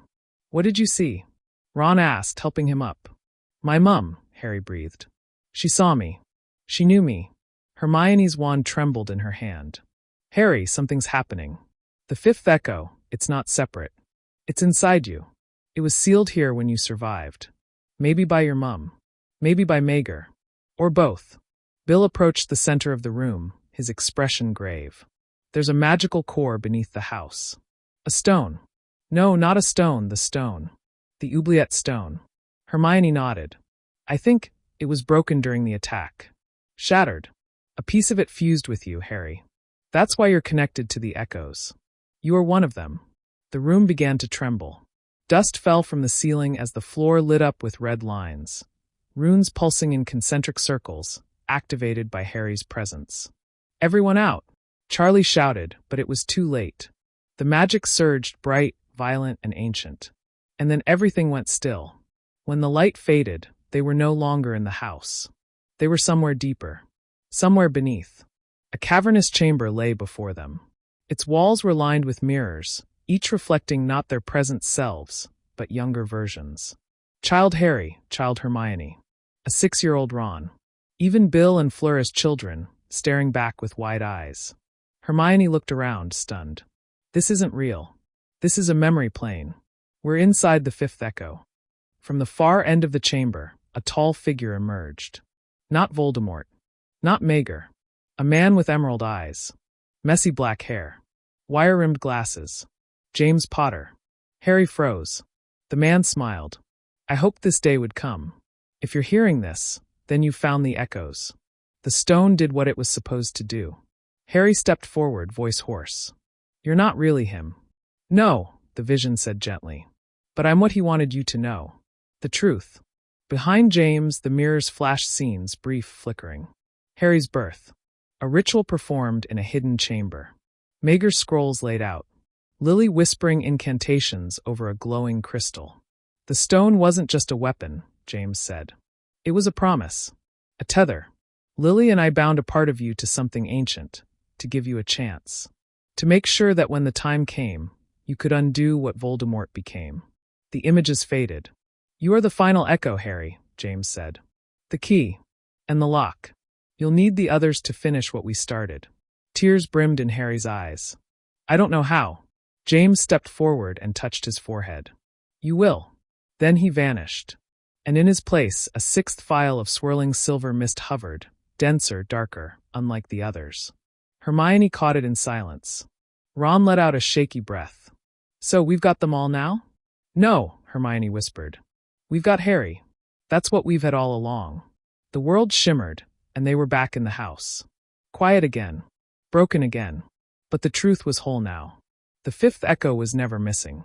It had always been him. The air in the underground vault was different this time. Thicker. Hungrier. As Harry and the others stepped back into the obsidian chamber beneath the Carpathian Mountains, it was as though the walls recognized them. Not just as intruders, but as something more. Keys. Triggers. And above all, Harry. The pedestal at the chamber's center remained unchanged, the ancient basin dormant but no longer empty. Fleur had carefully placed the 6 swirling phials around its edge, including the final one, the one conjured from the deepest part of Harry himself. Bill raised his wand and began tracing a series of protective runes in the air. "Once the 5th echo is merged with the others," he warned, "we'll only have a short window to open the door before the vault resets itself. And this time, I doubt it'll let us walk away." Charlie stood near the door, watching the red runes shift and shimmer. "If this thing's meant to keep something locked away, maybe we should be asking why it was locked away to begin with." "We already know," Hermione replied quietly. Mager wasn't trying to hoard power. He was trying to contain it. Something bigger than any one wizard. "Something Voldemort might already be sniffing after," Harry added. "If we don't open it, he will." That silenced everyone. Hermione stepped up beside Harry. "Are you ready?" Harry stared at the phials. The 5th one still pulsed in rhythm with his heartbeat, like it knew him. Like it was him. He gave a single nod. "Do it." Hermione uncorked each phial and gently poured the silvery essence into the basin. One by one they joined, swirling like mist in water, until the 5th echo touched the pool. The moment it did, the basin flashed with searing white light. A low hum began to build. The runes on the pedestal flared. The symbols on the walls danced like living fire. The sealed door pulsed brighter and brighter, locks spinning, glowing, unraveling. Then came the voice.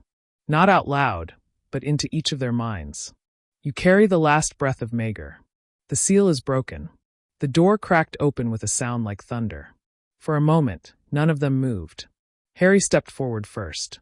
The passage beyond was not stone, it was glass. Glass that shimmered with reflections of things that had never happened. Images that flickered past his eyes. Harry in Slytherin robes.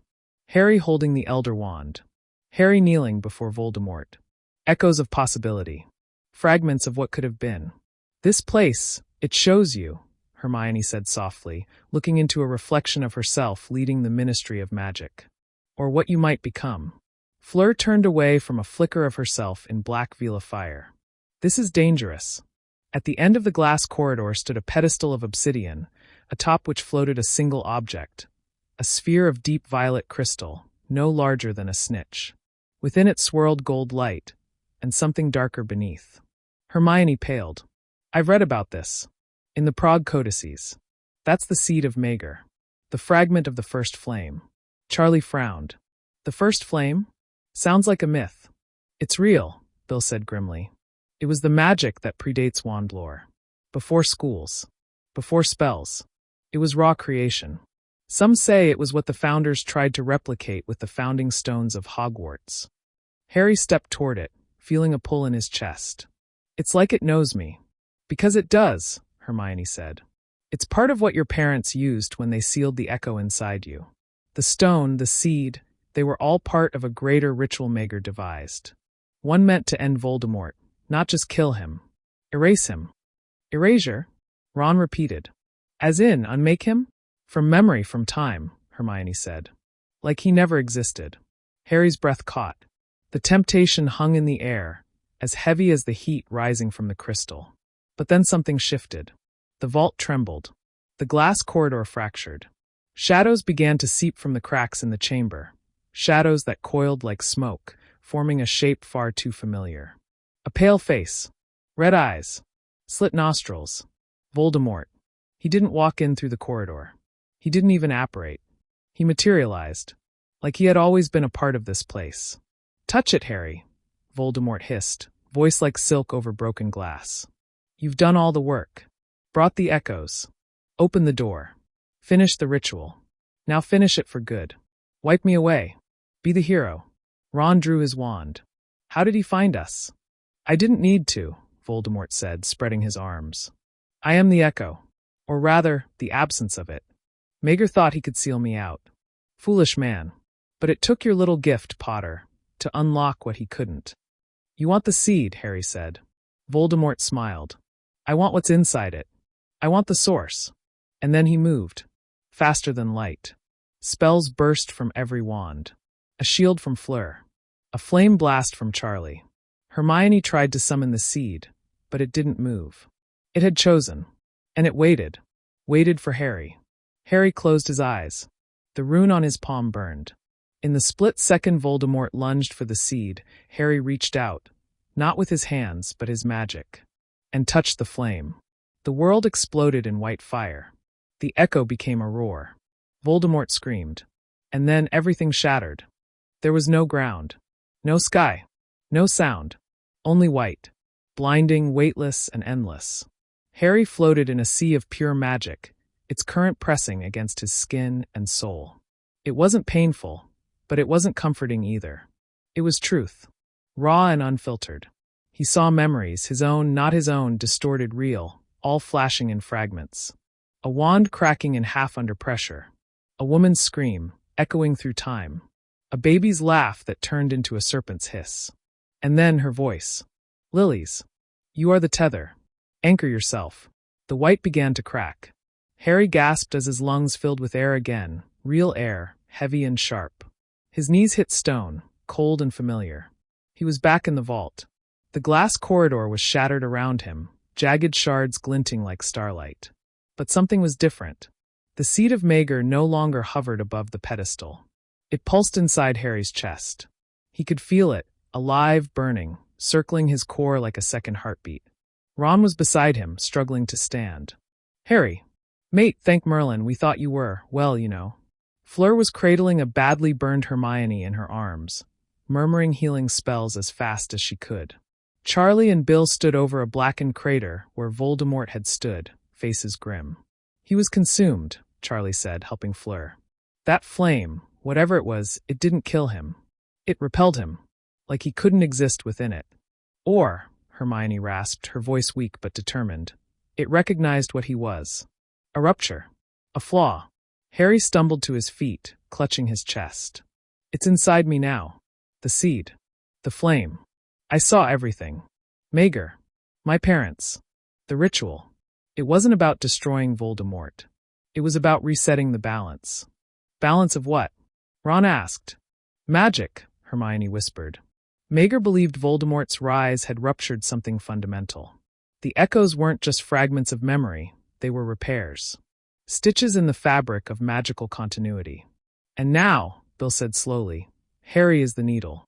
The words hung in the air. Harry turned toward the shattered glass, where faint magical shimmer still lingered in the cracks. It's not over. I saw it. Voldemort escaped barely. He's weakened, but different now. Changed by what touched him. Fleur stood. Where did he go? Harry closed his eyes.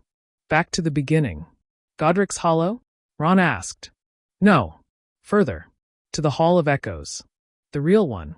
Hermione's eyes widened. The Origin Hall. Charlie swore under his breath. That's not real. It is, Harry said. It's buried beneath the Ministry of Magic. Hidden in a sublevel even unspeakables don't talk about. Maegor locked it away after the final war between the houses. That's where Voldemort's heading. Bill's expression tightened. Why? Harry looked up, voice firm. To rewrite what was sealed. The flame inside me is just one half of the equation. The other half, the Tome of Ash, is in that hall. If he gets it, he won't just erase history. He'll remake it. Ron stared. He wants to go back. Change the outcome of the First War. No, Hermione said, her eyes wide with dawning horror. He wants to never lose at all. They were all silent for a moment. Then Fleur stepped forward. Then we stop him. Together. Harry nodded. This is it. The final descent. No more echoes. No more half-memories. We end this. Charlie cracked his knuckles. About bloody time. Hermione struggled to her feet, wincing. We'll need help. We can't get into the Ministry unnoticed. It's locked tighter than Gringotts during lockdown. Bill smirked faintly. Not if you know which fireplace isn't real. Ron raised an eyebrow. What? I've got a contact in the Department of Mysteries. Been tracking vault disturbances for months. If Voldemort's heading there, she'll know. We call her. We go in. We cut this off before he finds the tome. Harry stepped toward the exit of the vault. The burned stone walls whispered faint echoes of the seed, but no more illusions followed. It was quiet. Too quiet. And in that silence, one thought pulsed through his mind. This ends where it all began. The Ministry of Magic loomed before them under the cover of night, its monolithic structure humming with layers of enchantments designed to ward off threats from without and within. But tonight, it would face a different kind of intrusion. Not from the shadows, but from the truth. Harry stood with Hermione, Ron, Fleur, Bill, and Charlie at the end of a nondescript alleyway just off Charing Cross Road. They were not entering through the visitor entrance, or even the Floo network. They were going in through a fireplace that didn't exist. Bill pressed his palm to the cracked brick in the alley wall, whispering something in old gobbledygook. The wall shimmered, revealing a narrow black fireplace rimmed in deep purple runes, unseen by the average witch or wizard, even under detection spells. Ministry has hidden passages for high-clearance unspeakables, he said. This one bypasses the atrium and drops you 2 levels below the Department of Mysteries. It hasn't been used in years. Is it safe? Ron asked, staring into the dark. No, Bill said simply. But it's our best shot. One by one, they stepped into the fireplace. Bill threw down a pinch of black powder laced with shimmering silver, muttered, "Atramenta via," and they vanished in a gust of unnatural wind. Harry landed hard. The room he arrived in was unlike any ministry chamber he had ever seen. Triangular, with obsidian walls and a vaulted ceiling that flickered with images from across magical history. The Battle of Hogwarts, the founding of Ilvermorny, a brief glimpse of Grindelwald standing before Nurmengard. But it all distorted when Harry stepped forward. The seed inside his chest pulsed once, and the room reacted. Runes rearranged themselves. Doors slid silently into the stone. A voice whispered in the air. "Access granted, Echo Initiate. Proceed to the Hall of Origin." The others appeared behind him, blinking off ash. Hermione moved to his side. "It's responding to you, Harry. Not just the seed. The entire floor is keyed to magical resonance. You're aligned with its history." Charlie grunted. "So what does it mean when a corridor knows your name?" Fleur touched a rune with glowing blue fingertips. "It means the vaults of the Founders weren't the deepest secret of Mager's work. This was the source." They proceeded down the corridor, their wands lit but subdued. The deeper they went, the more the air changed. Heavy, like walking through the weight of time. They passed a row of sealed doors labeled in runic Latin, fragments of memory. The truth door. The door of possibility. The door of the unborn. But at the far end was a circular vault inscribed with a mark none of them recognized. A triangle with 3 curling spirals at its center. Hermione froze. "That's not any rune I've seen. Not Celtic. Not Nordic. Not even Babylonian."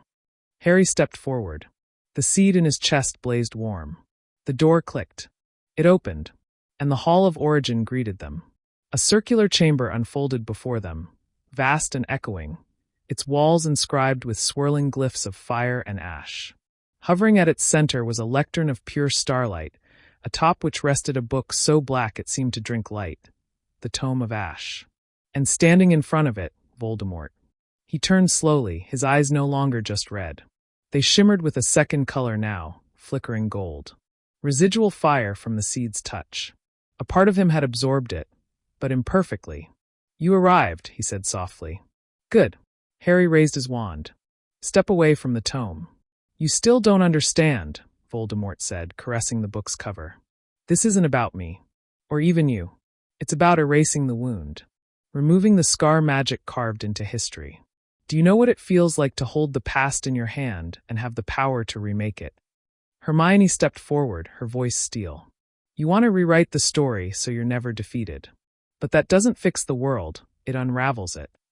Voldemort looked at her. "I'm not trying to fix the world, Miss Granger. I'm trying to become it." Then he opened the tome. The chamber screamed. Not a sound, not really, just pressure tearing at their thoughts. The walls of the Origin Hall flickered with collapsing timelines. In one, Voldemort stood victorious over Hogwarts. In another, he was Minister of Magic. In yet another, he had never died, because Harry had never been born. "Close it," Ron shouted, holding his head. Harry dropped to his knees as the seed roared in his chest. His magic writhed, trying to push back the pull of the book. But the tome was ancient, perhaps even older than Mager's own research. "I can't," Harry gasped. "He's anchoring it. He's using my echo." Fleur blasted Voldemort with a burst of silver flame, but he deflected it with ease. You cannot destroy what's already been written, he hissed. Then we'll overwrite it, Hermione snapped. She turned to Harry. The seed isn't enough alone. But with you and me together, we can weave a counterspell. Harry met her eyes. Are you sure? We were raised by the same people, she said, a grin flickering through the chaos. We rewrite things for fun. They clasped hands. The seed flared gold. Hermione's magic flared silver. Together, they stepped toward the book. Voldemort lashed out. Flames. Shadows. Cracks of violent power. But this time, Harry didn't block it. He absorbed it. The seed devoured the dark magic like kindling to a flame. Hermione's magic spun it, wove it, redirected it back into the glyphs on the walls. One by one, the alternate timelines began to collapse. Voldemort screamed. The tome of ash trembled. And then, a burst of light erupted between them. The chamber blinked out of existence. And silence fell. Harry woke with the taste of ash on his tongue. The ceiling above him wasn't made of stone or firelight or ancient magical runes. It was plaster, slightly cracked, with the familiar stain near the corner. He blinked. A fan buzzed somewhere. Distantly, he heard birdsong. He was in the Grangers' guest room. Home. He sat up so quickly his vision spun. The bed was the same one he'd slept in before Hogwarts. A stack of books sat neatly on the nightstand. Advanced Transfiguration, a Muggle-born's guide to pureblood nonsense, and a half-finished crossword from the Daily Prophet. Nothing looked out of place. Nothing felt wrong. But it couldn't be real. Hermione burst in without knocking, nearly dropping a cup of tea. You're awake. He stared at her. Where? When?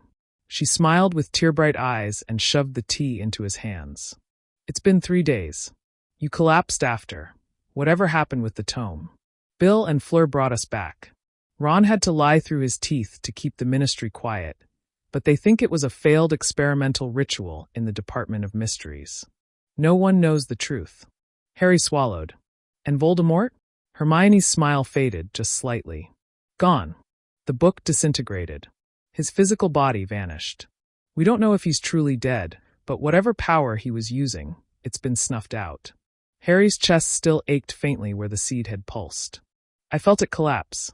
Like all the versions of him that might have been, just folded into nothing.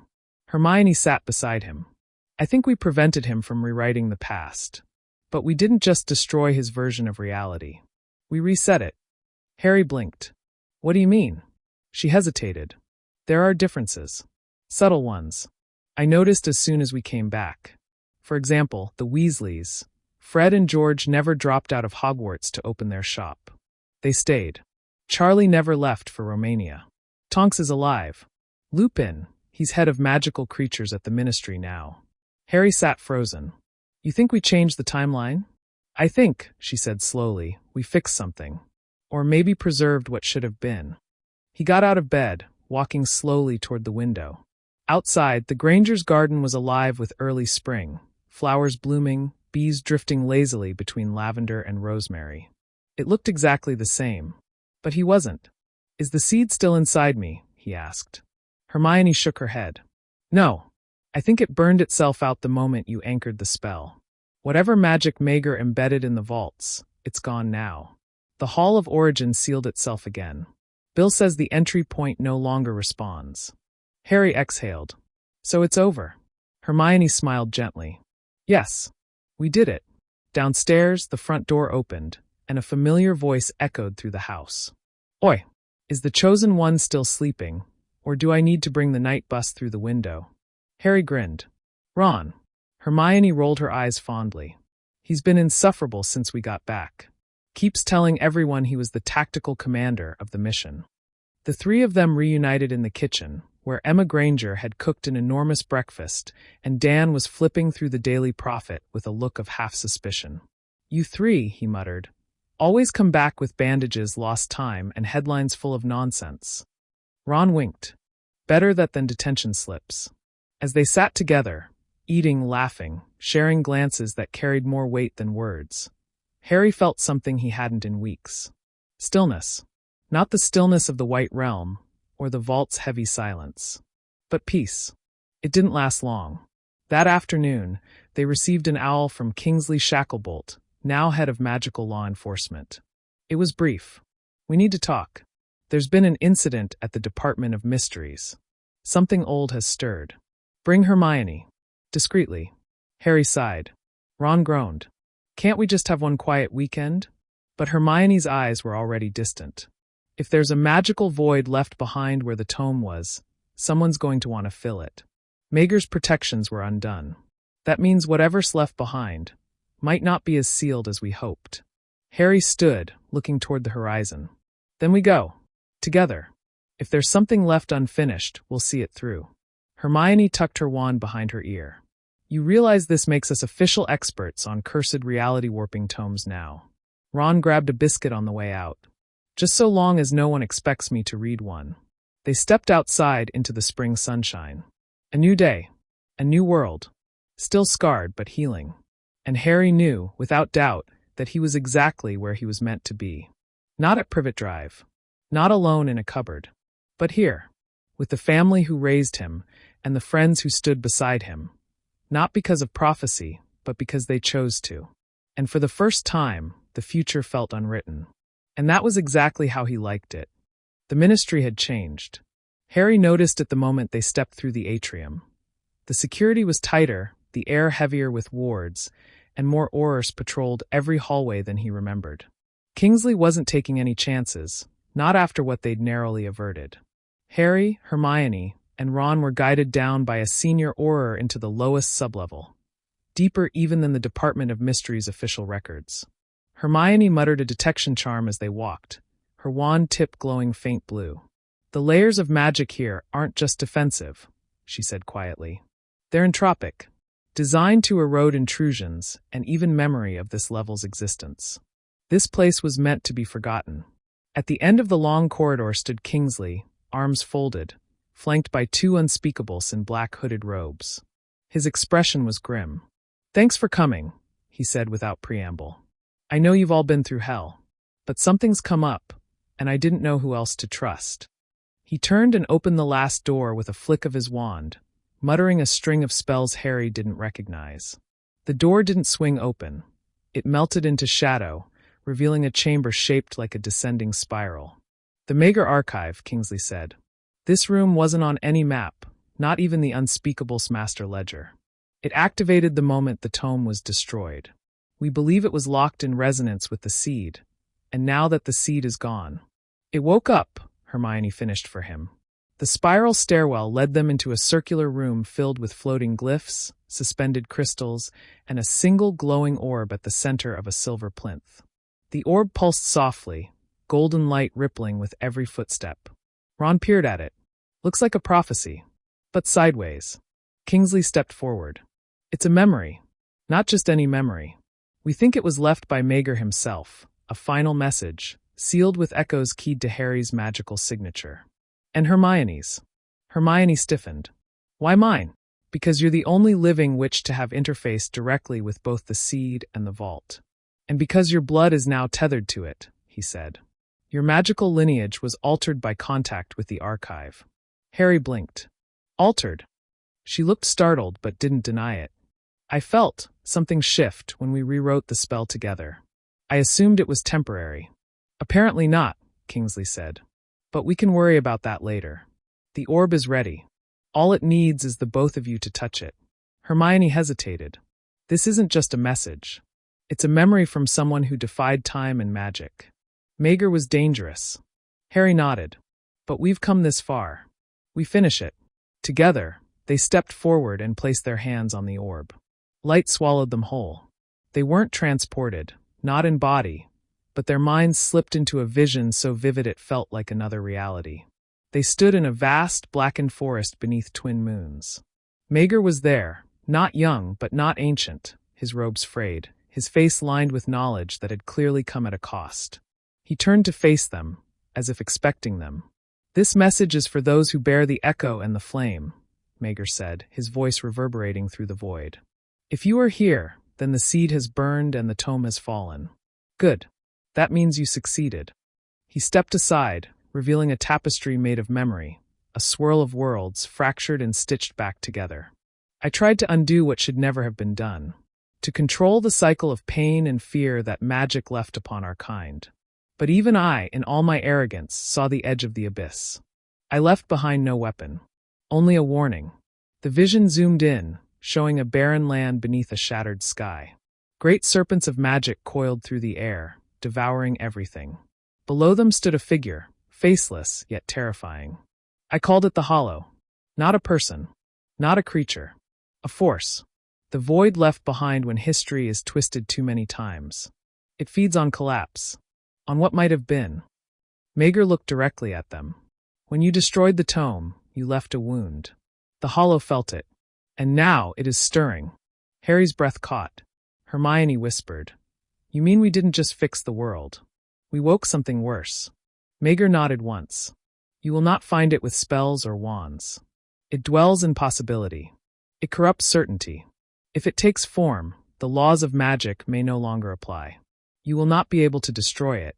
The memory began to fracture. But you can anchor what remains. You can hold the world together with memory, love, and sacrifice. Just as I failed to do. The vision collapsed, and they were back in the archive. Kingsley stepped forward, his face pale. "Well, that's not ominous at all." Hermione looked shaken. "We've encountered magical echoes before. Horcruxes, cursed artifacts, even time-turners. But this, a void being formed from ruptured timelines? It's not magic. It's unmaking." Ron stepped back warily. "And how do you fight something like that?" Harry looked between them. "We don't fight it with power," he said quietly. "We fight it with meaning. We hold fast to what's real. And we don't let go." Hermione looked at him, her eyes wide. "You think we can win?" Kingsley asked. Harry's jaw set. "We have to." By dawn the next morning, Harry, Hermione, and Ron stood on the cliffs of Dover, staring out over the churning sea. The wind howled against their cloaks, and the sky above was layered with low, swirling clouds. Hermione had found the first sight in her research within hours of leaving the Mager archive. "Ley lines," she'd said urgently, flipping through half-burned documents that hadn't been touched in a century. "Where magical pressure has historically thinned the boundary between worlds. If the Hollow is leaking into our reality, it will be here first." Ron huffed as he secured the last ward stake into the cliffside grass. "I still don't see anything unusual. Just a lot of seagulls and wind." Hermione ignored him, kneeling with her wand to inscribe a glowing rune across the stone beneath them. "We're not here to see it, Ron. We're here to feel the fault lines, before they widen." Harry stood apart, his wand in hand, eyes closed. He didn't need a rune to feel it. The cliff hummed underfoot with magic, but it was off. Not dark like Voldemort's magic. Not twisted like a Horcrux. It was emptiness. Cold and vast and aching. He took a breath. "It's here.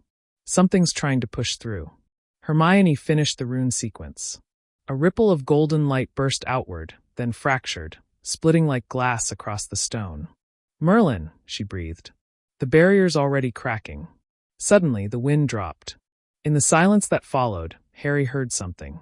Not with his ears, but deep in his mind. A whisper. What is real can be undone. He staggered back. Ron gripped his arm. "Harry, I heard it," he said through gritted teeth. "The Hollow. It knows we're here." Hermione looked around, wand raised. "We need to seal this breach now, before it becomes a doorway." She and Harry began chanting a restoration spell, their wands drawing mirrored arcs in the air. But halfway through, the magic buckled. The wind rose again, screaming now, and the sky above tore. For a moment, it was like looking through the world itself. A jagged slit of nothingness stretched across the clouds.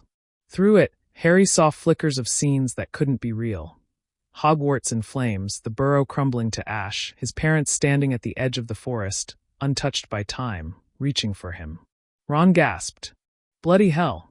Hermione's voice cracked. "It's not just a rift, it's showing us possibilities. Broken ones." Harry felt a pull in his chest. Like gravity in reverse.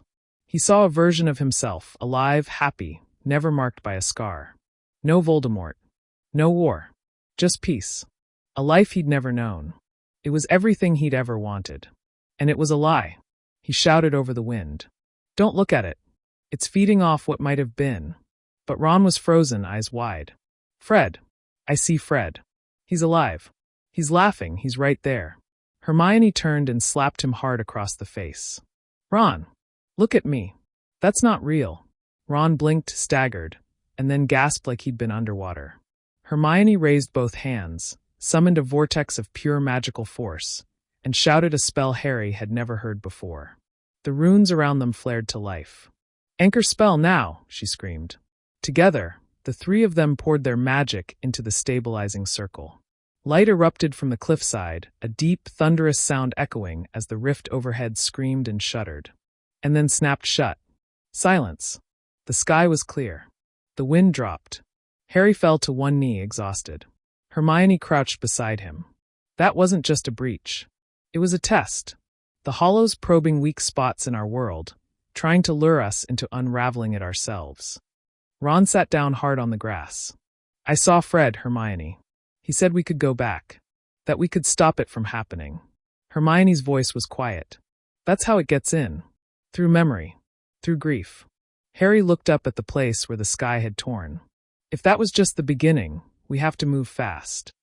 Hermione nodded grimly. The Hollow isn't just threatening us with destruction. It's offering alternatives. Perfect ones. Ones we'll be tempted to take. Ron paled. You mean it can rewrite the world again? Harry stood, his voice firm. Only if we let it. That's its trick. It can't act alone. It needs us to choose. They returned to the ministry hours later, bringing with them measurements, residue samples, and a warning.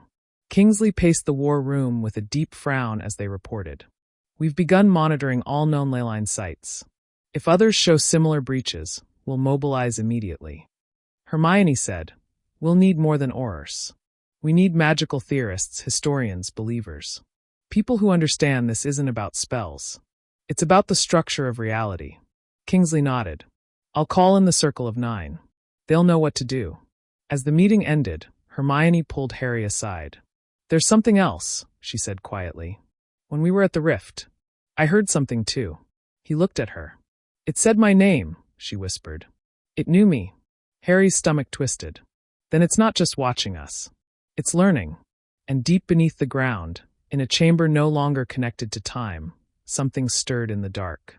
Not alive. Not dead. Just waiting. The air around the Forbidden Forest was wrong. Not dangerous in the usual way.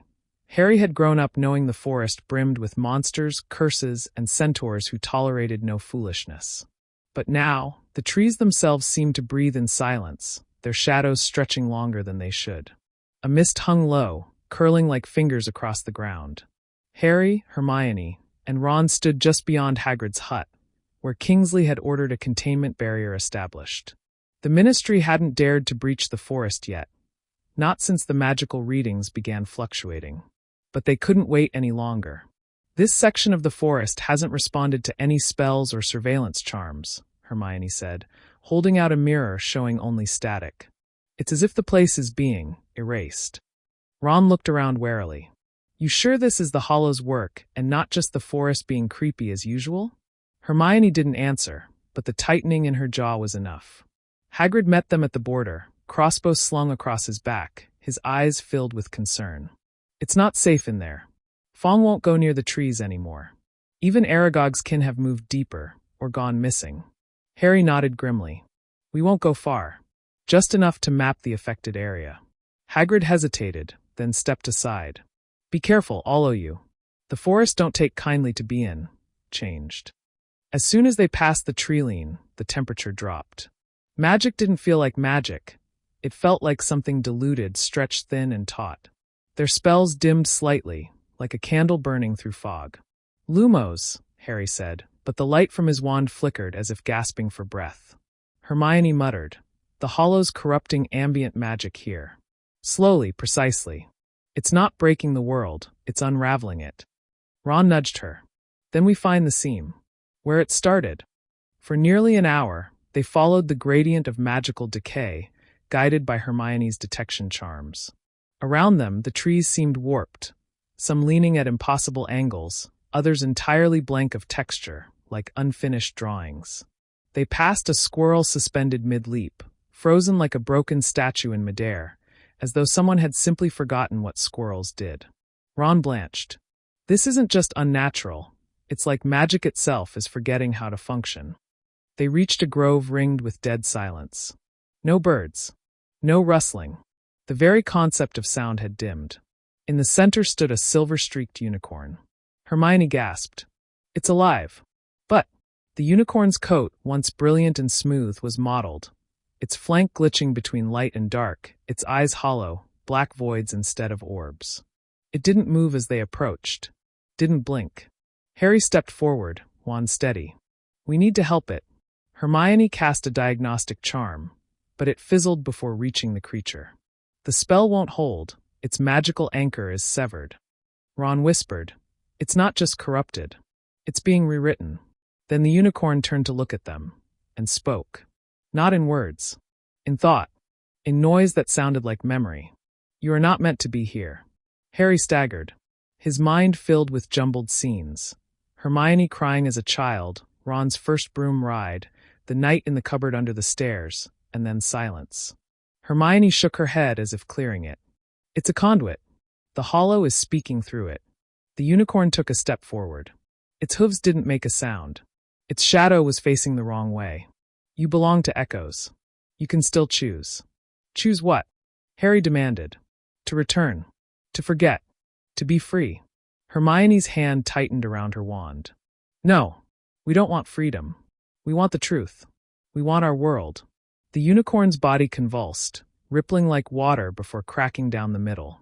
From within the split emerged a tendril of silver light, pure, seductive, dangerous. It hovered inches from Harry's chest. He felt warmth. A mother's hug. A father's laugh. The smell of freshly baked bread in a kitchen that never truly existed. A home with the Grangers, no prophecy, no pain. Hermione screamed, Harry, it's not real. But part of him wanted it. Craved it. His eyes locked with hers. And he whispered, I know. With everything in him, Harry raised his wand and stabbed it into the silver light.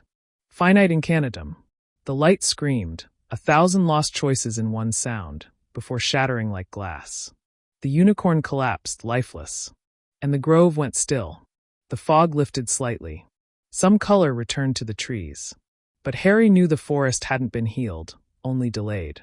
They returned to the barrier, exhausted, where Kingsley waited. One look at them told him all he needed. We've confirmed similar incidents at 3 other magical sites, he said grimly. Avalon, Durmstrang, and the Veil Chamber in the Department of Mysteries. Hermione paled. The Veil, that's where it's strongest. That's where time and death bleed together. Harry nodded. That's where it'll strike next. Kingsley's voice dropped. Then you've got one last mission. We hold the Veil, or we lose everything. The Department of Mysteries was colder than Harry remembered. Not physically, it was something deeper. A silence that didn't come from lack of sound, but from the absence of meaning. As if even words were afraid to linger here too long. He, Hermione, and Ron moved through the darkened corridors, past doors sealed since the Second War. Magical sensors lined the ceilings, tracking their progress as authorized personnel, but beyond that, no one else had dared enter. Are we sure it's here? Ron asked, glancing warily at the obsidian doors. Hermione's voice was steady. The veil is the thinnest point between life and death. If the Hollow wants to fully breach reality, this is where it begins. They reached the familiar archway at the heart of the death chamber. The veil still fluttered gently in the center of the stone arch, as it always had, but now it pulsed. Not with wind, but with thought. Threads of light and shadow rippled across its surface, flickering with impossible images. Harry saw his parents again. Only this time they weren't waving goodbye. They stood in a dimly lit kitchen, laughing with the Grangers. His mum lifted a baby Harry in one arm, while his dad set dinner on the table beside a grinning Hermione and a younger version of himself. There was no scar on his forehead. Don't look too long, Hermione warned, snapping Harry out of it. It's trying to build emotional resonance. Lure us in. Kingsley stepped into the chamber, followed by 2 unspeakables. He nodded grimly at the trio. It's begun. We've lost contact with 2 other nexus points. This is the last defense. If the veil is compromised, the Hollow won't need rifts anymore. It'll simply rewrite the present. The floor began to tremble. A crack split the air above the veil. Light bled from the seams of reality, twisting, whispering, calling. Ron raised his wand. It's here. The veil flared, and from its center stepped a figure. At first glance, it looked human. A tall man in a black robe with mirrored eyes and no mouth. But as he walked forward, the air shimmered around him. Space bent. Sound bent. Logic bent. The hollow had found form. Hermione gasped. It's wearing a reflection. It took shape by feeding off us. The hollow tilted its head. And then, without lips, it spoke. Not out loud. Not in their ears. But inside their bones. You seek to preserve this thread. It is flawed. Scarred. Weighted by grief. You may begin again. I offer you choice. Harry stepped forward. We don't want your choices. We want our reality. As painful as it is. The hollow's body shifted, briefly flickering into Dumbledore, then Sirius, then Lily, then Mr. Granger. Each form spoke in a voice laced with love. You don't have to hurt anymore. Just let go. The veil widened. The arch began to glow, its carvings unraveling. From within, dozens of alternate timelines poured out like smoke. Memories that never were, futures that never would be. One showed Hermione dying at Malfoy Manor. Another showed Ron never leaving during the Horcrux hunt. Another showed Voldemort crowned king. Hermione cried out, staggering back. It's collapsing all possibilities onto this moment, trying to make us doubt which one is real. Ron held her steady. Then we make this one real. By choosing it. Harry stared at the veil and made his decision. He raised his wand. Hermione. The time lock spell. You remember it. Her eyes widened. But we've never tested it. If it fails, then this world ends anyway. She nodded. Let's do it. Together, the trio stepped toward the veil, forming a triangle around it. Their wands pulsed with shared intent. Temporis vincula. Realitas veritas. Custodium hunc momin. The hollow screamed. The sound shattered every thought in their heads. The veil lashed out with tendrils of void. Ron batted them away with a blast of magic, roaring, Hold the line! Kingsley and the Unspeakables joined in, layering protective spells around the trio as they continued their incantation. Tum. Non-mutator. Non-evidir. Veritas. Veritas. Veritas. Light exploded. Time stilled. The veil roared as the hollow's body twisted into a spiral of unraveling paradox. And then, silence. The veil returned to its gentle flutter. The alternate timelines were gone. The hollow's reflection had shattered. Harry fell to his knees, drained but alive. Hermione stumbled beside him, tears in her eyes. We did it. We anchored our reality. Ron looked around in awe. Is it over? Kingsley knelt beside them. For now. One of the Unspeakables approached the veil and waved a detection charm. The breach is sealed. The timeline has been restabilized. But the cost? Hermione glanced toward Harry. There's always a cost. Harry stood slowly and stared at the veil. He could still feel them, just beyond, the other lives, the other Harrys. But he didn't regret his choice. This was his life. The one raised by the Grangers. And he would live it fully. The sun rising over the Ministry of Magic was the first sign things might finally return to normal. For the first time in weeks, there were no breaches, no temporal distortions, and no hollow echoes bleeding through mirrors, letters, or memory. The Department of Mysteries stood sealed and silent, guarded day and night by new magical wards crafted jointly by Hermione and the Unspeakables. But the victory had left its mark. Harry sat alone in the Granger family garden in Oxfordshire, a mug of tea cooling in his hands. The grass was damp from morning dew, and everything felt still. Too still. The world had been saved, yes. Reality held. But not without price. Hermione stepped out of the house, barefoot, her hair braided loosely over one shoulder. She didn't speak right away, only sat beside him, wrapping a shawl over her shoulders. Her eyes, like his, bore signs of sleepless nights. I checked the veil again, she said softly. No more fractures. It's dormant. Harry nodded. I figured. Everything's too quiet. They sat in silence for a moment. Then she glanced sideways. You haven't told them, have you? He shook his head. The Grangers? No. What would I say? By the way, I nearly rewrote reality to give myself a perfect childhood, but chose you instead, so thanks for raising me? Hermione smiled faintly. Well, when you put it that way, it sounds almost romantic. Harry chuckled despite himself. They wouldn't believe half of it. They don't need to. What matters is you believe it. A soft knock came from the back gate. Ron entered the garden carrying a satchel full of books and folders. He dropped them on the bench next to them and flopped onto the grass. Kingsley's moving forward with the Veil Initiative, he said, eyes to the sky. All exploration is halted indefinitely. No magical interference allowed within 30 feet. They're even placing Fidelius protections on the chamber itself. Good, Hermione said. That's one temptation the world doesn't need. Ron nodded, then opened the satchel. You lot might want to see this. He handed Harry a sealed envelope, old parchment, sealed in emerald green wax. The emblem stamped into it made Harry's blood chill. A phoenix in flight, surrounding the Eye of Providence. The sigil of the unspeakables.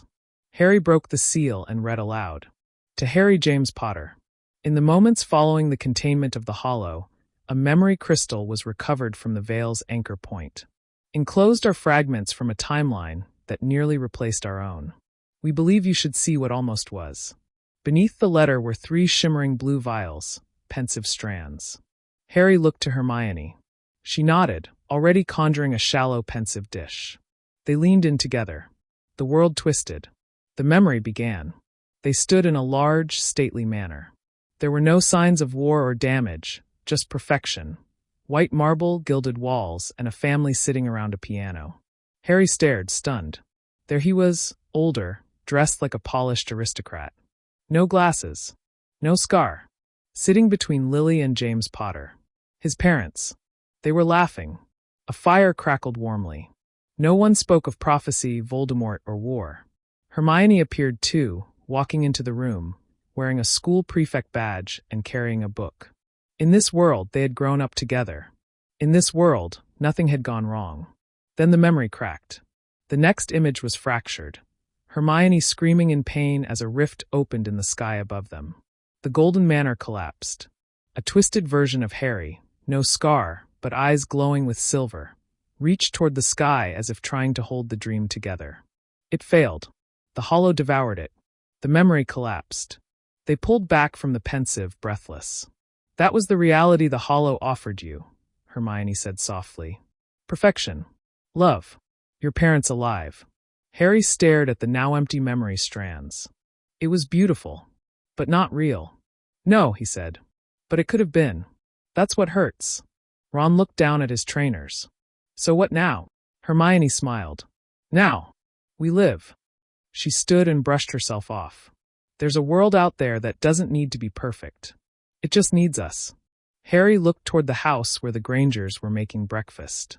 He could smell toast and eggs, hear his adoptive mother's laughter echoing through the kitchen window. This life wasn't perfect. But it was real. And it was his. Hogwarts looked different now. Not in structure. Its spires still reached for the sky, and the great hall still lit with floating candles, but in feeling. Something intangible had shifted in its stones. A stillness that wasn't silence. A sense of clarity after a storm. For once, Hogwarts wasn't nursing battle wounds or burying memories. It was moving forward. Harry stood at the edge of the Black Lake, his reflection rippling gently in the water. He wore plain robes, not Auror Black or Headboy Silver, just himself for once. The breeze carried the scent of wildflowers from the hills beyond, and he closed his eyes, breathing in. Did you ever imagine you'd be here? Hermione asked, stepping up beside him. Her hands were in her pockets, and the wind played with a few curls that had slipped free of her braid. Not like this, Harry admitted. I thought I'd leave this place behind after everything. But it keeps pulling me back. Because this is where it started. He nodded. And maybe where it ends. Hermione turned to him. Not the way you think. The Veil didn't offer you an ending, Harry. It offered you an escape. What you chose was harder. It was to stay. That's not the end. That's a beginning. Harry didn't answer right away. He simply took a small, folded piece of parchment from his robe pocket and handed it to her. She opened it, her eyes widening as she read. Application for the position of Professor of Defense against the Dark Arts, Harry J. Potter. Hermione looked up at him, astonished. You want to teach? He shrugged. I've been fighting darkness my whole life. Thought maybe it's time I try preventing it. Help the next lot avoid the messes we got stuck with. Hermione's grin bloomed slowly. That's wonderful, Harry. You'd be brilliant. Flitwick thinks so too, he added. He's been acting headmaster since McGonagall moved to the Wisengamot. Said Hogwarts needs more than just clever minds now. It needs heart. And who better than someone who was raised by 2 Muggle dentists? They both laughed. For a long while, that laughter was enough. Back at the castle, Ron was helping Neville replant the herbology greenhouses with a new section dedicated to magical regrowth. Plants that could purify cursed soil and mend places ravaged by dark magic. Luna had returned too, working with Firenze and the Centaurs to better understand the magical ley lines frayed by the Hollow's influence. The world was healing. Slowly. Quietly. But surely. One afternoon, Harry and Hermione visited Godric's Hollow together. The memorial stone had been cleaned recently, and fresh flowers sat at its base. What was different now wasn't the monument, but Harry's posture as he stood before it. He no longer looked like a boy weighed down by ghosts. He looked like a man speaking to family. I used to dream about the life I might have had with you, he whispered to the stone. And I still do sometimes. But I don't need that dream anymore. I have people who love me. I have a home. I have a name I made my own. He placed a hand on the cool granite. And I promise I'll make you proud. Hermione stood beside him without a word. She didn't need to say anything. Her presence was the answer to every unspoken fear he had ever carried.